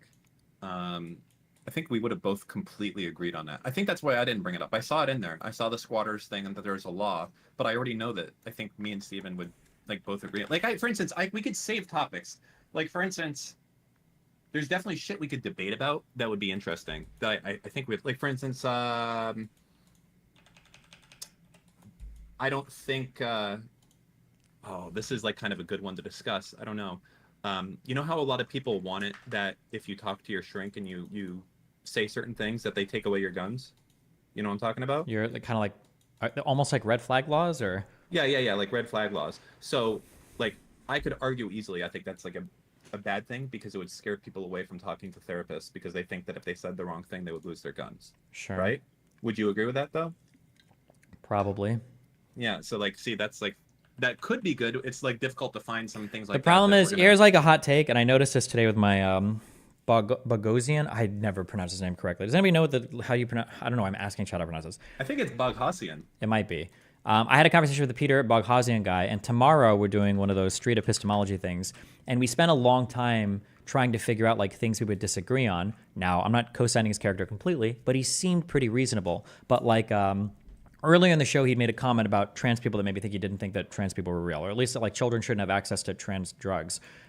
So I asked him about that because he's like, oh, what do you think we disagree on? Or like, what would you challenge me on that you think I'm like ideologically lost in? I was like, okay, well, for the trans people thing. And he's like, I don't think anybody under the age of 18 should have access to drugs. And so then he's like, how would you figure out if I truly believe this or I was grifting it? I was like, okay, well, like I would have a conversation about, do you feel like this is principally based, like deontological, or do you think this is like consequentially based, like just based on the outcomes? He's like, well, probably both. And I was like, okay, well, what if it was the case that we could brain scan somebody and know 100% that they were trans? Would you be in favor of giving a kid a drug then? And he said, yeah, 100%. I was like, okay, well, fuck, then our disagreement is just going to be empirical. So my hot take is, and I notice there's a lot going back and forth with him, I think if you have two reasonable people, it feels like disagreements are generally going to be really boring because at the end of the day, you might disagree on some applied stuff, but if you're both reasonable, there's not going to be like a ton of like crazy back and forth. I guess that's true. Like even today, when I'm arguing with you over the semantics of first degree versus second degree murder, in the end, we come to the assumption that like, hey, it's the extraneous facts after the fact. Like, what did he say to the cops afterwards? Did he like, all that type of shit. Like, I feel like it's a lot of fun getting there, the arguing and yelling at each other and things along those lines. But yeah, we are going to certainly, it's never going to be like, you're just wrong and I can't prove it and I can't say why. It's not going to be like that. Sure. Obviously. So you have to stumble into the facts where we are strongly opinionated opposite each other, and that it's just hard to find those. The Apple thing is an example of one of those things. But also, how do you know about that before you're like actually talking about it? Because honestly, every time I go into one of these things, I'm not like, I don't feel like I'm scrounging at all for topics or for things to talk about or to yell at. First off, I had a few drinks, so I'm a little bit loosened up, and it's easier for me to just kind of, be funny and talk about whatever. You've had one drink, and that's like me having 3 drinks. So we're both kind of loose on the subject. Chad's going there telling us every fucking thing that's possibly happening in real time as it happens constantly. So that's not an issue. I feel like, I don't know, maybe we're overthinking it. August gives us a topic list. We can kind of go over that shit as we want to. And we usually just go into fucking like side tangents on shit like that. Like it might start on, hey, what do you think of squatters? And then we'll just argue for an hour about if rent control is killing fucking children in San Francisco or something. I think that's probably fine. And I don't know if we have to significantly change everything. I don't know who has a problem with this in the first place. Like, is there a segment of people who are like, I hate this new podcast and I wish I didn't know. I started some of this because you said you were like reading comments and you made it sound like they all wanted something way different. It does feel when I read the comments that people don't know what they want. That's the problem. It's like I feel like when I look at the comments, I feel like they were overwhelmingly positive. Maybe I'm just more critical, I guess. That's it. I mean, yeah, it is. It's certainly positive. People like it. I think that it's probably also to do that nobody knows who I am for the last year. So that could be a big part of it also, right? Okay. Yeah, maybe. Yeah. And they're just like, I mean, because if like there was an orbiter that came on stream that I've never heard before in the last 6 months, and he was this fucking condescending and cocky, I would immediately hate that fucking person instantly with my fucking entire soul. Base. So, yeah, so maybe that makes sense a little bit. Okay, so we just change nothing, basically. Yeah, I think it generally works. I think having other people on is also like a nice way to. How would we incorporate that? Because I don't want it to be crazy, like the things we've talked about, like, hey, let's fly in DSP. That's going to be fucking mental, right? But there's people that are local that can stop by, but do they want to be there for the whole show? I don't know. I imagine it would depend on the person. Wait. Right? I think that depends on us. I don't think I want someone there for the whole show. I feel like that's like too much pressure, and especially if it's a little bit awkward. Oh, you see what August is saying there in the chat as an option? We could do stuff like that. What did he say? I don't know how. Wait, repeat it. Why I can't. You can read what he said in the. Oh, in our Discord. I thought you meant okay. Oh, yeah. I mean, I feel like that's a good person to have for an hour, but Yeah, I mean, it would. It would be fucking. But I mean, how wild would that get? What do you mean by wild? Like fucking things getting thrown across the room and screaming. No, and I we don't think have that would happen security with in almost place. any. No, with what? No. I don't know. Listen, I don't. Hey, see, the fact that I just said that and people have brought up one of the names in there, people definitely are like, yes, that's gonna happen. We don't have any security, bro. Minus me and you being strapped up. Okay, that's it. And you already know if Farha throws one. There's no Farha is not going to be starting a fight in our with no. my entire Oh my fucking god. P365 mag. Okay. Immediately, because I have to, because I'm carrying, and I can't worry about bumping my head on the table, losing consciousness. I don't think we have to worry about that, but your Okay. concern is noted. All right. Well, I was playing it up a little bit there for the joke, but you know what I'm saying. Okay. Yeah.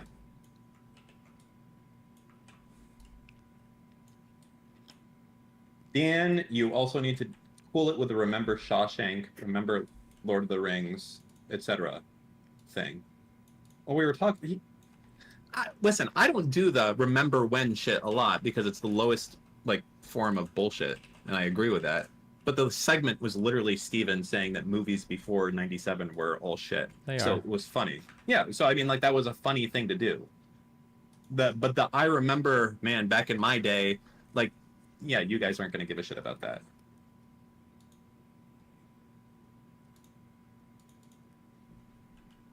Also, I don't give a shit that you guys are so fucking mad about the Sopranos thing. It is true what I said. It's fine. It's a great show. Totally rewatchable. Okay? But it doesn't have the cinematography, the audio, the lighting, anything about it outside of good acting from Tony Soprano, okay, and a few of the other people there. There's not. I don't care. I don't care. That's fine. Okay? We can agree to disagree. It's a totally different show than other shows produced at the same time. Like The Wire, or when did Generation Kill come out? Was that like at the similar time as The Sopranos? Generation Kill. Like you're Such a talking about- Reddit opinion that Dan has on this. It's not even. Anyone else in here on Reddit?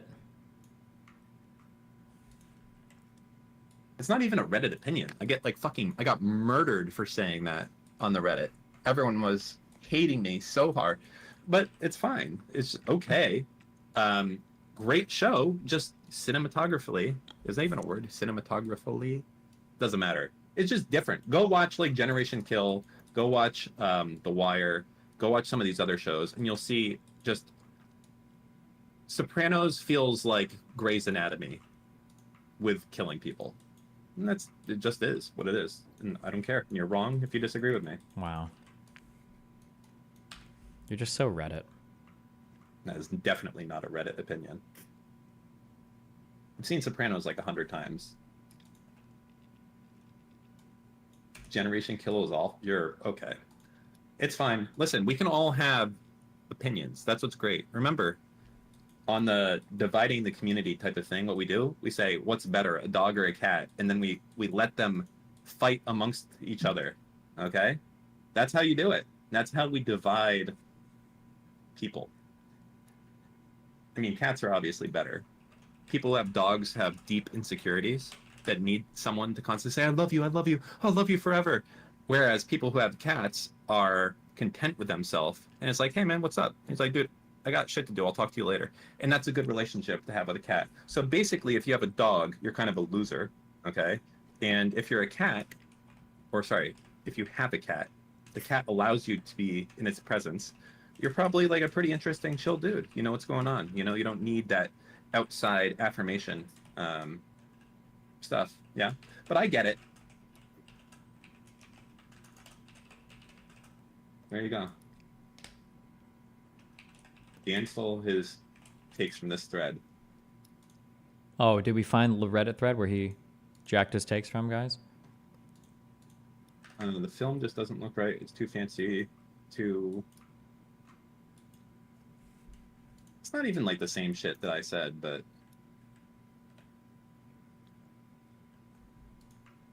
it's fine. Dan, instead of forcing Destiny to drink alcohol, which by the way, I'm not gonna even try to do anymore because it's just fucking pointless. This guy is fucking wild. He'll go to like not drink anything, and sometimes I swear to God, I went out to eat with this guy one time. It was like, what, 2 years ago when you first moved here? We go to a steakhouse, and he's like, first off, you're at a steakhouse. He's like, let me get 3 shots of rum. And I'm like, but what? Whoa, what's going on here? And he just drank them all. It was wild. What are we talking? When did this happen? What? This 100% happened at Smith and Walensky's on South Beach, and you were just like, hey, let me. You ordered shots for yourself. when? I couldn't fucking. When you first came down here. I don't remember this. It 100% happened. You went for like a long walk. We had to find you afterwards. Oh, I wanted to kill myself because I just got unpartnered from Twitch. That's what happened. Or I got banned or something. No, it wasn't that. You were just wacky. You're making me feel.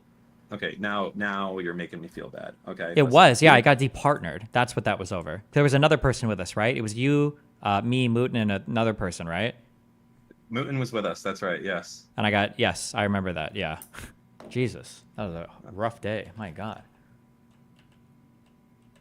You've been departnered so many times. You should be immune to it by now. No, that was the first time in my entire life I'd ever gotten departnered. Yeah, but you knew it was coming. No, it doesn't matter. Knowing something's coming is a lot different than actually happening. All right. Well, we're going to have to agree to disagree. Okay. Anyways. It's not funny, Dan. Hey, Variants, go fuck yourself. How about that? Is that funny? Ooh. You know what it is? Yeah, what is it? It's fine. You know what I did buy for the next, I bought a BAC meter. So even though you're not drinking, we'll see where I stand at various points of the podcast. I feel like this is definitely irresponsible in how these devices are not supposed to be used, but we're going to do it anyways. Why? What are you going to do with it? Or you just mean it's not supposed to people... Like, these things are dangerous because people use them as like, oh, how drunk can you get, bro? You're only at 0.2. Come on, man, have 2 more. Jesus Christ. Okay. Well, I mean, that's the danger of it, right? And that's how we're going to be using it, to see where I'm at. Okay, never mind. I know what you're saying, yeah. Yeah, okay.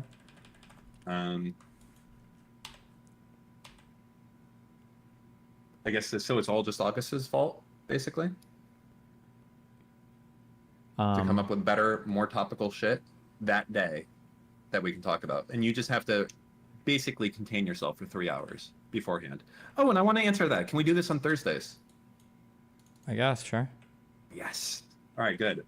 Does it matter? Wait, why are we not doing it on... Does it matter? I don't like doing it on the weekends. The weekends suck. Okay. Actually, we can do a vote. I mean, I guess, like, let's just do a vote in DGG and see. Because those are the 2 days you usually have shit on Friday, right? That's Bridges? I think it just depends on when people are flying in and shit, but it'll either be Friday or probably Saturday, but yeah.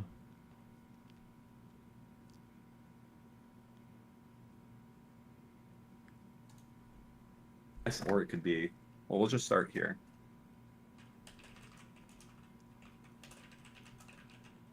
Remember, this is for the live show. This isn't, well, yeah, obviously it's for the live show, right? Yeah. You'll still be able to see it later. Mention how August told you Dan needs to enunciate and avoid misspeaking. I've given up giving a shit, I think, at this point. Actually, it's not true. I still care. It's very fucking annoying. And it's only annoying because I look over to you and I see that stupid smirk on your fucking face when I'm trying to say something. And it really fucking pisses me off. And there's nothing I can do about it. You know, it's rage fills me immediately. I'm sorry.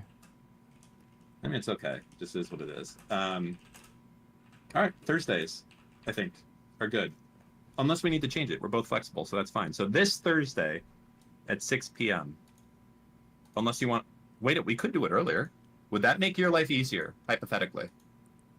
Doing something... Actually, that's an interesting idea. What about that? What? Instead of starting at 6, starting at 3. Why? Because then you don't have to hold back anything at all. We just get on and we have the fucking news for the day and the topics, and you haven't discussed anything since the previous day. Well, you're assuming stuff has happened like that morning or last night that hasn't been covered yet, right? I don't know if the difference between like 3 to 9 is gonna, or 3 to 6 is gonna matter much, right? Okay. Like, our issue isn't that we're discussing all the stuff that I just discussed earlier that day. It's that we're discussing stuff that's been discussed throughout the week, right? Yeah, I suppose so. Okay.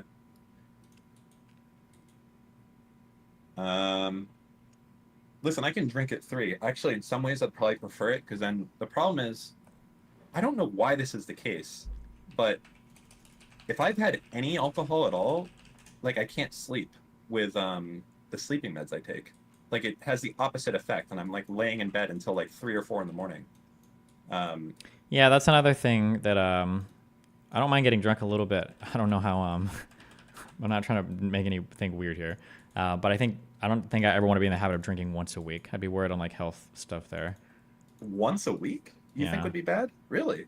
For like 1 glass of wine? I think the consensus right now is I think all alcohol is bad for you. Like you shouldn't ever drink. I feel like I've read like a study that says people in Italy who have like yeah, a glass I know. of There's wine like a the wine day- shit, but I'm pretty sure Yeah. that's just not true. I don't think there's ever a reason you just should never drink. I don't mind getting fucked up every now and then, but if I start doing it like every week, First off, we're not trying to. Okay, I don't get fucked up either. Okay, to be clear, like I'll have 2 or 3 drinks, but I've never been in a position where I felt like I'm gonna fall down, blacking out, room spinning. None of that has ever happened.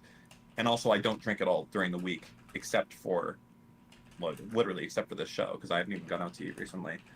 That said, I definitely don't think you need any health concerns for having 1 drink.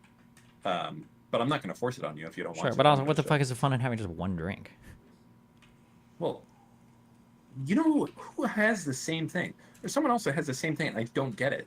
I was arguing with fucking Noah, that my employee, about this, who doesn't drink at all anymore. Completely fucking gave it up, completely. You can just have 1 or 2 drinks and leave it there. But you're just like him. It's like, no, what's the point, dude? If I fucking drink, I'm going YOLO. I'm like, dude, you don't need to go YOLO. You can just have like 2, maybe 3 drinks if you're feeling wild and leaving it there. But people like you and him, I don't understand. You're like, I'm gonna keep going until the room is fucking spinning and I can't remember the previous day. And it's, yeah. Some of us can't. All right, fine, fair enough. If I listen, if He being doesn't drink buzzed, at all if anymore. being buzzed is fun, then being wasted is even more fun. So That's would you not only, true. So why would you only be buzzed? That is not true. Like being slightly buzzed is kind of like a social lubricant, loosens I you don't up. need to It's a little bit- socially lubricate myself or loosen myself up near you. You do, because you're kind of fucking, you're preoccupied. Usually when I'm talking to you, there's like 3 other women in like a Discord group chat that you're probably talking to at the same time. It's like, I don't really have you there. Let's say all The of that answers was I true. get- Why do you think me drinking a little bit would make me not talk to women? Because I could get you more because you're not gonna fuck them during the show, obviously. So you're gonna be like, listen, bitches, I'll talk to you later. I got a show to do. Oh, that's it. And Yeah. then- Now that I'm getting a little drunk, I don't want to talk to girls anymore. I just want to talk to Dan. Yes, but you're on stream, so it's like you kind of have to like take it more, more seriously, or something. Okay. First off, okay, not first off, because there's been many things. This is like far away from the first off. I do have a liquor dispenser in my office, but if you have noticed, the levels on it don't change because I don't drink. Okay, Or do you're not refilling like- them constantly. I'm not refilling them constantly. Okay, I'm not a big drinker. Okay, I don't have a big tolerance. I mean, I can have a few gin and tonics, but beyond that, the room will start spinning.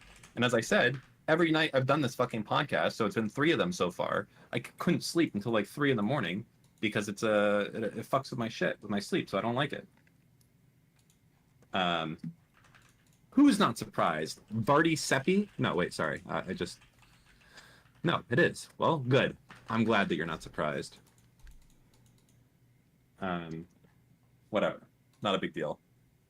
What does H3H3 or other shows similar to this do besides having a set of topics?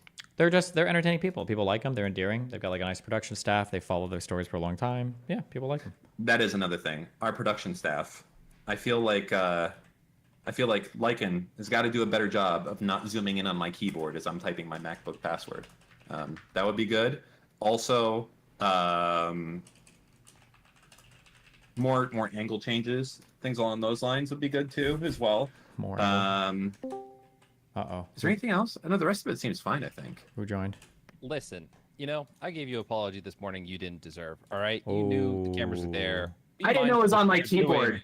I didn't know it was I'm on not my wanting keyboard. You to change your password. So You know what I asked for? That's still not there. Okay, I don't know why it's here. I asked for a second monitor showing exactly what's happening on stream at all time. That way, we don't need to go, and I don't need to be like, hey, Lycan, is the camera on me or is the camera on him? I can just Controls the look and monitor see. budget.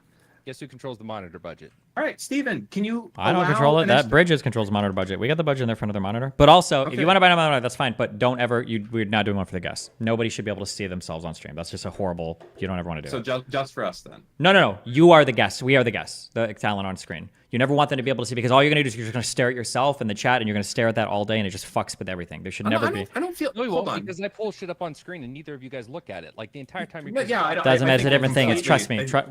You can try it once if you want, but I've been in a lot of these shows. When you have a monitor there where somebody can see themselves on a show, they're looking at it and checking it constantly to say like it destroys people. It's not good. It's just not good. I already have see, that's not an issue because I usually pull up the YouTube stream from my laptop so I can kind of know, but it's like delayed as a result. That's the problem.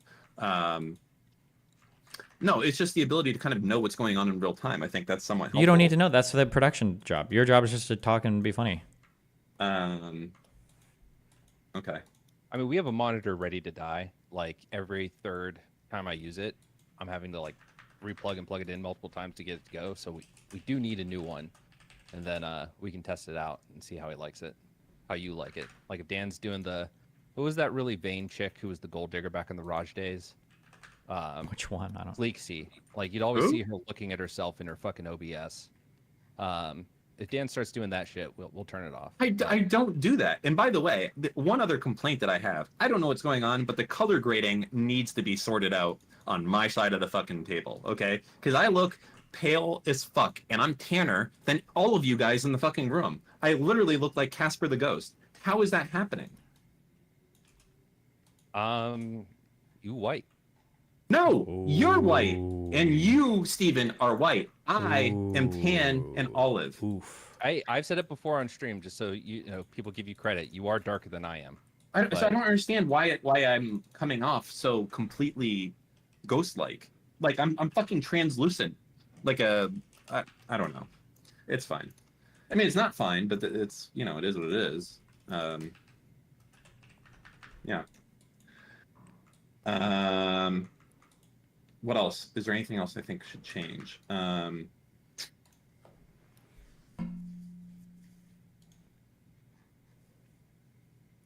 Dan kept shifting in his chair and fucking up his audio. I did notice that if we talk a little bit loud, the echo comes through the stream. Is there anything we can do about that? Or is there nothing? Yeah, we're going to do special shit for you guys because you guys get way louder than during bridges. So we're going to have special gates for you guys that are meant to handle this shit. Yeah, but the problem is if I slam it. Oh, no, that's going to be... Chat should be able to hear the slam. I don't want a silent slam. There's nothing worse than that. You won't be a silent slam. There's not. No, Chad can't hear the slam. There's no way you're configuring audio to do the most retarded shit in the world. You don't want people to ever hear you slamming. If we have that set up so they can hear it, then it's going to fuck everything up. So I'm going to have silent slams moving forward forever? No, dude, stop, chill. All right? Like, the mics are going to be on arms. And once the mics are on arms, the slam, quote unquote, will be more of an audible, like you're hearing the table smack than you are hearing the mic fucking get jerked off. Yeah, but that's what when he's thinking of the slam noise, he's thinking of like the mic rumbling. He's not thinking of what it would sound like to hear a table slam. No, for instance, like right now, like if I slam it, I assume you hear this. It'd be like, right, like that across that sound of like. Do you hear this? Do you hear this? You fucking retards all have shit on your thing, so we can't hear any of your slamming. We didn't hear either of your slamming. You didn't hear my slam either? No, nobody can hear your slam. Really? Guess we have good mic setup here. No, it must be a Discord setting actually. Voice and video, echo cancellation, noise suppression. Okay, we're turning off that. Oh boy. Oh, there you go. Okay, wait. So I sound a lot differently now with that off. Smack it. Slam it, Dan. Okay, so like 100%. Like that's what I'm looking for. Do you understand? Yeah, but you're not. That's the money maker. The funny sound here is the shit quality. That's what makes that sound good. You're either getting vibrations through a non-shock mounted mic, or you're just getting like a clipping, disgusting sound coming through. Like you're not gonna have like a high quality microphone, and then also unless you literally buy a mic for slamming it. Are we gonna have the slam it mic? Listen, I'm okay. We can bring in the slam it mic if that's what's needed. I'm just gonna get you guys. We're gonna get like 3 stream decks. I'm gonna daisy chain them to the computer, and they will just all have soundboards, and There'll be a little slam icon, and you just hit that, and you'll get Mutants pounding. It's not the same. You know, it's not the same. That's the problem. And people are gonna see me slamming the fucking table, and it's gonna be a silent slam, and they're gonna be like, "What an effeminate man with his." Listen, if you want slam." slams like that, then you need to find 2 podcasts that have good audio, and then give us an example of both where there's slams and people can hear them. Okay. I don't think I can find that. The slam is a very unique to DGG element that's been passed on across the generations. Oh god, if this thing ever turns into the fucking fresh and fit. I was gonna say, do you guys want? No. Do you guys want soundboard? No, I did that one when I streamed. I did that shit, and it ruins everything. Like, it's funny for you for a little bit, but then it's the most for the viewers. Like, I had the Keck W sound thing. I had the fucking Castlevania theme song as we were evicting people from a fucking room. Dude, we had it all. Okay, but it was a different day. Okay. That kind of stream, that's fun as shit. But if you're doing a podcast, I hate like when I would see like people like Steven go on Fresh and Fit, and that Don DeMarco is being played, or the fucking horn, or Stop the Cap in the middle of people fucking saying sentences. That's obnoxious. Yeah, I mean, it depends on. Keep in mind though, when you say that's obnoxious and stuff, like different audiences like different things. Some people might find like slams obnoxious, but that audience likes the Don DeMarco, like, and cutting people off and shit with it, right? They enjoy that. Everybody's gonna. I bet our audience would fucking love slams. That be audible. Come in. I bet. They might, but again, remember, you're asking for contradictory things. You want a crystal clear, high quality microphone that's not picking up bullshit ass background noise, and you want a dog shit mic that can hear you slamming the table. You're asking for things that are, it can't do both, right? We're a higher caliber of people over here. I think I would almost give up the higher quality. Let's get rid of the $15,000 audio setup and bring in some Logitech mics, and let's get this fucking show on the road how it was meant to be. If you want, Right, we can let's grab do you a that. SteelSeries mic and a long USB cable, and you can use a Tyler 1 mic while we're chatting, and I'll use mine if you want. Fucking epic. That would work. Oh my god. Okay, that's an option. I'll think about it. We need a microphone for Dan's keyboard. No. Listen. Okay. I need a new keyboard. Actually, yeah. I need a new keyboard. The show. Dude, I saw a thread in the Reddit. I don't know where it was, but someone was like, "There's not enough female representation on this show." I almost fucking died. Are we at the point where we have DEI in our podcast now? My guess is that was probably a joke comment. So. No, it was. They were serious. Yeah, were they? And then people were fighting them. Well, let's get some ladies. Bring on the OnlyFans girls. Based. It has to be simple and easy and short notice. We need a list of women and people that are close by and willing to drop everything on a Thursday at 6 p.m. or 7 p.m. to come in for like 30 minutes or an hour. And then how many ladies? The other thing we I don't know, I was gonna suggest we could do some shit going outside, like Lycan could have a portable setup and we could like go talk to people, but that might be, I don't know. Harass people. Do we have, I don't know if I want to get shot by putting a camera in someone's face. Have you thought about doing that type of shit? The street interviews type of thing? Going outside, I mean, it would definitely be crazy and entertaining and wacky, yeah. We could do it pre-recorded and then play through the segments. No, only live. I don't want to do anything ever that's not live. I need chat in real time telling me how to feel. Okay? Steven does too. He doesn't want to say it, but it's a fucking requirement. We don't do anything that's not live. If it's not live, I don't even know what to do when I'm doing this. Not being able to see real-time reaction, it just seems so, yeah, I don't know. It just doesn't seem real, right? By the way, Steve feels completely the same way. He's just silent because he knows it doesn't look cool to say it. So. Yeah, but also I can do either. It doesn't matter. But you prefer greatly to have the live show going at all times. Okay. There's no way to increase or decrease the size of this text, really? Oh, I see. It's dynamic. That's kind of cringe. Okay. Anyways. Everything else is going well. The Patreon is doing amazing, which is fantastic. I think we have everything on the Patreon side of things. I think everything is pretty much where it needs to be.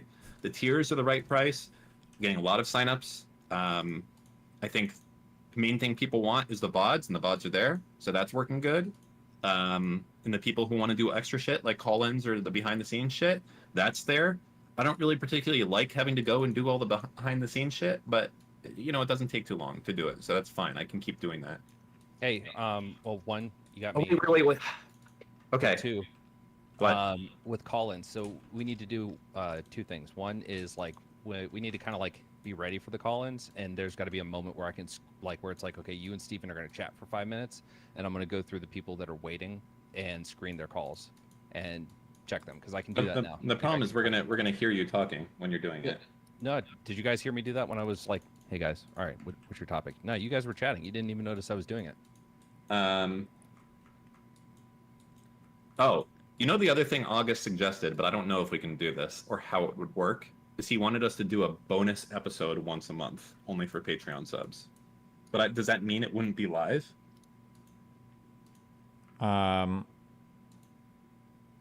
I don't know. Probably. I don't think we should even think about that until we have like everything else needs to be down pat before we even worry about stuff like that. I think. That's fine. Dan, I got it. I'm gonna create a Google form, and you just need to. And if you give me access to the Patreon, I can do it, and we'll just send it out. And people that are to the tier that allows people to do call-ins, and they can go ahead and give Discord and their question, and I can screen them. Okay. Okay. I don't know what August said. He said he didn't say that. I thought he said something along those lines. Maybe not. That's fine. Okay.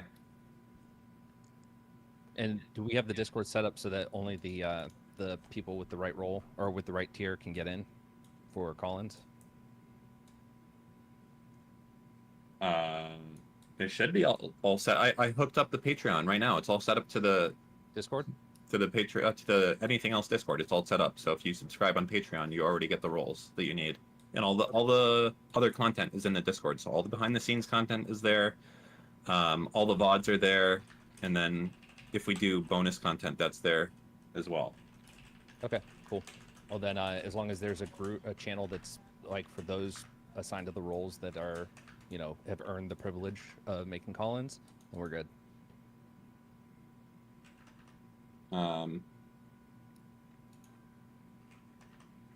Someone in chat, Affadina makes a good point. We could kind of drive the narrative for the call-ins and choose a couple topics and say, hey, it has to be around this.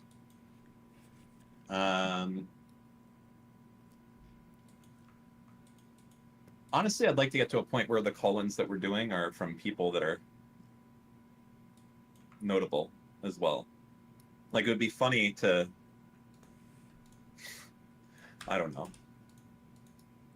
like call a streamer that has a conflict, I don't know, calling Mitch Jones and be like, hey man, I heard you just crashed your car. What's going on there? Like, that's more interesting to me than, so is incest actually incest in this, like, I don't know, do it, like, that's more. A friend of Steven's is a friend of the pod, you know what I mean? Steven, get on it.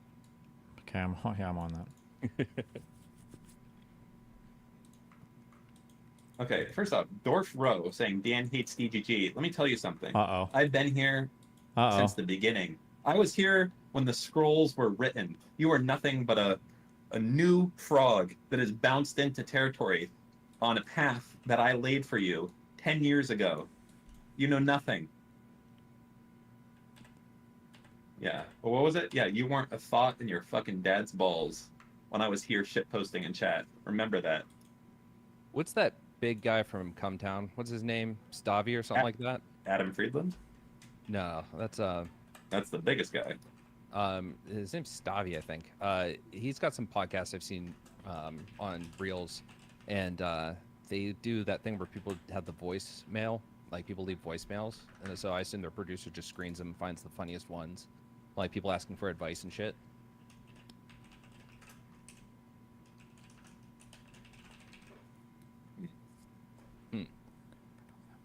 No.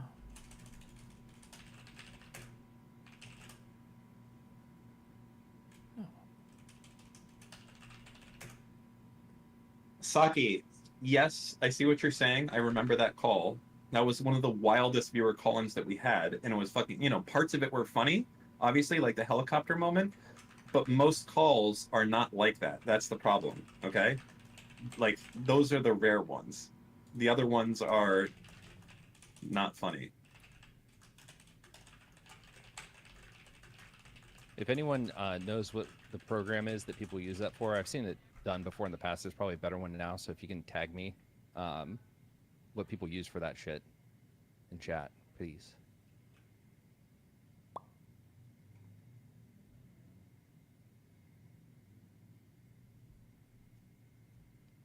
Bring animals on like Conan. Yes, that's what we're gonna do. We have Eve. You can hold Eve while you podcast. Yeah.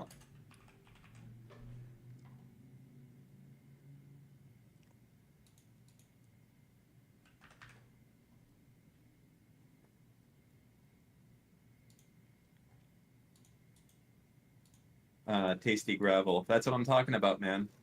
You know? They don't know. They're a bunch of non-knowers. Do a book club? That involves doing work beforehand. Honestly, I think I'm just going to change nothing. I think that it's perfect, and I shouldn't have doubted myself. And August just needs to come up with better lists of shit to talk about. And it'll be fine. And that's it. And that's the end. And there really doesn't need to be any more discussion about anything. It's There you go. already perfect, right? Yeah, true. Yeah. Never doubt yourself. Absolutely true. I'm not doing it now. Not doing what now? Doubting yourself? Yeah, not doubting myself now. Good job. Review Zillow homes. That is, I could do that, but that's like, doesn't Sam Hyde do that with it's like a thing. It's already taken, you know? For what? Reviewing? They like look at homes on Zillow and make fun of them, Oh. I guess.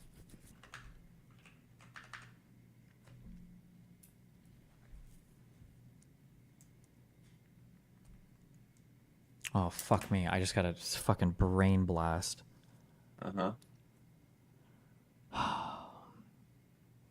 My God.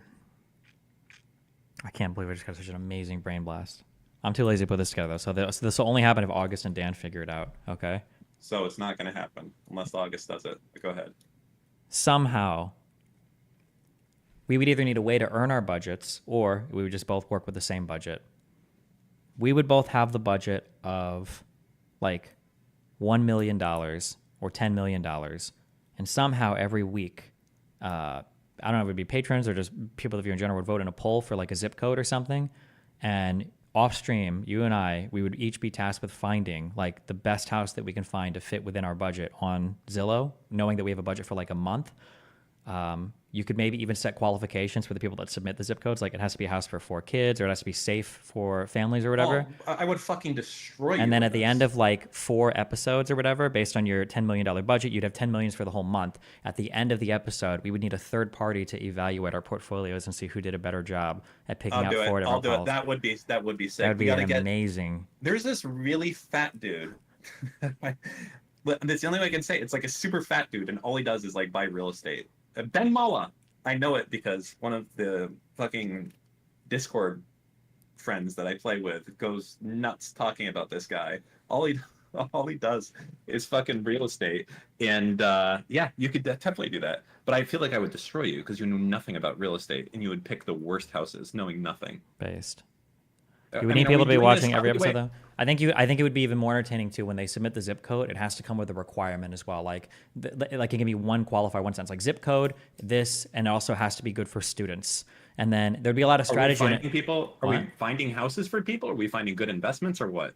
No, just who has the best portfolio that satisfies like the requirements by the end, basically. Oh.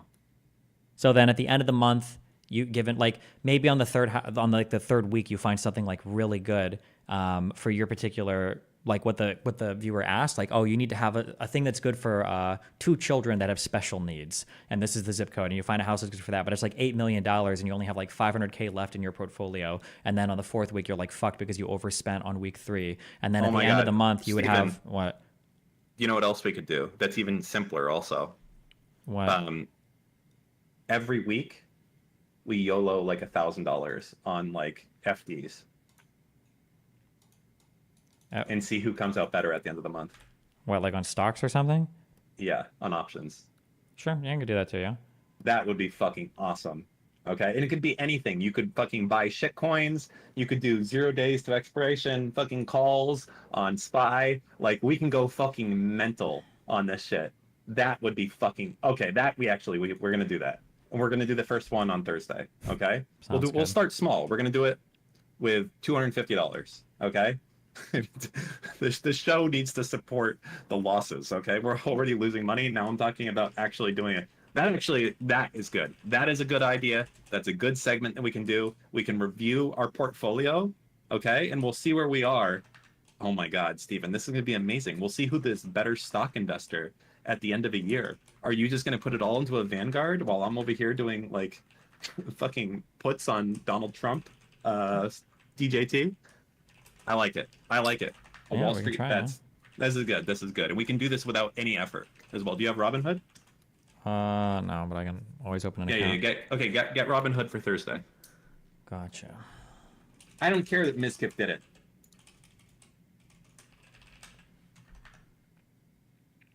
That's not what he did. He gave $50,000 to chat. We're gonna see who's better, me or Steve. Is there a way you can make your portfolios public? I don't know.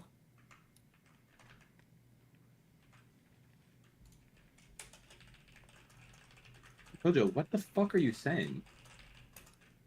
Plop, plop, plop, plop, plop, plop, plop, plop, plop. Pregnant, pregnant, pregnant. Get pregnant. Pregnant, pregnant. How do these people have flares?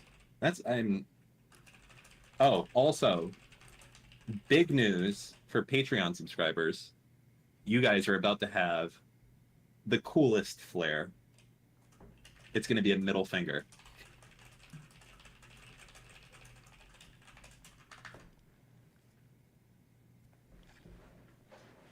Get ready. That's all. If you're a Wait, can you Patreon make sub- the Robinhood things public? It doesn't really matter much, I don't think, but No, because we'll say what our positions are so people can just chart it for us. I already gave it to Cake, so yeah, there'll be the middle finger emote.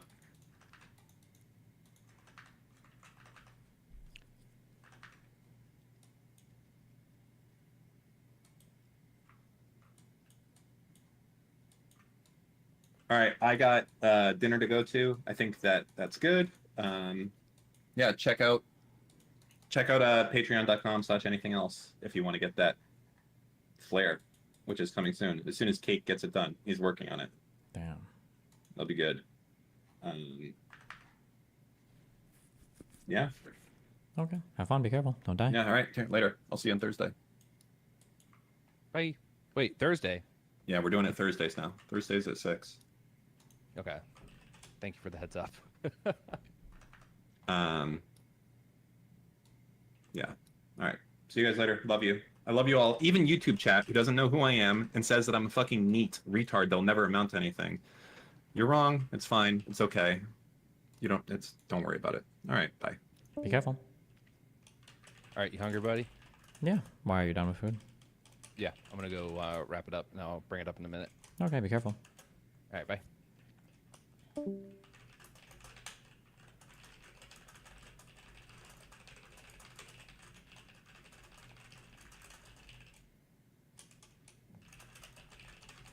Fuck, that Zillow idea is that would be an insane fucking.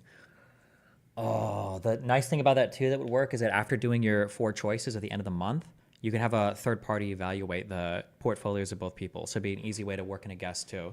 So like, let's say, like I feel like I could probably get like Caleb to come down. Caleb Hammer, I feel like I could. Like imagine he comes in for a guest episode and then he has to evaluate our portfolios at the end of the month. So here's what we were given. We had 4 houses. The first house is, this is supposed to be a house for a family of 4 with a dog. And like one of us like picks whatever, and then you have to choose like, okay, you're on a scale from 1 to 10, how good was this particular choice? And then he'd rate both, and then you'd go through the portfolios by the end. And then we would also have to argue and justify our decisions as well. Fuck, that's a Kino fucking segment. Cable could also judge your stock yellows. Yeah, maybe. The problem with stock yellows is it's just at the end of the day, there's not much to like evaluate. You just look and you see, did it go up or did it go down? Like it's like I feel like it's like a 2-minute segment. Like, okay, I did this. Why'd you do this? Because of this. And then you see like, okay, well it went up or it went down. There's not much like subjectivity there, which I think that's where all the entertaining stuff comes in. Is like the subjective evaluation of the judgment over. Caleb isn't a super real estate guy, right? No, but it's just funny because he does like finances and shit. So it's like it kind of works.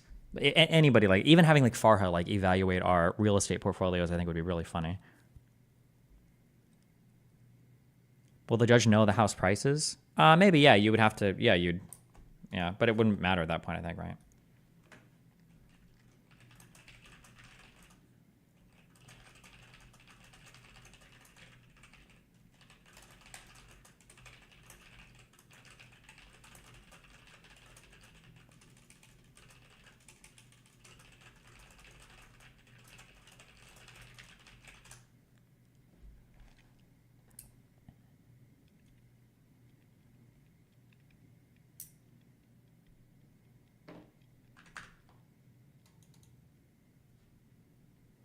Any plans to zest up the Bridges podcast with more ideas like that? No, I think that needs to be, that's more of a serious platform.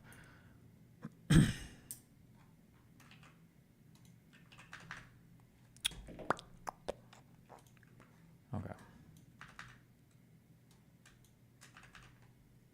Your mic should be louder.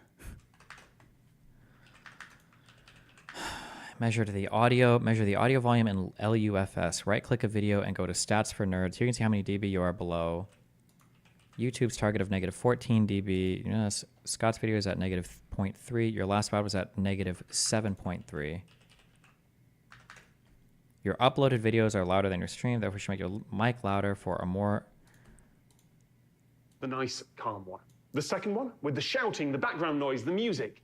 I guess maybe my setup is just more sensitive than literally everybody else's, but like I find on a lot of YouTube videos, so like so if I max the volume out on this YouTube video. If you're measuring volume purely by decibels, then it was lower. But it definitely sounded louder. To explain that, we need to start at the beginning. What does it mean it's just for so something loud to be to loud? me. Your head, it's an experience. But I don't know, maybe my audio setup is just like quieter. I feel like all my volumes are always so far down here. A tree falls in the forest and no one's there to Oh listen. no, I'm probably not this far down. Physicist says there's sound, a Like psychologist maybe like around here. says there isn't. And both of them are correct because they're using the same word to mean different things, which is part of why it takes so long to answer what seems like a simple question. So let's talk about that wave. I don't know. I'm leaving it like this for a while. We'll see if I change it in the future. Okay. Where were we at with our Romanian friend here? You're put into a squad car, right? Mm-hmm. Said yes? Yes. Sheriff Knudsen came over to make sure you were comfortable, right? I saw that in the video, yes. You don't remember talking to Sheriff Knudsen? No. You remember him asking you, well, if you don't remember, you don't remember. We're going to play that video, and then I have some questions for you.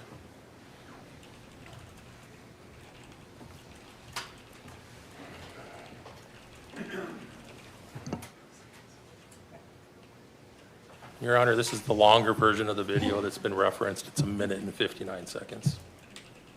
Tell us when you're ready.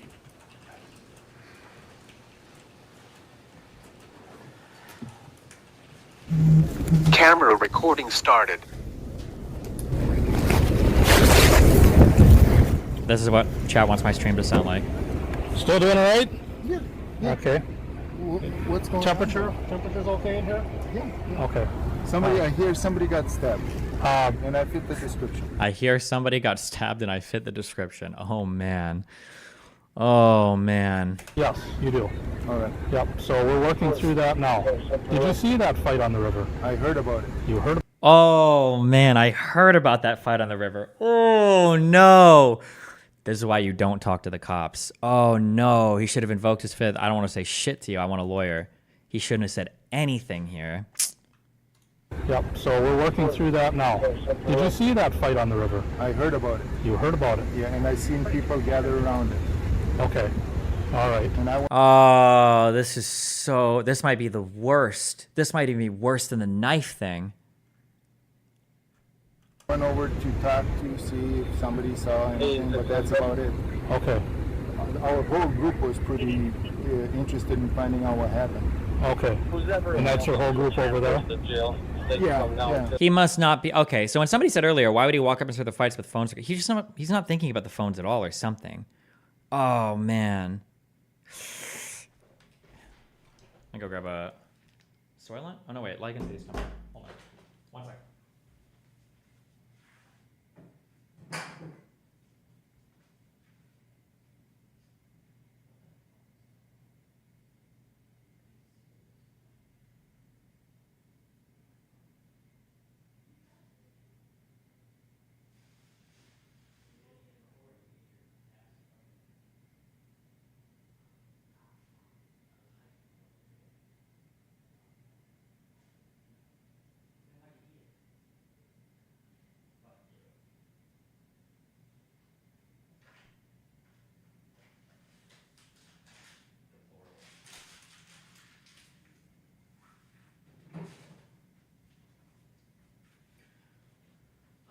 Okay. Anyway. Okay. So I don't know. Okay, well. Did you see anybody injured? No. You didn't see anybody injured? No. Did you see anybody fighting? I heard people screaming at each other, yes. Okay. Oh man, it's like the thing is that like if you truly thought you were defending yourself, you truly thought your life was in danger, this is like it's so much guilty conscious. Oh my god, it's so much guilty conscious here. Screaming in anger or screaming in pain, do you know? Everybody's drunk, so I don't know. I can't tell the difference, but I would say, I don't know, just screaming. Okay. You know, calling each other names, but, that's, I've seen that all day. And we've all been drinking a lot. I'm sure they're drunk. I'm sure they're doing, I don't know, kids being kids. Kids being kids. Where are you? Where's your group from? Where did you drive from today? Oh, I drove from Prior Lake. From Prior Lake. Yeah. Okay. Actually, we didn't drive with we came here alone. What even is the point of lying here? Maybe he thinks that they weren't recording or it's on their phones. He's hoping they weren't recording or something, maybe? I don't know. Your wife and you? Yeah. And you met the group here? Yeah, but we know each other. Okay. All right. As long as the temperature's good, I'll check back with you in a minute, okay? Thank you. Thank you. Do you think he could have possibly just panicked when he tossed it? I think there's an argument to be made that you could panic toss the weapon, but walking over to the other side of the riverbank, possibly cleaning it off and then tossing it it's different. That's so much different. You lied to Sheriff Knudsen, right? I don't remember that conversation. Oh, also, I'm talking a little bit of shit here. I don't know 100%, but like for an affirmative defense, you probably have to take the stand and you've got to say, okay, well, hold on. Now, I know that I'm testifying kind of against myself, but I'm trying to explain why I believe the things I did at the time, what I felt at the time, how I knew that this was like self-defense and I feel for my life. I feel like it's hard to sell to a jury. I feel like it's hard to sell to a jury, or it's harder at least, that you had your understanding of your state of mind and everything going on at this time, but then you forgot everything else that's incriminating. I feel like that's a rough one as well. But yes, You I don't remember that conversation. But yes, in fact, you told him that you heard there was a stabbing, right? I don't remember any of this stuff. You're fishing for information about what happened, right? That White, you can't object to that as like leading or argumentative or anything like that, where he's like inserting like a state of mind for what he's doing. You're allowed to do that? I don't know we should look at the rules of objections or whatever for. Was a stabbing, right? I don't remember any of this stuff. You're fishing for information about what happened, right?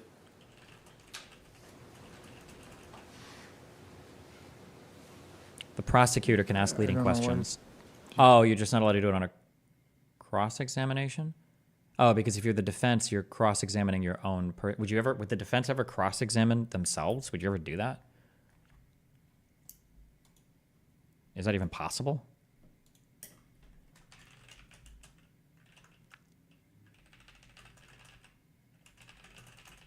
Yes? Okay. All right. You could say I was fishing. I don't know. You asked him some questions. If you're representing yourself like pro se, can you ask yourself questions? If they put you on the stand, and then can you be like, how does that work?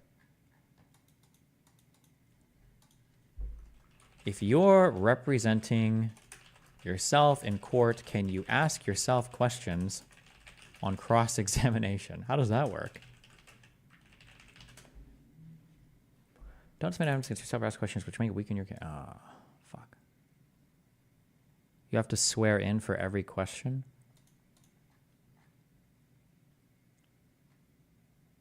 How do I... Oh, the perfect... Here it is. How do I cross-examine myself if I am pro se, but also a witness? Pro se means you're representing yourself without a representation, without a lawyer. When a party is presenting his or her own evidence through friendly witnesses, it's called direct examination. The opposing party then conducts cross-examination of that witness. In other words, your question used the wrong terminology. That's okay with me. Lay people mix this up a lot, and no one should make fun of anyone for not using the right lingo. Damn, he just roasts this guy right out of the gate. Which gets me to the question you intended to ask. Oh, wait, hold on. When a party is presenting his or her own evidence through friendly witnesses, it's called direct examination. The opposing party then conducts cross-examination. If you're the witness against yourself in a case, I don't even know how this works. I don't need a criminal lawyer. I'm not sure. Because you're testifying against yourself, kind of, if you're doing an affirmative defense, right? I don't know.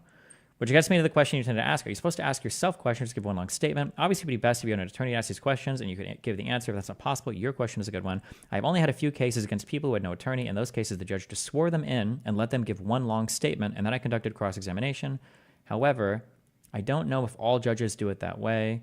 If you have any hearings prior to the trial, you can ask Judge McCullough. Oh, okay, weird. Huh.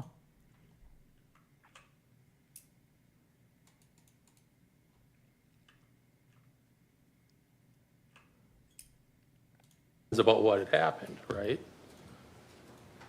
Again, I don't remember this conversation. But you were pretending that you didn't know what happened. Is that true? No. How brutal can these get? Because he just said he didn't remember, but now he's saying he knows that he wasn't lying. Can you have both of those things at the same time? Does he get pressed on this?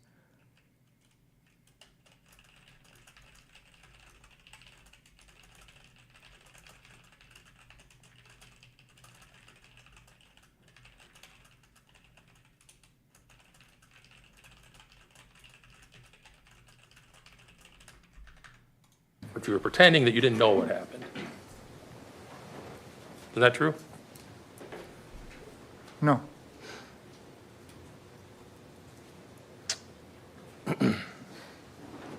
At the point that you were talking to Sheriff Knutson and saying these things, you didn't know there was a video of what happened on the river, did you? I didn't know whether I was dead or alive at that point. But you also didn't know that there was a video, right? No. Oof. When the sheriff asked you what had happened, one of your responses was it was kids being kids, right? Oof. I don't remember any of that Oof. conversation. Points to state of mind at the time, right? Just kids being kids. What about like, I thought it was like lethal situations where you feared for your life, right? You just heard yourself say it on the video, though. So, Objection, no foundation. I'll move on. Prior to being taken to jail, you were transferred from that squad car that you were in to a different squad car, right? Remember that? You remember at some point Deputy Thomason telling you that you were under arrest for homicide and attempted homicide? I don't remember any of that.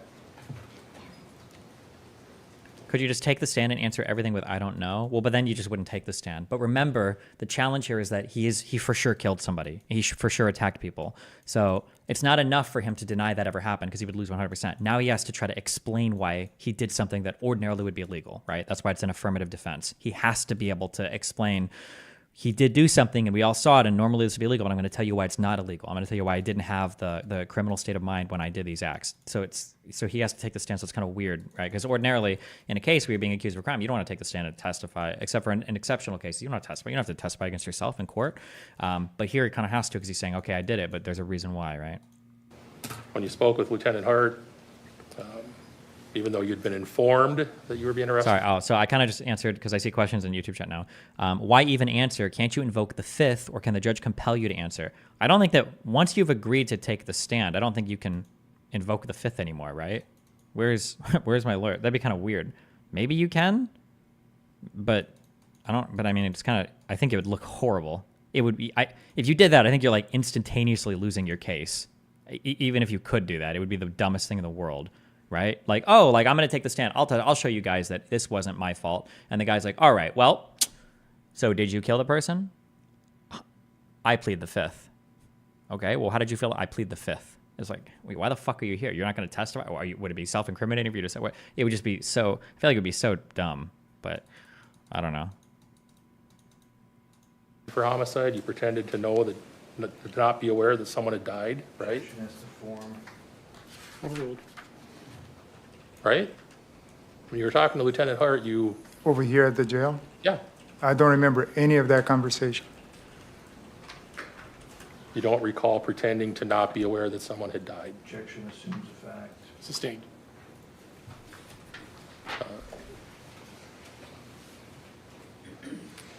When you're talking to Lieutenant Hart, that was about 4... Can you plead the fifth if you agree to testify? Let's check.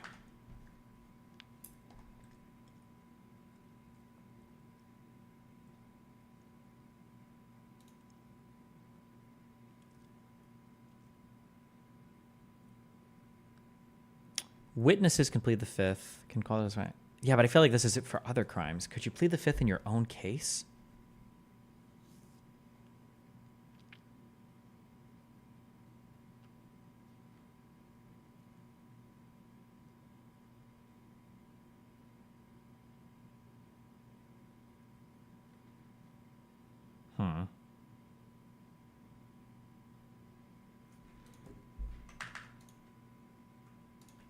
Does YouTube have an answer? Can you plead the fifth when testifying against yourself?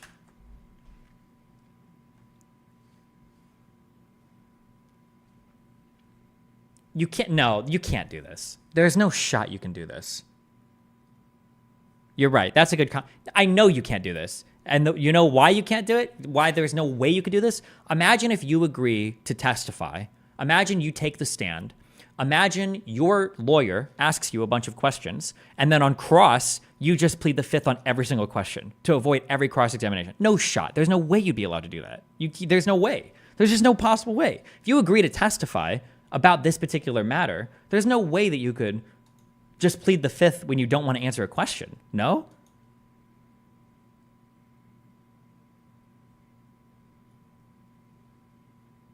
The defense goes second?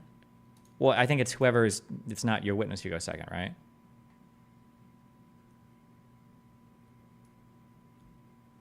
I think if it's within the scope of the question asked, he would have to answer on cross-exam.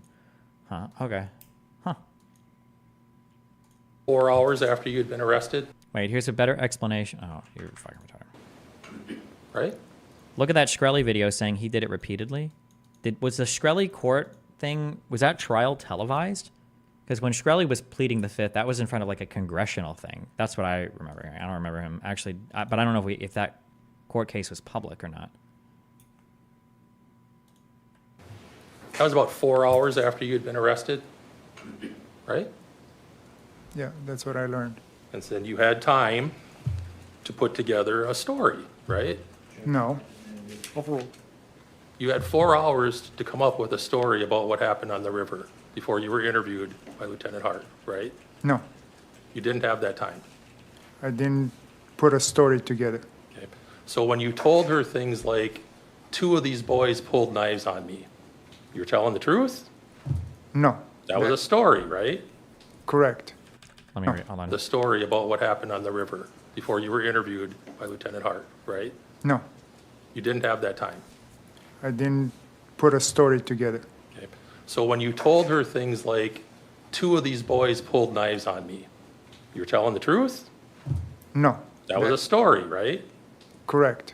And when you said that you somehow managed to grab one of the boys. Damn, wait. So on witnesses, did he tell somebody that boys pulled knives on me and then afterwards tell the cops that he had no idea what happened? Oh, it's like so inconsistent, so bad. Oh my God. Okay. So when you told her things like, 2 of these boys pulled knives on me, you're telling the truth? No. That was a story, right? Correct. And when you said that you somehow managed to grab one of the boys' arms and bend their wrist back and stab them with their own knife, that's a story you made up, right? I told her what I remembered. You remember doing that? No, everything I told her is what I remembered at that time. At the time you told her these things, you thought that you would grab someone's arm and stab them with their own knife? As you can see, I was very confused. Did you not testify earlier that you lied about the knife? That I did. And that nobody else had a knife on the river except for you? That I lied about the knife. So it's impossible then for you to have twisted someone's arm and stabbed them with their own knife, right? I saw the video. No, I'm asking what you said to Lieutenant Hart. I don't remember the interview, but I saw the video. And you're aware.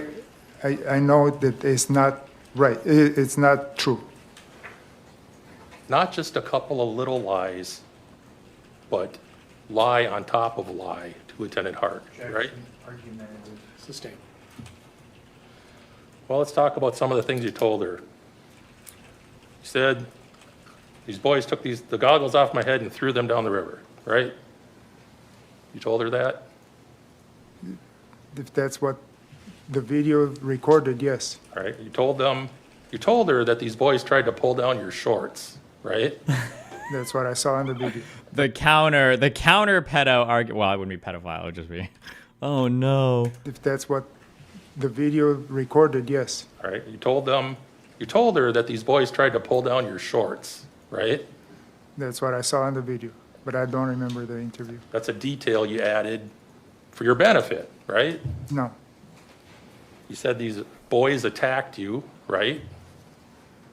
You told her that multiple times, right?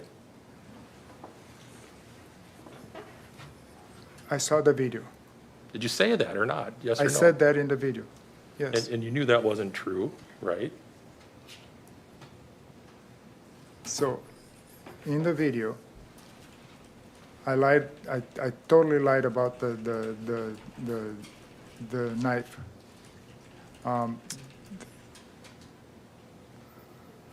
I didn't remember a lot of details. I didn't remember of anything. I don't even remember the interview. I just looking at the video. It's I can look at it like anybody would look at it for the first time. I don't remember any of that. You told Lieutenant Hart that these boys told you, "Don't run away from us." You remember saying that? Oh, wait, hold on. No foundation. Overruled. Oh, overruled. Oh.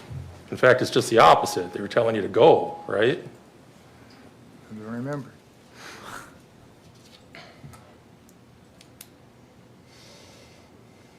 You told her that a second boy had a knife, attacked you with the knife, and you took that from him, right?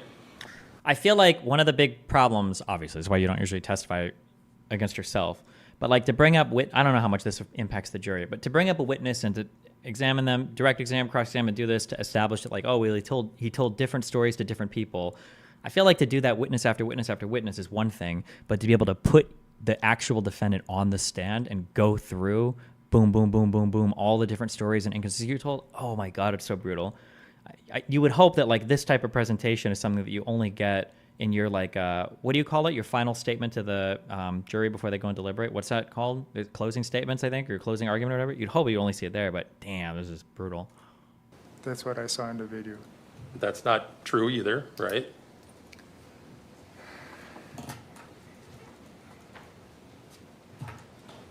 Right? That's not true. Feels like they didn't prep him at all. I mean, you can't like rehearse or super prep a witness, but also the problem is that like you have strategy. Really, again, it's like a debate. You've got your facts and you've got your rhetorical maneuvering, but this guy fucked up legitimately, really hard in a lot of ways. There's only so much you can do. Like he's on video stabbing like 6 people, bro, in a fucking river. Like, and then he deliberately tosses the weapon afterwards and tells 6 different stories to 12 different people and is on camera and he's like this is almost impossible. This is like an impossibly, like, you're so fucked. You're so fucked. Videos, multiple witnesses, dead person, murder weapon, like you're fucked like 5 ways of Sunday. You're completely fucked here.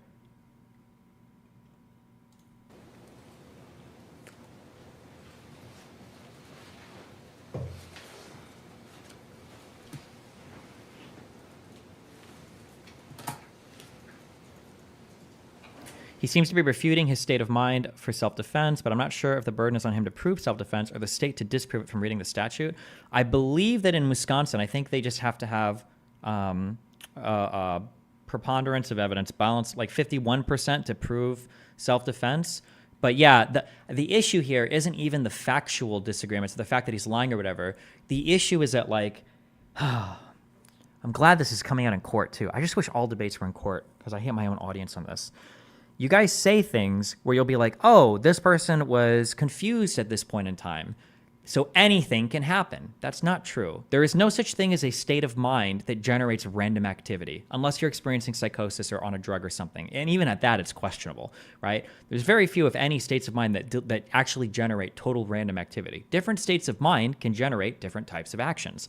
And he's trying to sell the point, like, again, it's like when I was arguing on the Daisy shit with ABBA or whatever. Like, I can understand we can say that the girl's like this, but this state of mind can't explain both actions. You have to have a consistent story here. The same state of mind doesn't generate both actions. Mine does, right? That's the argument that I at least would go on. The problem is here, if he felt like he was in fear of his life, and he did, Jesus, fuck. If he felt like he was in fear of his life and he didn't know what was going on, and he just had no idea of anything, he was forgetting everything, then sure, that's fine. Like, you can do that story. But then why are you walking around telling different things to different people that are all in your favor, right? That seems very intentional. When you're telling people stories, and that's why the guy's asking, that's why the attorney said, that helps you, doesn't it? That helps your story, doesn't it? When you said the boy pulled your pants down, right? When you said the boys had the knives, that helps your story. Because you can say like, oh, well, he was confused and scared and in self-defense, but why is it that every single mistake he's made has erred in his favor? It seems less likely at that point that we're feeling really distraught and we're generating things from a distraught, scared mind. Seems like we're actually intentionally trying to cover up a crime or cover up something that we knew was wrong. We knew at this point that we did something incredibly morally abhorrent. That's why we hid the knife at the other end of the river. We didn't just drop it. That's why we told the cops we heard something happened, but we don't know what it was. We even tried to guess what it was, knowing that we already knew the answer. That's why we told different stories to different people. That's why we put our hat and our glasses on afterwards. All of these facts don't demonstrate a state of mind of a man who was genuinely fearful for his life and was just like kind of rattled after the event. It seemed like a guy who was more intentionally active and then after the event knew that he did something wrong and was trying to cover his tracks. That's what it seems like, given all these stories afterwards. And then again, you're putting him on the stand and now you can go through lie after lie after lie after lie after lie. It's not like here's a jury in an hour and then here's another jury for 2, or here's a witness for an hour, here's another witness for an hour and a direct and cross. It's just the defendant, boom, boom, boom, boom, boom, boom, boom. And it's, yeah. When I put this out again, I'm not trying to make the argument that like, oh, it's because the attorney is like such a good mindfuck debater and he's fucking this guy over. It's because his story is probably bullshit. And to sell this type of lie here on the stand when so much witness testimony has been entered and so much contradictory information that you've done is already out there on the record, like you're fucked at this point.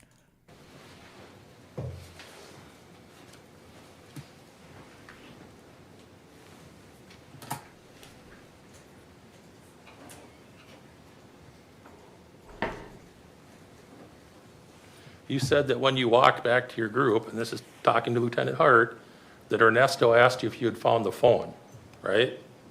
You remember saying that to her? I don't remember any of that conversation I had with her. Yeah, that wasn't true either, right? If this is all part of that interview, I don't remember anything, so. That's what we're talking about. We're talking Right. about the interview with Lieutenant Hart. Then I don't remember the interview. Okay, I still get to ask you questions about Sure. it. You were specifically asked, did you have a knife? Right? Do you remember being asked that? I don't remember that, but I know I was. Your answer to Lieutenant Hart was no, no, absolutely no, right? Oh no! Which? Really? Was that in this video? I haven't watched this one yet. Does it 56? Are they referring to this interview?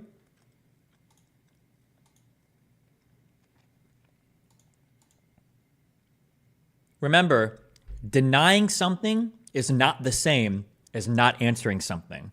In our layman sense, it might feel the same. If you're, if a mom asks you, did you do your homework? And you don't answer, it's kind of the same as saying like, no, I didn't. That might be true in a layman sense, but in court, like answers and everything are, ooh, him not saying shit here would have been so much better for him than that answer. Oh my God. Okay, sorry, hold on. Did he say that in this? I don't even know if this is the one that comes from. Absolutely.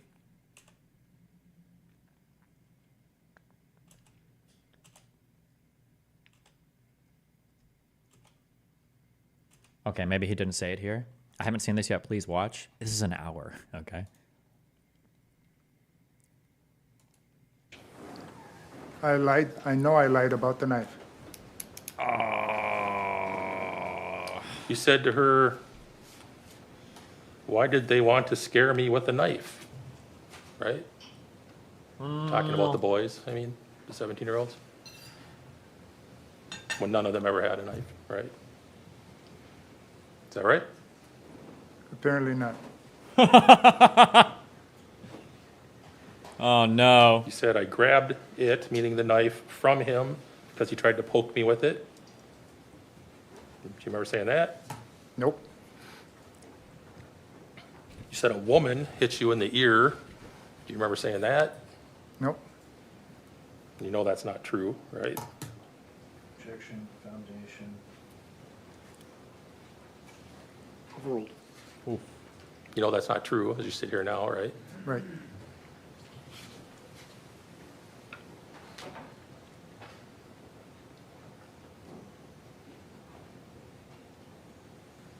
You told the police and Lieutenant Hart, I think, that you thought it was two different groups of people fighting against each other, right?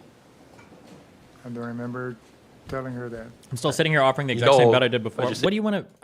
It's a jury trial. Anything can happen. What?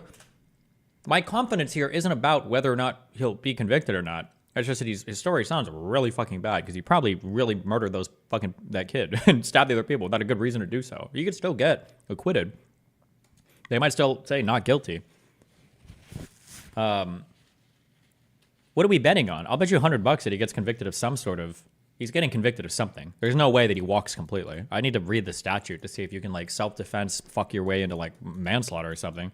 But if my understanding of the statutes is correct, it's probably at least second-degree murder. That'd be my guess based on what I've seen so far. But maybe they've got like. But can't you have? Isn't there another charge for like voluntary manslaughter? I don't know the difference between voluntary manslaughter and like second-degree murder.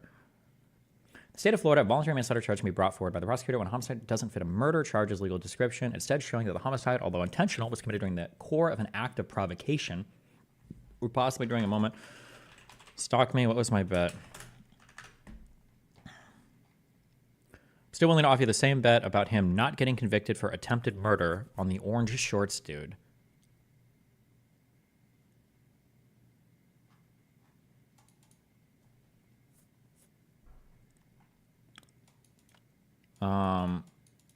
Man, I mean, like, I want to take it. I just have to go through and look at all the. Was the orange short guy the one that you put the knife in and stabbed and slashed up or whatever?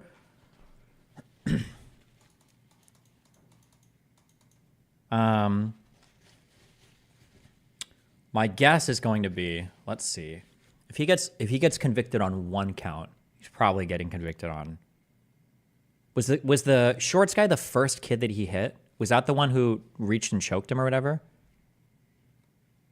Or reached and put his hands on his neck, I should say. That might be the only one he walks on. Maybe.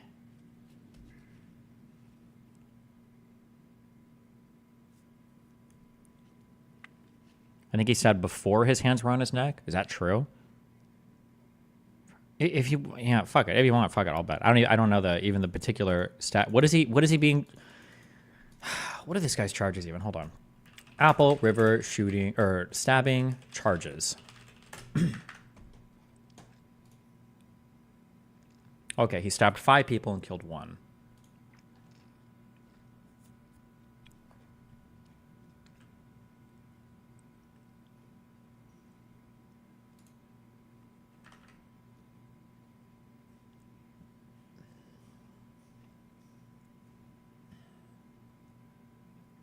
Homicide, attempted homicide, and battery charges. Okay. Attempted homicide, Wisconsin.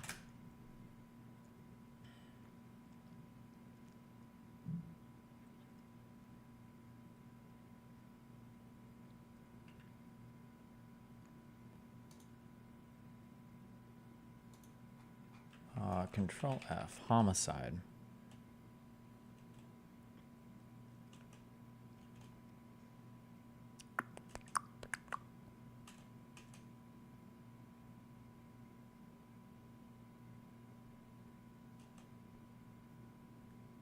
There is no crime of attempted homicide by reckless conduct. Oh, fine. I'll bet. Yeah, sure. We can do $100. 1-to-1. Knock yourself out.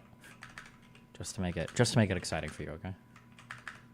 Consider today that is completely made up, right?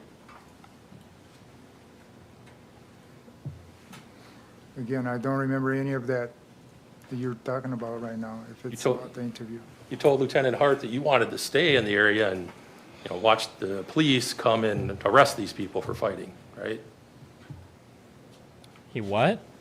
Arrest these people. Remember any of that you're talking about right now, if it's about the interview. You told Lieutenant Hart that you wanted to stay in the area and, you know, watch the police come and arrest these people for fighting, right?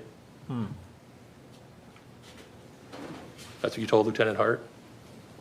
That's what's in the transcript, yes. When you were told that a person had died, your response was, is it because they fought each other? Oh, no. The only thing I remember is in my mind. Okay, what is this? The only thing I remember is in my mind is, if I'm a child molester, should you be drinking? The only thing I remember is in my mind is, if I'm a child molester, should you? The only thing I remember is in my mind is, if I'm a child molester, should you be drinking? What? How did he remember that? What? Okay. Yeah, whatever. Okay. Maybe we'll watch this later. I don't know. That's what you told her, right? That's how you responded? If it's in the transcript. But I don't remember. You never told Lieutenant Hart that you punched or pushed or did anything to Maddie Cohen, right? You left that part out? Is that what it's in there? Asking if you ever told her that. I don't remember.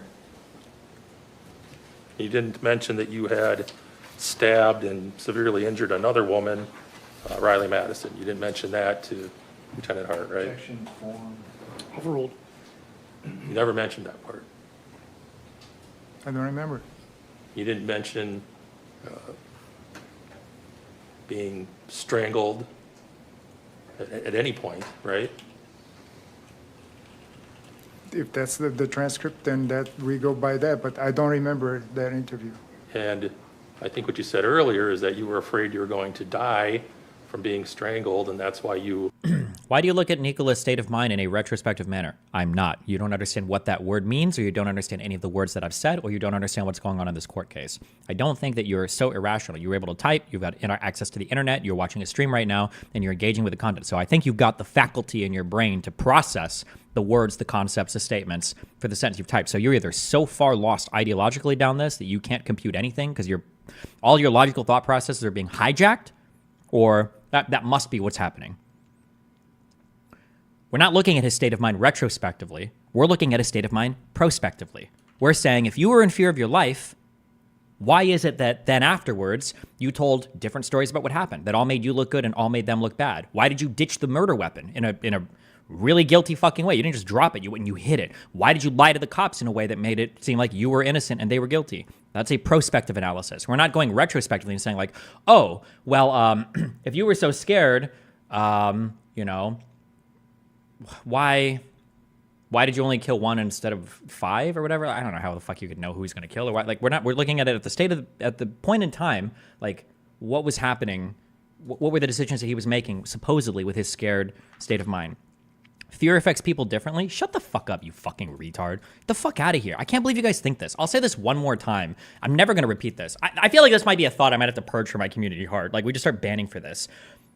You cannot say a certain state of mind causes you to exhibit chaotic or random, truly random behavior. There's no such thing as a state of mind that causes human randomness. That's not true. Different states of mind make you more preclusive to doing certain types of things, but not random things. That's not how minds work. If you're scared, let's say somebody says, holy shit, I was so scared I was barely even thinking. And it's like, oh, okay, what did you do when you were so scared that you weren't even thinking? Well, I placed a phone call to the police officers. I was very quiet, and I hid around the corner, and I crouched just like I remember seeing in a YouTube video a year or two ago about how to survive a bank shooting. I used Morse code to signal to the teller about this or that particular thing. I remember that it was 12 o'clock, so I had to take my medication. I went ahead and I popped that real quick, and blah, blah, blah. Like, you can, and I go, hold on. This doesn't seem like you're incredibly scared or whatever. It seems like you're pretty calm and collected. You can't go, excuse me, scared people can do a lot of different things, sir. No, you fucking retard. That's not true. The fact that you're giving a state of mind to explain some actions means that you're giving a state of mind that makes you more likely to do other actions rather than actions you ordinarily do. So no, saying somebody's scared doesn't mean anything is possible. You fucking moron. Clear is that you were afraid you were going to die from being strangled, and that's why you stabbed Isaac Schumann in the heart, right? That was your testimony earlier? Didn't you say that today, this afternoon, here in court? Yes. That's not anything you mentioned to any police officer. Wait, what did I mention? Right, that was your testimony. Destiny is giving the state of mind of a rational person, not someone who's in a state of fear. His actions were the actions of a rational actor. Do you understand that? Do you understand that nothing he's done is irrational? After the altercation, he walked to the other side of the river and he ditched the murder weapon. Then he walked back to his friends and he sat in the inner tube. Then he put on a hat and glasses so that he didn't look like he matched the description of the cops. Then he told his friends, oh, I don't know what happened. These guys tried to pull my pants down, or these kids had a knife. Then when he was asked by the cops, he said, it wasn't my weapon. I didn't have it at all. Then when they asked him what happened, he said, oh, I don't know. I heard somebody got stabbed. Then when they said things that were going on, he was like, oh, did the two boys stab each other when they were fighting? None of these actions are random. Every single one of these actions serves to bolster the claim that he wasn't involved whatsoever. None of these actions are the actions of a fearful person. All of these actions can be explained by the state of mind of, I did a big oopsies and I'm trying really hard to get away from it. Every single one of those actions can be explained by that state of mind. Every single one.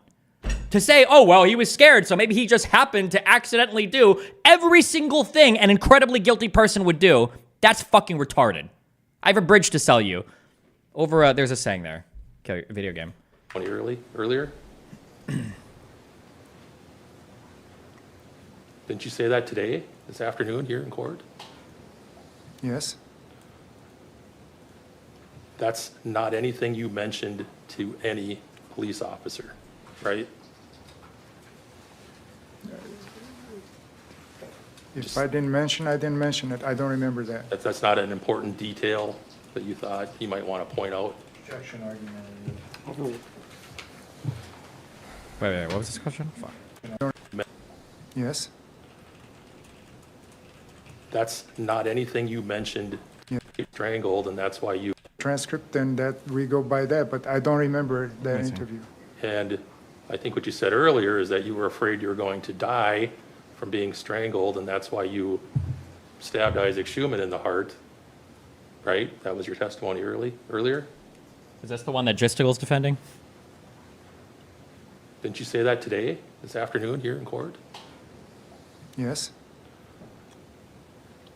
That's not anything you mentioned to any police officer, right? Oh, yeah. If I didn't mention, I didn't mention it. I don't remember that. That's not an important detail that you This thought guy's you might fucked. want to point out. Objection argument. Everything is every detail is important. We all know that. But I don't remember saying any of those things to Lieutenant Hart. Because you didn't say them, right? That's why you don't remember. Is what? You didn't say those things to her. That's why you don't remember, correct? I don't remember what I said or what I didn't say to her. I don't remember even having an interview with her. So you can't remember anything about what you told her, but when Mr. Nelson's asking you questions, you can remember all these feelings you had at the time. Yep. Is that true? This is the contradictory. Thank you. At least this guy knows. Fuck you, fucking retards. He's pointing out, like, how do you have such crystal clear recollection of some feelings, and in other things you don't remember a single thing about the event at all? That's not possible. That's not fear. That's not trauma. That's not whatever delusional shit you fucking losers are thinking of. That's a person who's lying and obfuscating some facts and being crystal clear on other things that he's invented to try to save himself because he knows he did a big boo-boo. Nelson's asking you questions, you can remember all these feelings you had at the time. Is that true? Overruled. Do you remember answering his questions about how you were feeling that day? The feelings I had when I was attacked? And when you were meeting with the Lieutenant Hart? Objection, that's. Can we approach? Yes. Listen, we gotta kill this interview, okay? This is some bullshit. He's Romanian, sir. What do you expect? Eastern European? We barely consider these guys Westerners, okay? You're doing this to my client? You're brutalizing this guy up here. Give him a goddamn break. Objection sustained. Please rephrase the question. Oh, he did it. He's like, okay. We'll let you slide on the Eastern European objection. You testified today a lot about remembering what you were feeling that day, right? When Mr. Nelson was questioning you, right? Mm-hmm. Is that a yes? Yes. But when you're asked other details that might not be so useful, you don't remember them, right? Yep. Certain feelings and certain, they stick to you forever. When They they're affect you. critical to your defense, those stick to you, right? Sustained. You were examined by the jail nurse, the SART nurse, several hours after the incident, right? Yes. You never mentioned to her that you'd been strangled, right? Didn't mention to her a lot, not because I intentionally didn't want to do it. I didn't remember. I was still in shock. You didn't mention anything about your throat hurting. I don't remember what I mentioned to her. I understand. You never, at any point, told anybody, other than today, that you had a sore throat or your throat was sore from after this incident, right? Can you? I'm not trying to be a coomer here, okay? I swear to God. I feel like people bruise pretty easily. Like if it truly was this teenage boy trying to grab this guy and strangle him, I feel like that absolutely would be leaving marks on the person's neck, if not nail marks from not getting a good grip and scratching. But if an adult male is like trying to strangle you, like genuinely trying to, even with like 50% effort, I feel like that's absolutely going to leave marks. This guy didn't have a single bruise or anything when he was being examined later on. Not a single bruise.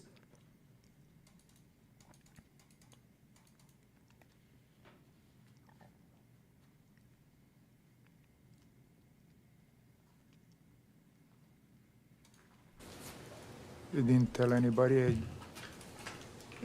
At any point during the day after you were arrested, when you're interviewed with people, when the jail or the SART nurse is talking to you, you never once said, oh, my throat is sore because Isaac Schumann strangled me, right? I don't remember what I told those guys either. Like I said, I don't remember lots of the interaction I had with anybody here at the jail. But today, almost 2 years later, you remember that the next day your throat hurt. Yes, That's because what you testified earlier. Yeah. And my back. You can still have- remember that detail, but not the other details? Yeah, my back still hurts right now. The SART nurse specifically asked you, when she was doing the exam, where are you hurt? And you pointed out some things to her, right? I may have. Yeah, but you never once said, I had been strangled, I have an injury to my throat hurts, nothing like that. Objection, asked and answered. Overruled. I don't remember. When she asked you what hurt, you said your butt hurt from the rocks. That was your response to the nurse. Do you think his lawyers advised him to take this to trial? Yeah, what do you mean? Of course. What, are you just going to plead guilty to 1 count first or second degree murder? I don't know what they charged him with. I don't know what the highest thing they charged him with. Yeah, of course you're going to go to trial with this. You're not going to plead just guilty on some shit. It's like, does Wisconsin have the death penalty?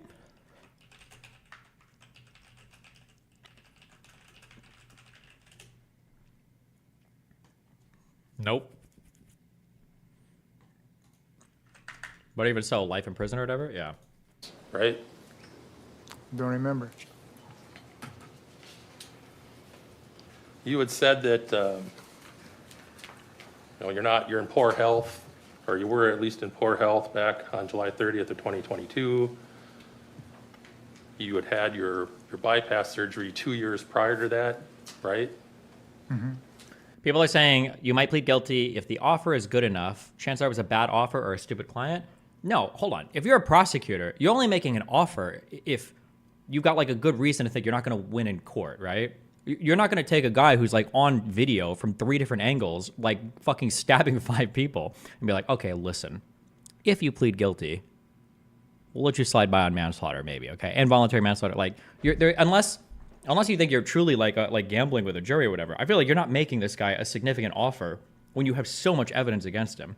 Also, to save time, I feel like maybe, yeah, save time or whatever. I feel like that could apply to some types of crimes, but you've got 5 teams stabbed and 1 is dead with at least 2 different points of video on the circumstances. No shot. No fucking shot. Are you, as a prosecutor, be like, okay, you can plead this down to some lesser shit? No shot. You're going for the guillotine on this one. No? Like, why would you ever... why would you ever let him plead down on this? Is that a yes? Yes. And typically people that have medical procedures like that are given restrictions on what they can do in their activities, right? Yeah. And you apparently weren't restricted from... You don't have to plead it down, but just reduce jail time? What are you reducing jail time on, bro? Even like, unless they run every sentence concurrently and he gets like the what is the minimum sentence on first degree homicide or whatever in Wisconsin? What's your minimums on this? There's no shot. 5 attempted murders? Like, even if you plead favorably for this guy's spending the rest of his life in jail, I feel like there's no way. I could be wrong, by the way. Someone has to link the sentencing. Like, maybe you can get really favorable sentencing on stuff like this, but it's a high profile case. You've got lots of evidence on your side. The defendant is fucked in every way because of all the statements he's made. I don't know why you would ever let this guy plead down anything that's not going to get you fucking murdered as a prosecutor. You're going to have your whole fucking state trying to kill you. I feel like, I could be wrong. Maybe this works on things that in ways that I'm not aware of, but oh, I'm sorry. It's only for attempt murder because 1 was a success. Right? Yeah.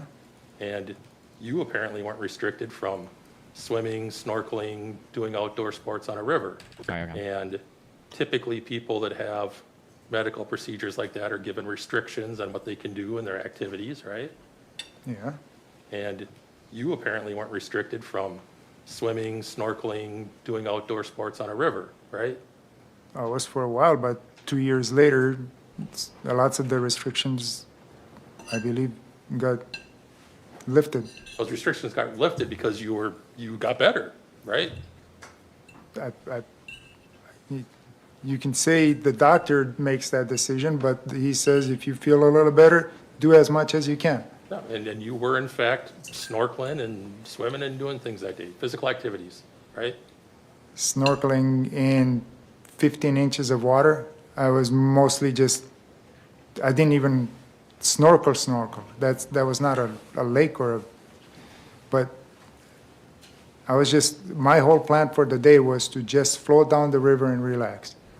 You're able to run, at least you were back on July 30th of 2022, right? Run? You were able to run at that time, right? You weren't restricted from running. I mean, You didn't have a medical restriction to keep you from running, right?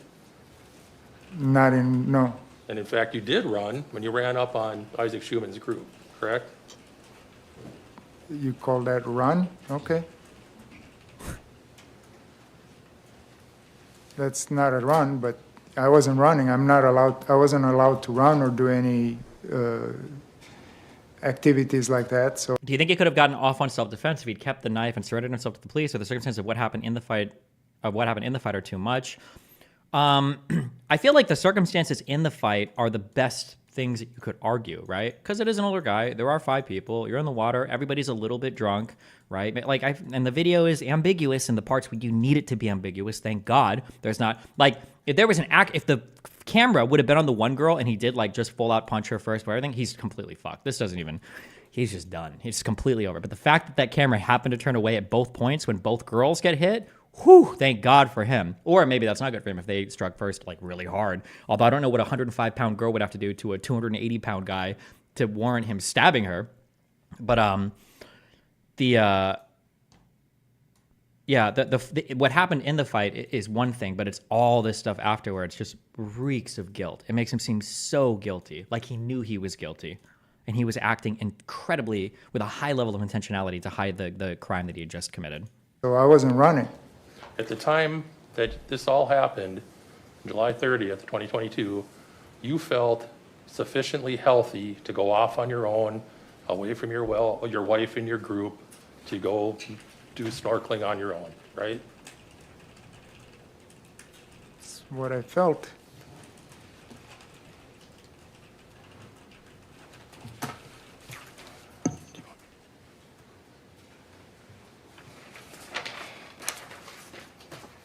Your Honor, I just want to check my notes. I think I'm almost done.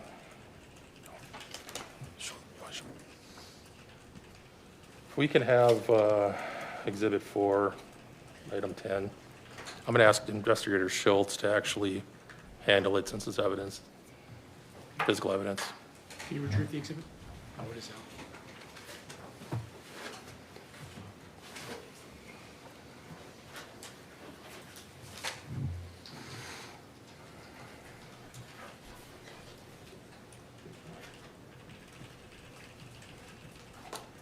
If investigator can approach the witness, Your Honor. Yes.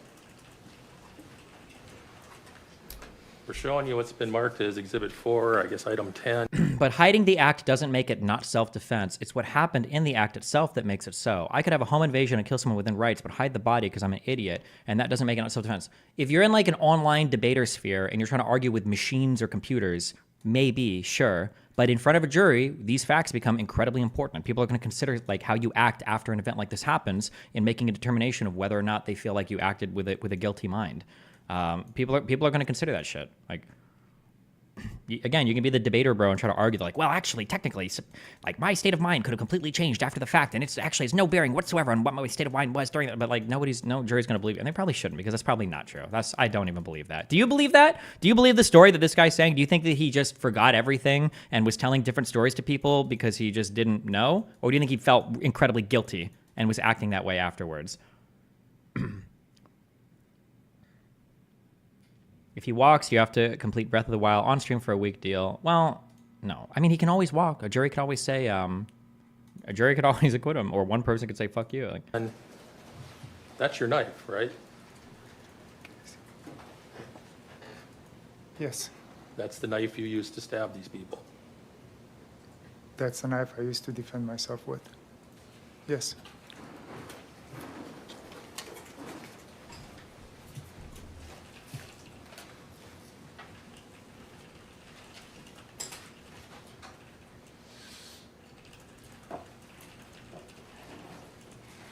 take the deal, pussy. I tell Justical, I'll do it. $100, sure. I asked you earlier about when you stabbed Dante Carlson.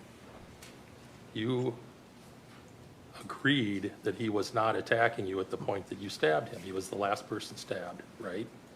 He attacked me. Earlier, But when you stabbed him, Tony Carlson had already broke up the fight, right? You said you agreed to that earlier. At that time, everybody that came in contact with me attacked me. Anybody who looked at you? The girls? Did he stab one girl or two girls? I think it was just the one girl, right? Did she attack him? No, anybody that came in contact with me, I felt attacked. So would a better defense for him be to just admit that he was feeling guilty and lied?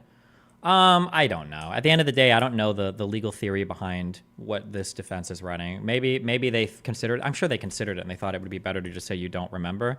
Although I don't think you can tell your client to say you don't remember. My guess is you're saying things like, listen, if you don't recall 100% accurately what happened, like it's okay for you to say that you don't that'd be my guess. I don't think you can tell your client, just say you don't remember. But again, I'm sure that they're thinking in terms of legal theory, like, listen, just be honest, say that, like, yeah, if you felt guilty afterwards, so you tossed the knife, you know, you're an immigrant, you didn't know what was going to happen, and everything felt like, but, like, I mean, that's kind of a gamble, right? If you're running that defense, you're basically saying, like, yeah, I felt like I fucked up, I did feel guilty, that's why I did these things, so, I don't know, that's a lot. I don't know how many times, I don't do criminal law, I don't fucking know. You felt attacked whether you're being physically attacked or not, right? I was in the moment, so I felt attacked by anybody that had either previously attacked me or was approaching to attack me. So you felt like you could stab folks who were not attacking you at the moment that you stabbed them. Objection. Sustained. Sustained. You walked up. I was being pushed to the floor, then being assaulted to the head, not grounds for self-defense, because most people just wouldn't consider an 18-year-old boy slapping you in the face grounds to stab him and disembowel him. Most human beings in the United States of America wouldn't consider that to be an appropriate response, especially if you're kind of put yourself in the situation and you're kind of like instigating and you're standing there staring them all down and you pull the knife at him. Most American citizens, most people in the world wouldn't consider like an 18-year-old boy smacking you in the face or slapping you in the face as grounds to disembowel that 18-year-old boy. But you might. You wouldn't, though. You wouldn't if this was another case. You wouldn't if all the boys were white and this guy was black. Or you wouldn't if if the circumstances were different. Nah, you wouldn't feel the same at all. But up to Dante Carlson and stabbed him in the belly, right? I did not walk up to Dante Carlson and stab him in the belly. I don't have any other questions, Your Honor. Mr. Nelson? Jimmy, if you would ask some questions about your fitness on July 30th. if you attack someone holding a knife, what are the chances you're getting stabbed? Nobody, my understanding from all the video I've seen, nobody attacked this guy knowing that he had a knife. I'm pretty sure as soon as people saw that he had a knife, everybody pieced the fuck out. Nobody knew he had a knife when they were fighting with him. Ask you some questions about that, okay? Just maybe we can get it done in one question. Did you feel fit enough to take on 13 teenagers and adults in a fight by yourself without a weapon? I didn't, no. You were asked some questions about. Is this direct examination out? Is his own attorney back up here? What happened with each of these people, right? And you were shown some Okay. stills. Mm-hmm. Were you in court when, do you know how many frames are in per second of these videos? I learned they're like 24, 25. So one frame is a 24th of a second, is that right? Correct. When you were in that, let me play the video. I'm going to play Exhibit 2.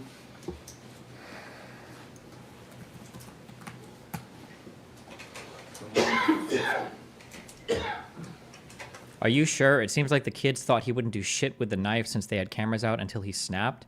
I don't know what to say. I'm sorry. If you believe that, you're just lost. I don't know what to say. Sorry. But also, maybe I'm lost. I don't know. I feel like I'm lost. This one and then the Daisy one have been mind fucking me really hard in my audience. So I'm not sure if I need to take a 2-week break or some shit. where people are sincerely arguing like, just you don't know that she actually did any sex work. Maybe she's just from a really wealthy family and speaks super broken English and does these weird modeling contests that nobody's ever heard of and like takes pictures outside. You're just sexist. Like, I don't know. Maybe my mind is super fucked. I don't know. I'm not sure. I can't tell. I don't know. Maybe I'm like too far on some shit because my intuition has pushed me really strongly in both these directions. But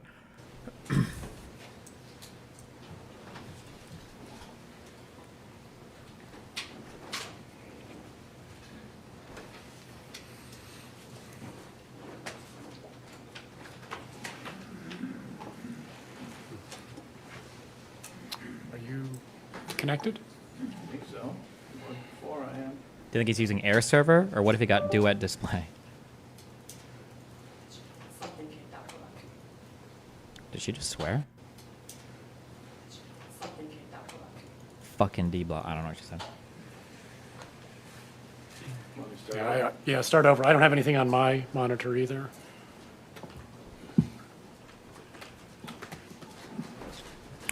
Sorry, I asked a legitimate question. Okay, sorry. Are you sure? It seems like the kids thought he wouldn't do shit with a knife since they had cameras out. No, I think that if a bunch of these kids were standing around, I don't think anybody genuinely thought that this shit was going to be a real fight. That's why even though he got hit twice, I think, 2 or 3 times, maybe twice, even though that happened, is that Forsen? Even though that happened, there wasn't like a single fucking mark basically on this guy's body because none of these kids were like actually fighting. They were just like screaming and shouting, being rowdy and dumb or whatever.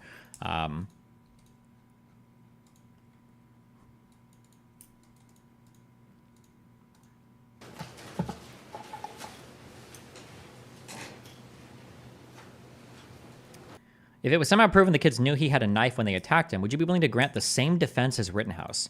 Nothing about this case is like Rittenhouse. You need to erase that from your brain. It's like comparing every single foreign intervention to Iraq or Afghanistan. Nothing about this case is like Rittenhouse. I'm not even going to answer your question. It's a stupid fucking question. Nothing about this case is like Rittenhouse. Every single self-defense case is not like Rittenhouse.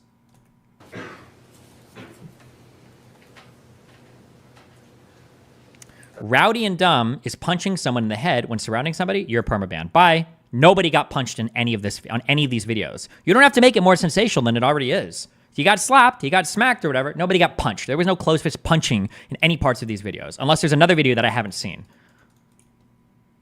That's not the screen I'm looking at, Judge. I apologize. My screen looks like that. Screen is this with the library. That was my. That's my home screen, but.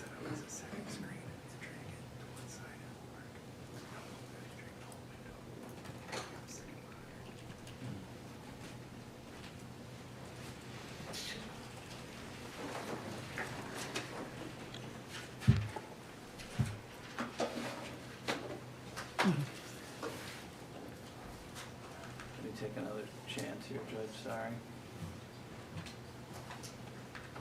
Sensational. Said they were disemboweled.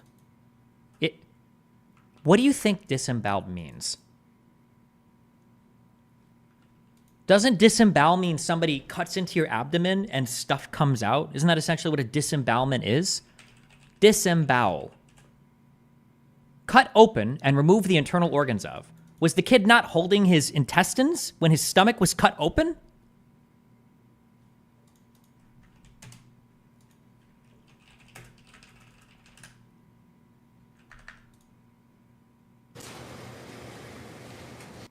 We're just gonna go scroll from 20.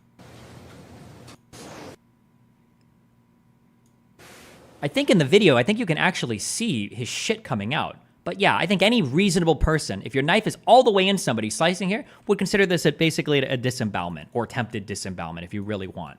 Yeah, what do you mean sensationalized?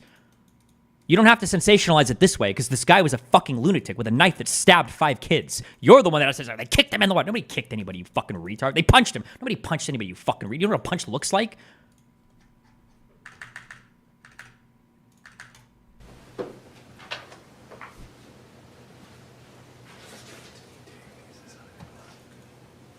Google punch then?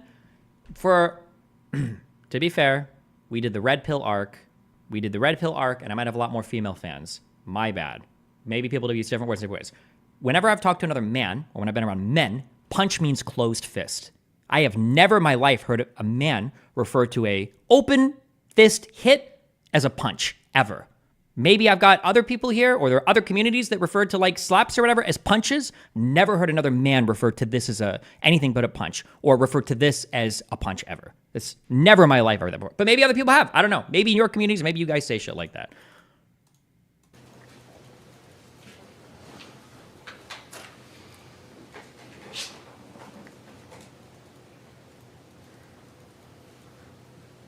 Why are you watching this case in particular? I don't know. I think this is a really boring fucking case. This seems like a pretty open and shut case of fucking attempt murder or murder. Like, this guy fucked up really hard, like really obviously in so many different, it's not even interesting. It's not even like, even the Rittenhouse one I thought was a little boring, except for some deliberation on whether some pixels were him brandishing a firearm before the thing happened. Even Rittenhouse is kind of boring. That's why that's why I got so fucked early on when I was doing that stupid sponsorship in Sweden, and somebody asked me, I was like, oh, it just looks like an open shut case of like self-defense. I don't see what's even controversial about this fucking case.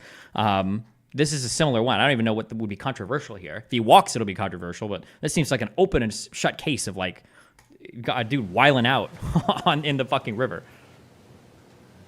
I could see what it looks like for a second. Did you see the live stream poll? Yeah, 55% of people watching this stream said he's not guilty, so. Okay. Can you reconsider watching the video of the attack? Bro, we watched this video like 5 times. We went through more than that, and we did pixel by pixel.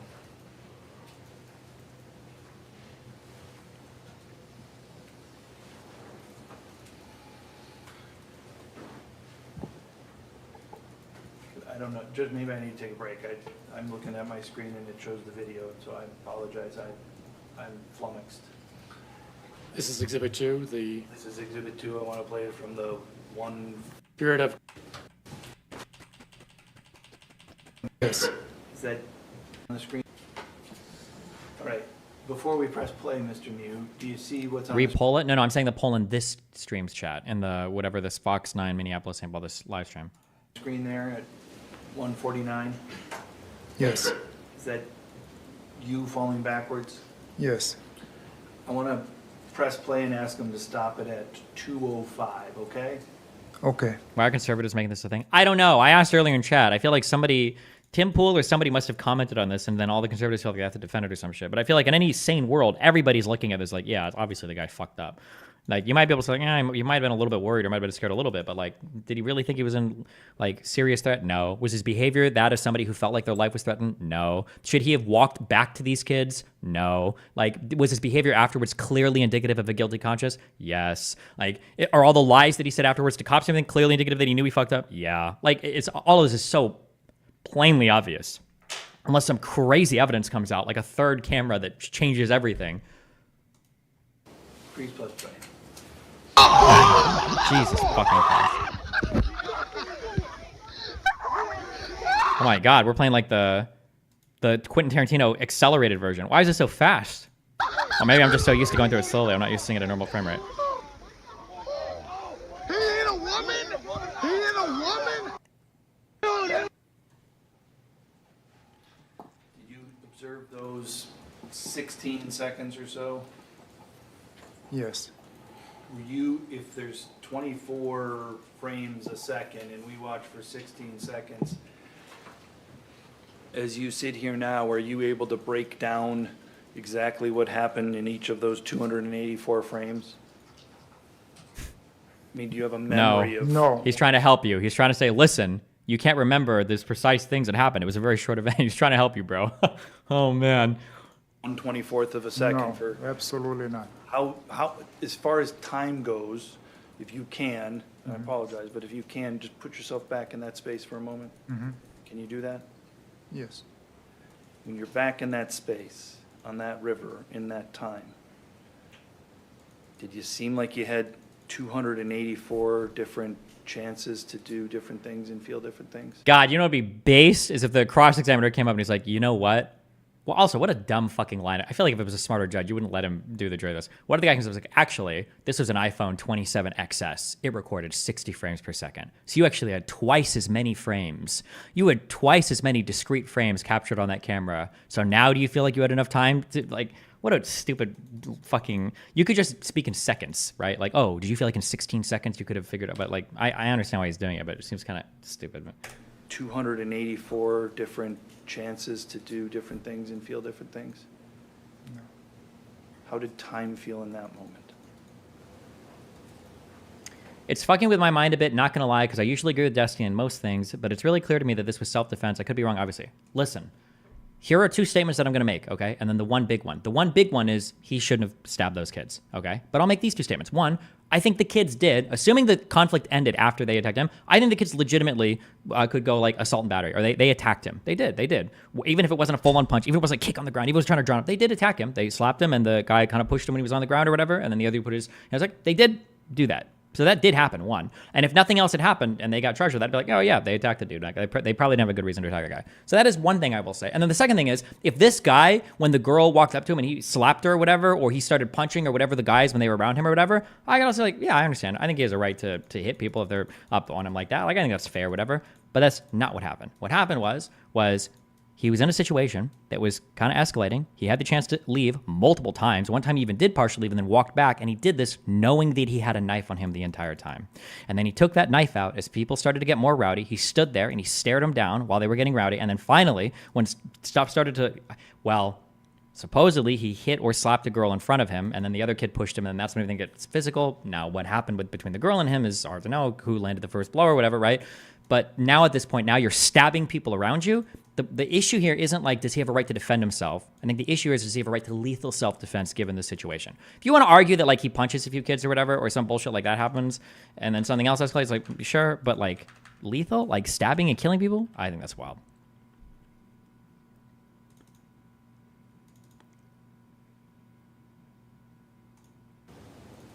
It was not real. Everything was not real. Time wasn't following the same rules. Can't they say he didn't mean to kill anyone? You'd have to ask a lawyer, dude, but I'm pretty sure that there are certain types of weapons that if you fight with them, it always counts as attempted murder because of the type of weapon that it is. There's always an attempted murder behind it. So if you have if you fire a gun at somebody and you just shoot their leg, I don't think you can get anything charged less than like attempted murder or something. I don't think you can shoot somebody or stab somebody or someplace. I think, so anytime I'm wrong, I might be wrong on that, but I think that depending on the weapon you use, I think you're almost always getting charged with attempted murder. No, that's not true because you can get assault with a deadly weapon, right? Hold on, let me check. Assault with a deadly weapon versus attempted murder. Let me see, actually, I'm not sure. The main difference between the two charges is the intent to kill. Attempted murder requires specific intent to kill, while assault with a deadly weapon only requires intent to cause fear or harm, not necessarily. While assault means you might not, you don't even have to technically hit the person. Let's see what they say here. Attempted murder is defined as the intentional and premeditated attempt to kill someone, but the attempt falls short of actually causing death. The prosecution must prove that the defendant had the specific intent to kill and took a direct step towards committing the crime. On the other hand, assault with a deadly weapon is defined as the intentional use of a deadly weapon or instrument to cause fear or harm to another person. The prosecution must prove that the defendant intended to use the weapon to cause harm or fear and that the weapon was deadly. The main difference between the two charges is the intent to kill. Attempted murder requires specific intent to kill, while assault with a deadly weapon only requires intent to cause fear or harm, not necessarily to kill. I feel like there are certain ways that you can use a weapon, though, to where it's always... Like, if you shoot someone in the chest, are you ever getting assault with a deadly weapon? Or if you, like, stab somebody in the stomach, are you ever getting assault with a deadly weapon?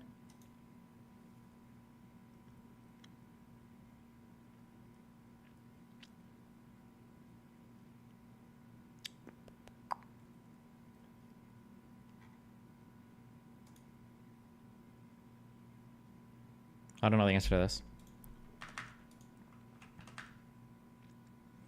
There was an angry mob attacking him, and he was strangled in the water. You're perma-banned, Dante. See ya.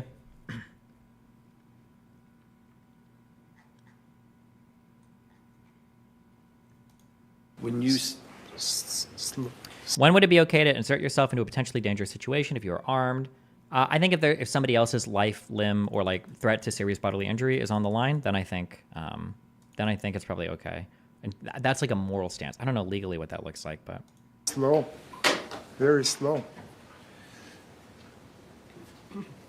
When you said you didn't have a memory of... Wait, hold on. We know that self-defense of others is one sometimes, and in the Rittenhouse case he also did. That is not true. That was never a part of the Rittenhouse case. That Kyle inserted himself between two other people fighting, or was inserting himself into a situation to protect somebody. No, that is, I don't remember any part of that. I think we watched that entire trial. I don't ever remember that being part of the defense there.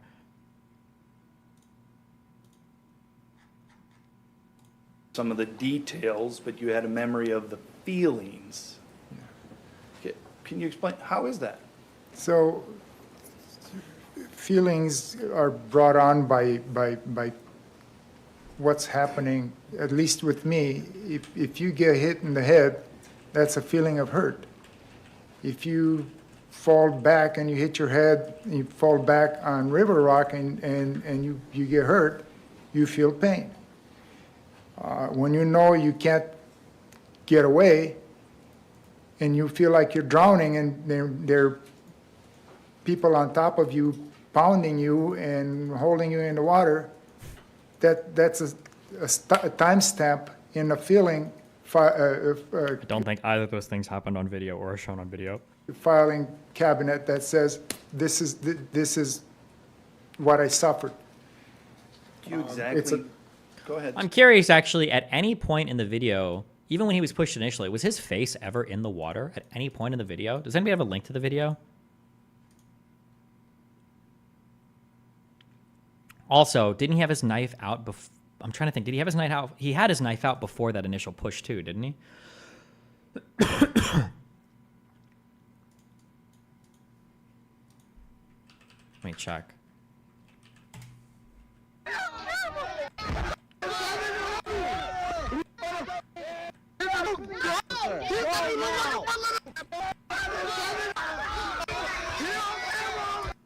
Does he have it out here? I need to remember the timeline for this shit.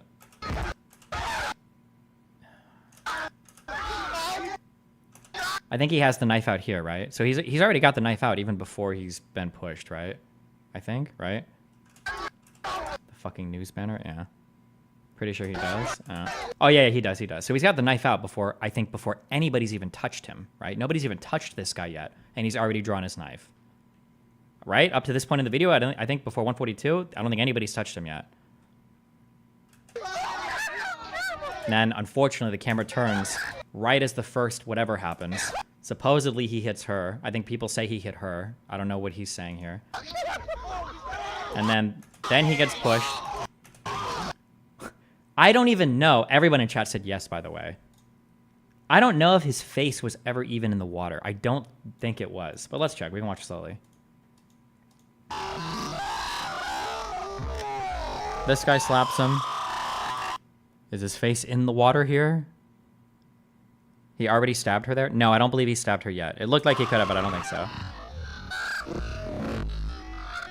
This kid kind of pushes him. This frame looks really bad, but we did the play-by-play on this. But it's not anything what it looks like. It looks like it looks like on this frame that he's like drowning him, but the guy's face is like 3 feet away from the water at this point. It looks like these frames look like, oh, they're drowning him, but he's not anywhere near the way. He's almost on his knees at this point. You can see it as he starts to get up in the, like here. Like he's fully on his knees at this point.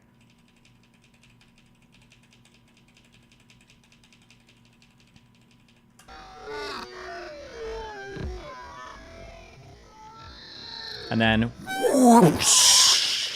we got this. Now he claims at this point that he was just falling.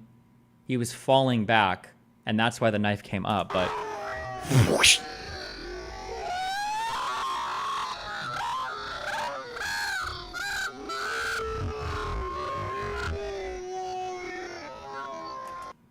Ooh, hold on. Oh, the camera is so clutch and so not clutch at different points. I'm reaching a little here. Is he doing one of these here? You think?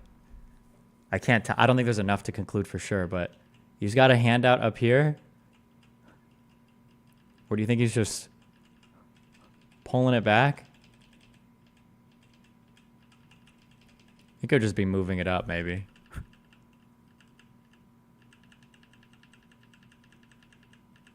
He stands up. Still doesn't seem like he's making any effort to leave or extricate himself, right? If he does genuinely fear for his life, he's not like And then I think one of the girls comes up and does something, and then he pokes her. Sends her away. Later. Still, this guy's not even attacking him. He just like puts his hands on him. He's like, bro, like, oh, true. I thought he did attack him, but he's not. He's like, bro, just leave.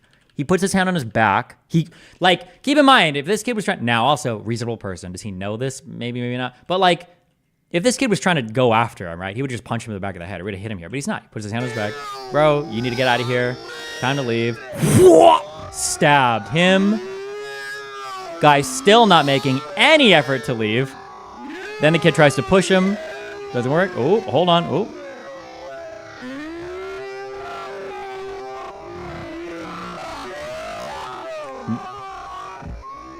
Still not making any effort to run away. Feared for his life, by the way. Fearing for his life right now. Fearing for his life here as he stands and stares down the 5 young men with the rippling muscles and the nubile young bodies, the virile young men, the young chads in front of him.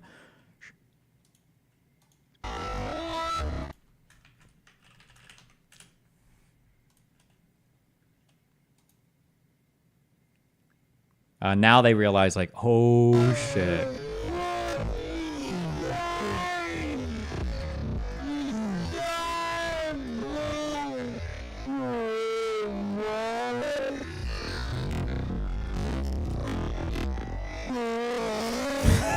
Bro, get my name in the video. I want to go viral. Everybody's losing their minds at this point.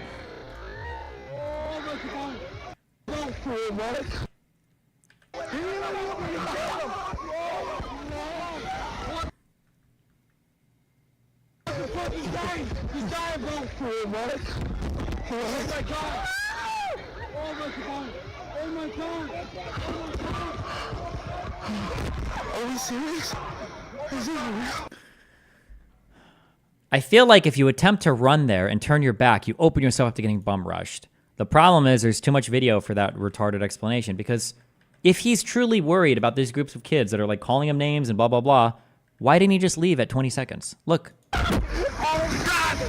So he's coming forward here, and I don't know if he steps on pointy rocks. He falls forward and he touches the kid. I'm assuming he's tripping here, and then he drops his things. I don't know if he accidentally grabs his leg or his foot or something there, but he drops his things. What are you talking about? What the hell are you talking about? Get away from us. What? What's going on with y'all homie? He's on camera. Tripping. He's on 4K. Yo, the new iPhone got that good quality. I don't know what he says here. What do you say?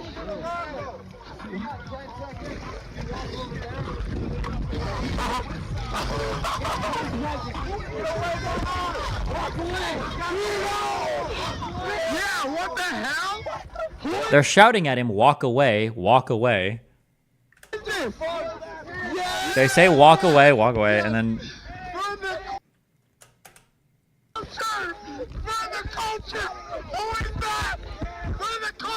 Now he's walking over here to talk to this lady. Is she part of his party? I think she might be part of another group. Who the hell is this? He said he was looking for little girl. He said he was looking for little girl. You're looking for little girl? Comes back, stares at the guys. Then he has the opportunity to leave right now. He's completely... They've already called him a pedophile. This is where Jessica's like, he's surrounded with no escape. Like, he could just walked away. But he's not. He talks to this lady for a little bit. He's thinking about what he wants to do. Oh, reaches into his pocket here.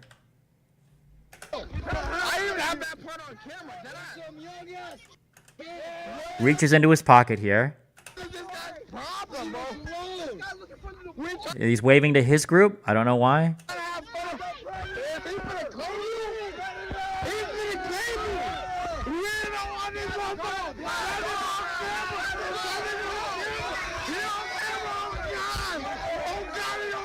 They're shouting and being retarded. They are shouting at him and being retarded. But, like, nobody's keeping him from walking away. Nobody's touched him at this point. The kid does have a camera in his face. It's fucking annoying. All the kids are shouting. It's fucking annoying. But, again, he can still walk away. He's already got his knife out. Already has his knife out, and nobody's touched him yet. He already has his knife out, and nobody's touched him yet. And he's had multiple opportunities to just continue walking away, and he doesn't. But instead, he walks back, he pulls his knife out amongst a bunch of 18 to 22-year-old fucking kids that are shouting and screaming or whatever, right? Is that when he pulls the knife? He's already got his knife out. He's already had it out. I think he's had it out for like 10 seconds at this point. He's got his knife out. He turns around. He's staring him down. Now the girl is in his face. I don't know what for. He's got his knife in stabby stab position. The two girls are chatting. I don't know what the fuck is going on here. He looks around still, not making any attempt to leave. Now, something happens here where witnesses say he hit the girl. I don't know if he did or didn't. I can't say 100%, but multiple people say at this point, apparently, he hit the girl. And then once he hits the girl, a couple boys come forward. I think 3. They shove him away from the girl. One smacks him. So he's on the ground here. He kind of gets up. This kid like tries to push him, but he's like not even close enough to do anything. Nobody's kicked him while he's down. It's not multiple people beating on him. Nobody's punched him. Nobody's punched or kicked him in his face. He did get slapped once in the face or forehead or whatever. He did get slapped. And then this kid kind of pushed him here. He's already got his knife out, okay? Already had the ability to do multiple times. Now he stands up. Whoom! Disembowel. Whoom! Up through the stomach. This kid is... They've got him. Now... stands up. Kids, these guys, the kids aren't even like all engaged. Like people keep saying like a mob attacking him, a mob attacking him. Nobody here even realized what just happened. Nobody here even knows. Not a single person here even saw the fucking knife. And he had this kid from here all the way up here. Like Asian kid over here is like, what? But like, they're like, this guy, look, he's not even looking at the guy on the ground. Look at this, his toned young stomach, his fresh abs. He's wearing a belt on his pants in the river. My God. But they're not even looking at this guy here. It looks like they're mainly talking to themselves, or maybe he's looking at his friend that just fell over. Like, he stands up, knife is out. Like, is anybody even dealing with him right now? Is anybody even looking at him at all? It doesn't look like it. I don't think anybody's even looking at him, except then the girl behind him comes up to talk, and then he turns around, pokes her, she gets stabbed, and now I think he thinks that he punched her. Seems like this guy's like, bro, shit is getting a little wild. Can you leave? He's got his hand on his back. Turns out, boom, stabs that guy twice, or tries to twice. Still, no effort to retreat. No attempt to get away. No mob of people attacking and kicking him and punching his face. None of this is happening. Then I think at around here, or maybe a few seconds before, they realize he has a knife. And now they're like, oh, shit.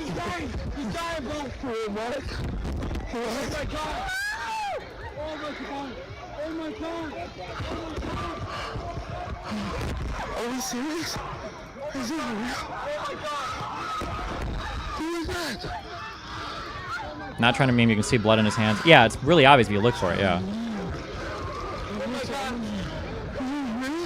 And then after this situation, he walks to the other end of the river. He dumps his knife after wiping it off with his hand. He dumps the knife. He comes back to his friends. He hops in his inner tube, puts on his sunglasses and his hat, starts asking people, "Did you see what happened? Anything going on? Damn, that was wild." Cops come to him.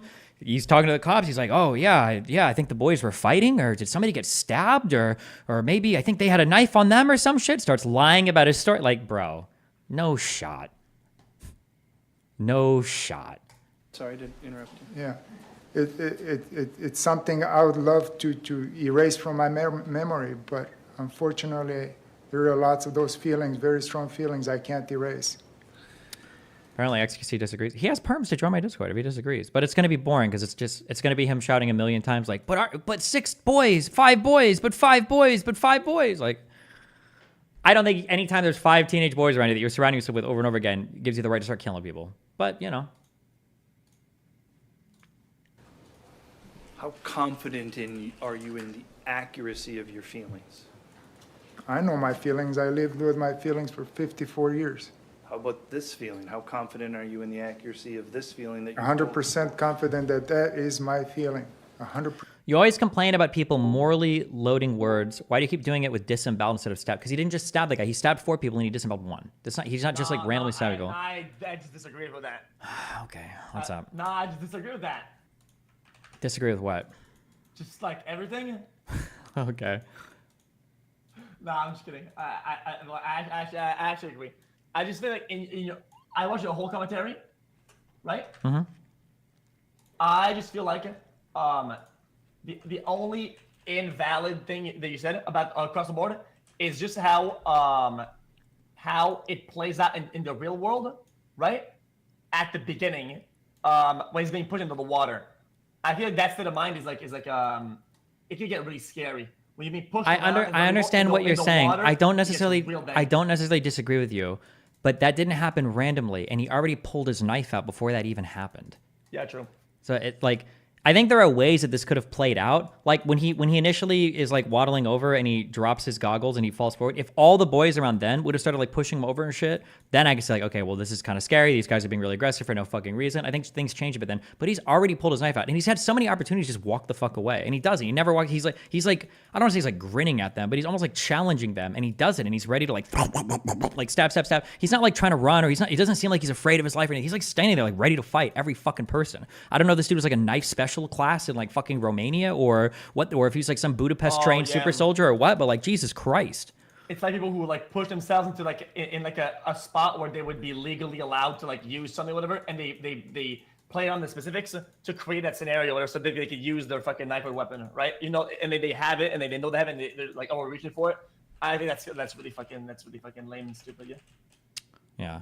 Well, but the only thing I want to say early on is that if let's say in this scenario, I mean, it's not. I guess hypotheticals are irrelevant, but like Bucharest, not Budapest. Sorry. Go ahead. Being kind of surrounded with people and being pushed around like in the water or whatever, that just scares the fuck out of me. Like that would put me in a fucking like state of fucking complete panic or whatever, you know? Yeah, like, I understand that, but he didn't seem scared. I don't think he was scared because he had a knife on him the whole time. Because if he was, I think he would have just left way earlier because he had so many opportunities to walk away, but he doesn't. He comes back and he's like grinning. He's like, look, and he pulls his knife out. Like at the point where you pull your weapon out, wouldn't you be trying to run? If you've pulled your weapon out because you're in fear of your life, wouldn't you be backing away or trying to escape at that point? Why are you just sitting there waiting to go? Oh yeah, 100%. At least walking back or just engaging in like either verbally. So that's what I was saying earlier with the fucking guy in the car that gets assaulted, whatever the fuck, right? He was like, self defense, and it's like it's only self defense if you can articulate it, right? And it makes sense in a scenario. Like you can't just fucking somebody hurt you and like a fucking 20 minutes later you fucking jump on him and you fucking kill him and say, oh yeah, self defense, because if you have opportunities to escape or to withdraw and you didn't, and you chose to engage and then chase them down, that's not the same thing at all. Yeah. Well, yeah. Wait, about the girl assaulting the guy thing. What? Wait, was that a full question? What? Yeah. What do you think about that? About the girl assault the guy or whatever in the car? Oh, the live stream. Oh, I don't know. That just seemed fucking wild. What? It seemed like both of those people are horrible people. I don't know what I'm supposed to figure out. That's what I said. So I said they're both wrong. They're both wrong. They're both stupid. Yeah. I mean, if she hit him first, it's bad. But if he shouldn't be hitting her either, he wasn't hitting her in self-defense. He was just fucking mad. Both those people seem insanely toxic and horrible. So yeah. So what even happened anyway? With this Romanian guy or whatever, or whatever this guy is. Like, what's the story from start to finish? Yeah. It's altercation in the river, and then he stabs 5 of them or whatever. 1 dead, 5 injured or something. I think 1 dead, 4 injured. Yeah, but then afterwards, he's like, he does a lot of shady shit. Like he goes to the other side of the riverbank to toss the knife. He goes back to his friends and hops in a tube, and he puts on a hat and glasses. When the cops show up, he's like, "Oh, I heard somebody got stabbed. What happened?" They're like, "Oh, wow, I think the boys were fighting. I saw them from far away." Like he's like clearly trying to cover his ass. What the fuck? Yeah. What was he thinking? Like what? I think he just wanted to fight. That's what it seemed like. As soon as, like when you pull a knife out and you walk back into a situation like that, like what are you expecting to happen? Like you're arguing with people holding a knife out, and he's not even like it's not like he's trying to scare them away. Like, hey, stop! I got a knife. He just like pulls it out like and ready to fight with it. He's just like, fuck it, let's go. That's what it seems like to me. But yeah, I've seen too many fucking online videos that if I see a knife, I'd probably fucking run full speed and never stop. It's fucking scary as shit. Well, I mean, knives are very scary. What did your chat think about this? Oh yeah, he could have retreated 100%. I don't know. Apparently, a whole bunch of my community, or maybe not a whole bunch, but a vocal minority, are really dead set on this guy who's like fully acting in self-defense the whole fucking time. But I don't know if there's some conservative commentator has talked about it or something. Oof. Yeah, I don't. The argument in self-defense of it, I feel like if people always overplay the amount that you can articulate, like fucking self-defense or whatever, people really dumb on the self-defense. I feel like self-defense that involves violence and shit is like absolute last resort back into the wall, nowhere to escape, no options of getting out. Like, Kind of. I mean, like, you should never- sure. You don't technically have a duty to retreat. Although if you're using lethal self-defense, the jury's going to keep that in mind. But I think another issue, too, is, like, people keep comparing this to, like, Kyle Rittenhouse. And I think people really want it to be like that for some reason. But, like, Kyle Rittenhouse, after he shot 3 people, he, like, literally walked right to the police. This guy threw on a hat and sunglasses, and he got in his inner tube, and he literally floated down the river. Like, that's literally what he did. And the cops are asking him, the defense, or the prosecutor's asking, like, why did you float down the river? And he's like, I don't know, man. I just wanted to float, dude. What Jesus Christ. Yeah, true, but does that really say a lot about intention? It's an after-the-fact thing. You don't know how people are going to process things. Yes, it does. It does. People consider heavily what you're doing after the fact, for sure. If you're doing things after the fact where, if let's say you plead, like, insanity, or you plead, like, it was self-defense or some shit, and then right after the things happen, you start trying to cover up every single aspect of the crime, you lied about it to everybody, yeah, that's gonna... that guy, 100%. Okay, yeah, I see what you mean. Yeah, I think that'll factor heavily. Like in Rittenhouse's case, if he would have, like, after shooting the dude, if he would have, like, held his gun up and started running through the crowd to escape, like, to drive back home without telling anybody, I think that would have, I think that the jury could have factored that in and potentially... I don't know about that case. I don't know what... Sure, I'm just saying it looks worse than going to the cops immediately after, right? Because that sells that you think you're in the right, or you think you've, but... Yeah, what even is your thing about that case anyway? Even though I don't know what happened on that. What case? The Rittenhouse thing. What is that? Oh, right now, I think he was fully within his right to defend himself. I think 100% on the up and up for all of that. Yeah. Interesting. But okay, I gotta leave in like 5 minutes, so I'm gonna finish watching this and then. So what does the law think about that? What does the law think about that? For Kyle Rittenhouse? Yeah. When it comes to criminal matters, or when it comes to juries, when you're asking what does the law think about it, the law can only give you a guideline on what you can charge. Oh no, the jury. Sorry, yeah, the jury acquitted him. Yeah, he walked on everything. Yeah. Oh, yeah, went full walk. He fully walked on everything. Yeah. Interesting. Okay. What? Are people outraged about that? Some people were. People on the left were super outraged. Yeah, they say he was like a murderer and everything, and yeah, people on the right were really happy, but.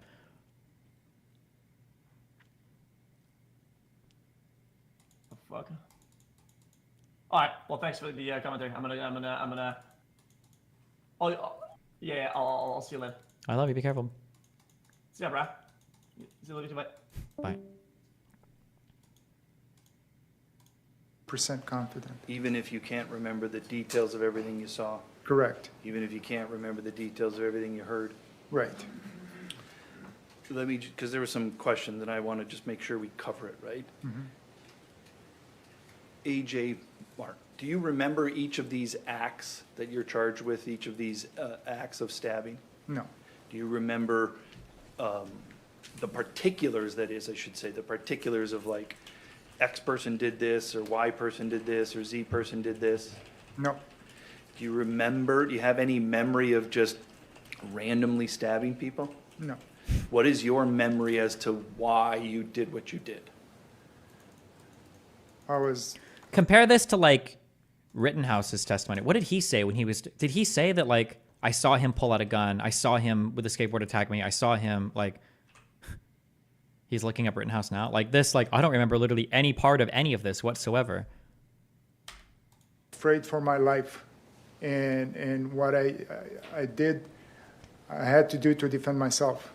Do you have a memory of stabbing anybody that didn't come towards you or attack you or touch you or push you or hit you? No. Did you ever just randomly go up and hit somebody? No. I feel like, I don't know how the prosecution is allowed to address this in court or if it'll just be in closing statements, but I feel like from a jury perspective, I feel like this looks really bad. You're setting your client up for easy answers, for easy dunks by asking them questions that are hopefully, would you say exculpatory or exonerating? Like, oh yeah, you didn't do anything that you felt like wasn't self-defense.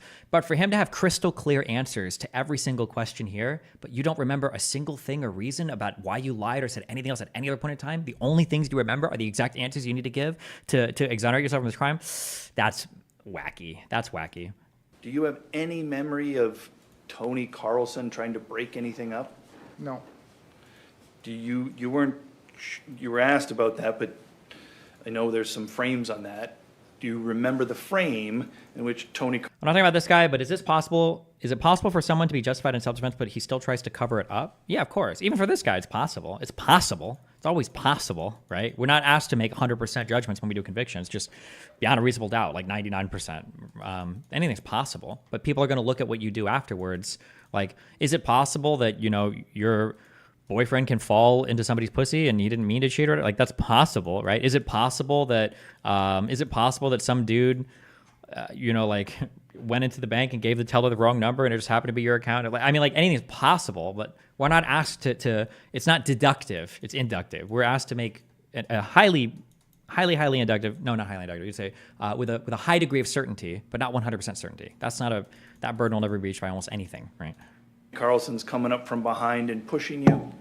I didn't know who he was, but I remember being held in the water. I mean, it's a feeling that it gives me the nightmares, the trauma that was caused by that. That's the trauma that I remember. There were asked some questions there at the end about the Larry and Davis video. Could you make anything out in there? No, I thought I was looking at Sasquatch.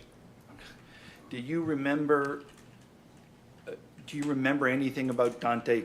Dante Carlson is the person on the video previously that we saw here that had hit you. You know that, correct? Yeah. And he's the person in those two-tone shorts, correct? Yeah. Do you have a memory of how it came to be that you defended yourself against him that's not on the Jawan Cockfield video? Even your statement as is with no other qualifiers sounds retarded, but you're trying to make it, or like what you're saying is reasonable, but you think it sounds retarded, but you're retarded. Like, according to Destiny, stabbing someone, slapping you is murder, but shooting someone, chasing you is self-defense. Like, yes. If somebody slaps you, in general, you probably shouldn't stab them. If somebody is chasing you, in general, you're probably way more clear to do more. If they're chasing you, the implication being that you're trying to get away and they're not letting you. Yeah, you're trying to make an absurd statement, but on its face, taken literally, it makes perfect sense. Like, yes. No. You remember him coming up to you? I remember lots of people coming onto me. I couldn't distinguish who. I don't remember color of shorts or anything like that. Did you ever swing or hit the knife out of anger? No. Why'd you use the knife? Because I'm a mechanical engineer, I use it as a tool. But what I used it for that day, I used it to save my life for self-defense. That's all. Mr. Smestad? So, Mr. Mew,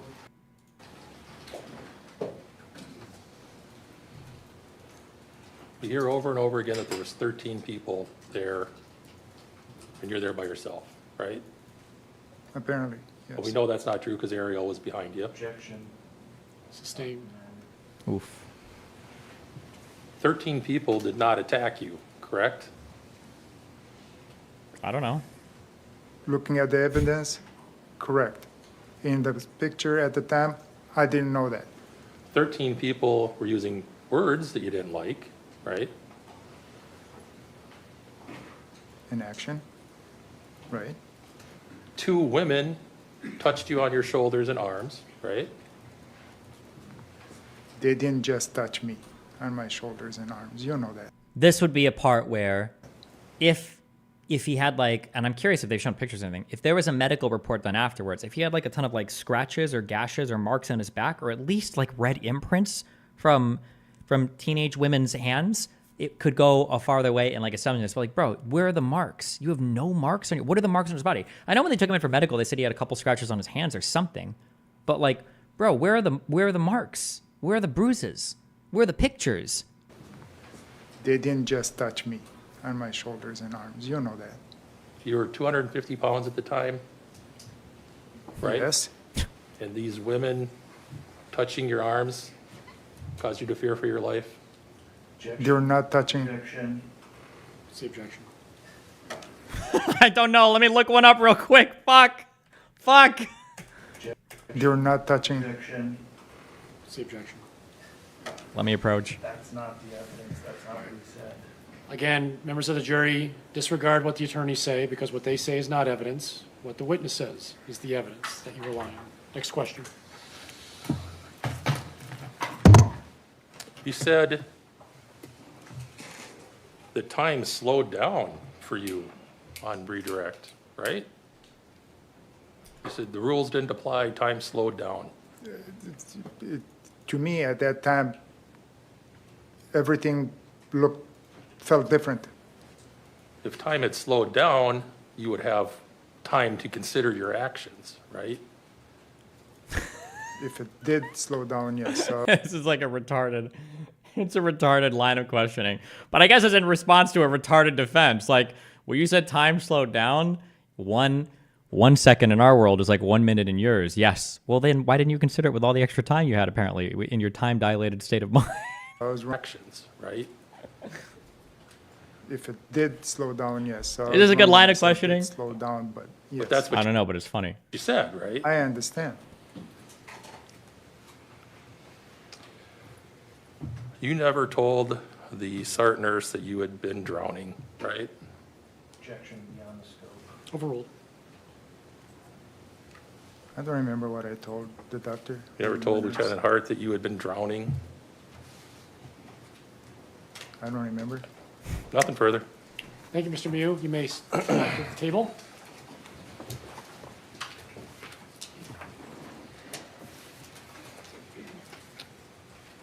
You need a few minutes? All right, let's come back at 3:45. Please take the jury out. All right, for the jury.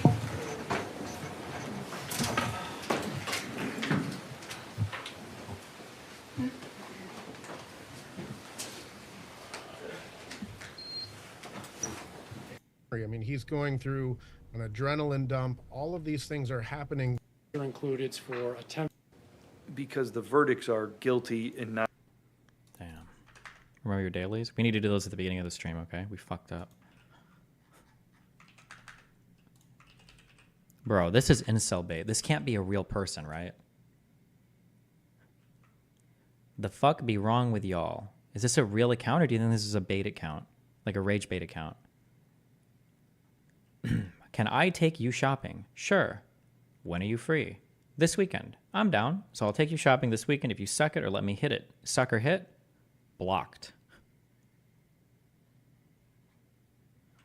If one more of y'all try, first of all, this is fair. I'll buy you shit. You fuck me. You're prostituting yourself. That's fair. I think that's a fair change. Fair trade, 100%.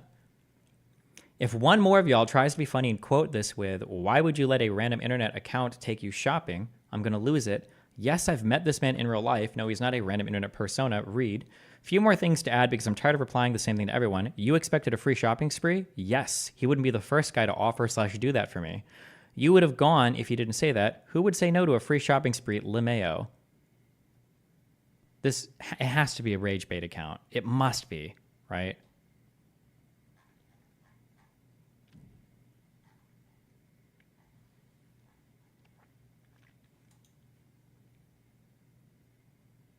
Lastly, for now, my issue isn't that he wanted something from me. If he had said it respectfully, I would have respectfully declined and kept it pushing. That's not how you talk to people, and that's why he got blocked. You think he's taking you shopping for free, and your question is, what's wrong with us? You just told on yourself so bad by including yourself in the us. Jesus Christ.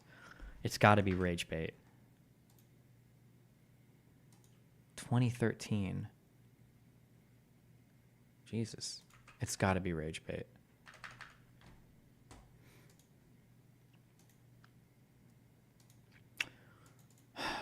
All right.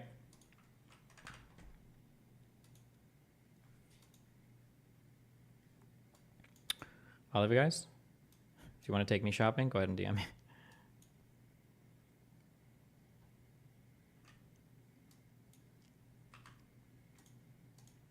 Reverend cappuccino, cappuccino, cappuccino, cappuccino, cappuccino, cappuccino, cappuccino, cappuccino, my doing. I will catch you guys next.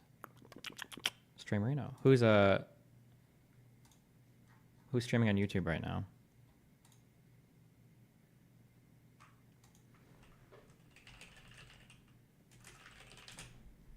IRI?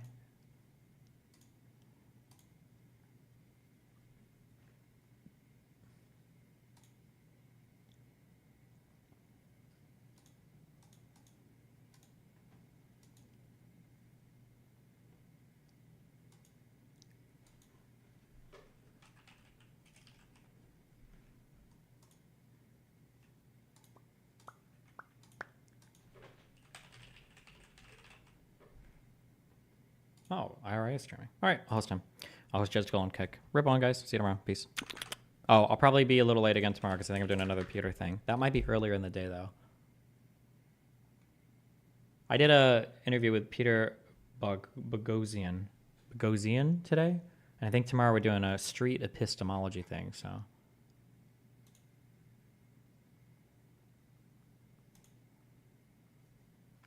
Is that streamed? I'm not sure. He might have tweeted it out today. If somebody wants to show up and stream it, Dan can show up and stream it, okay? Rip on, my duders.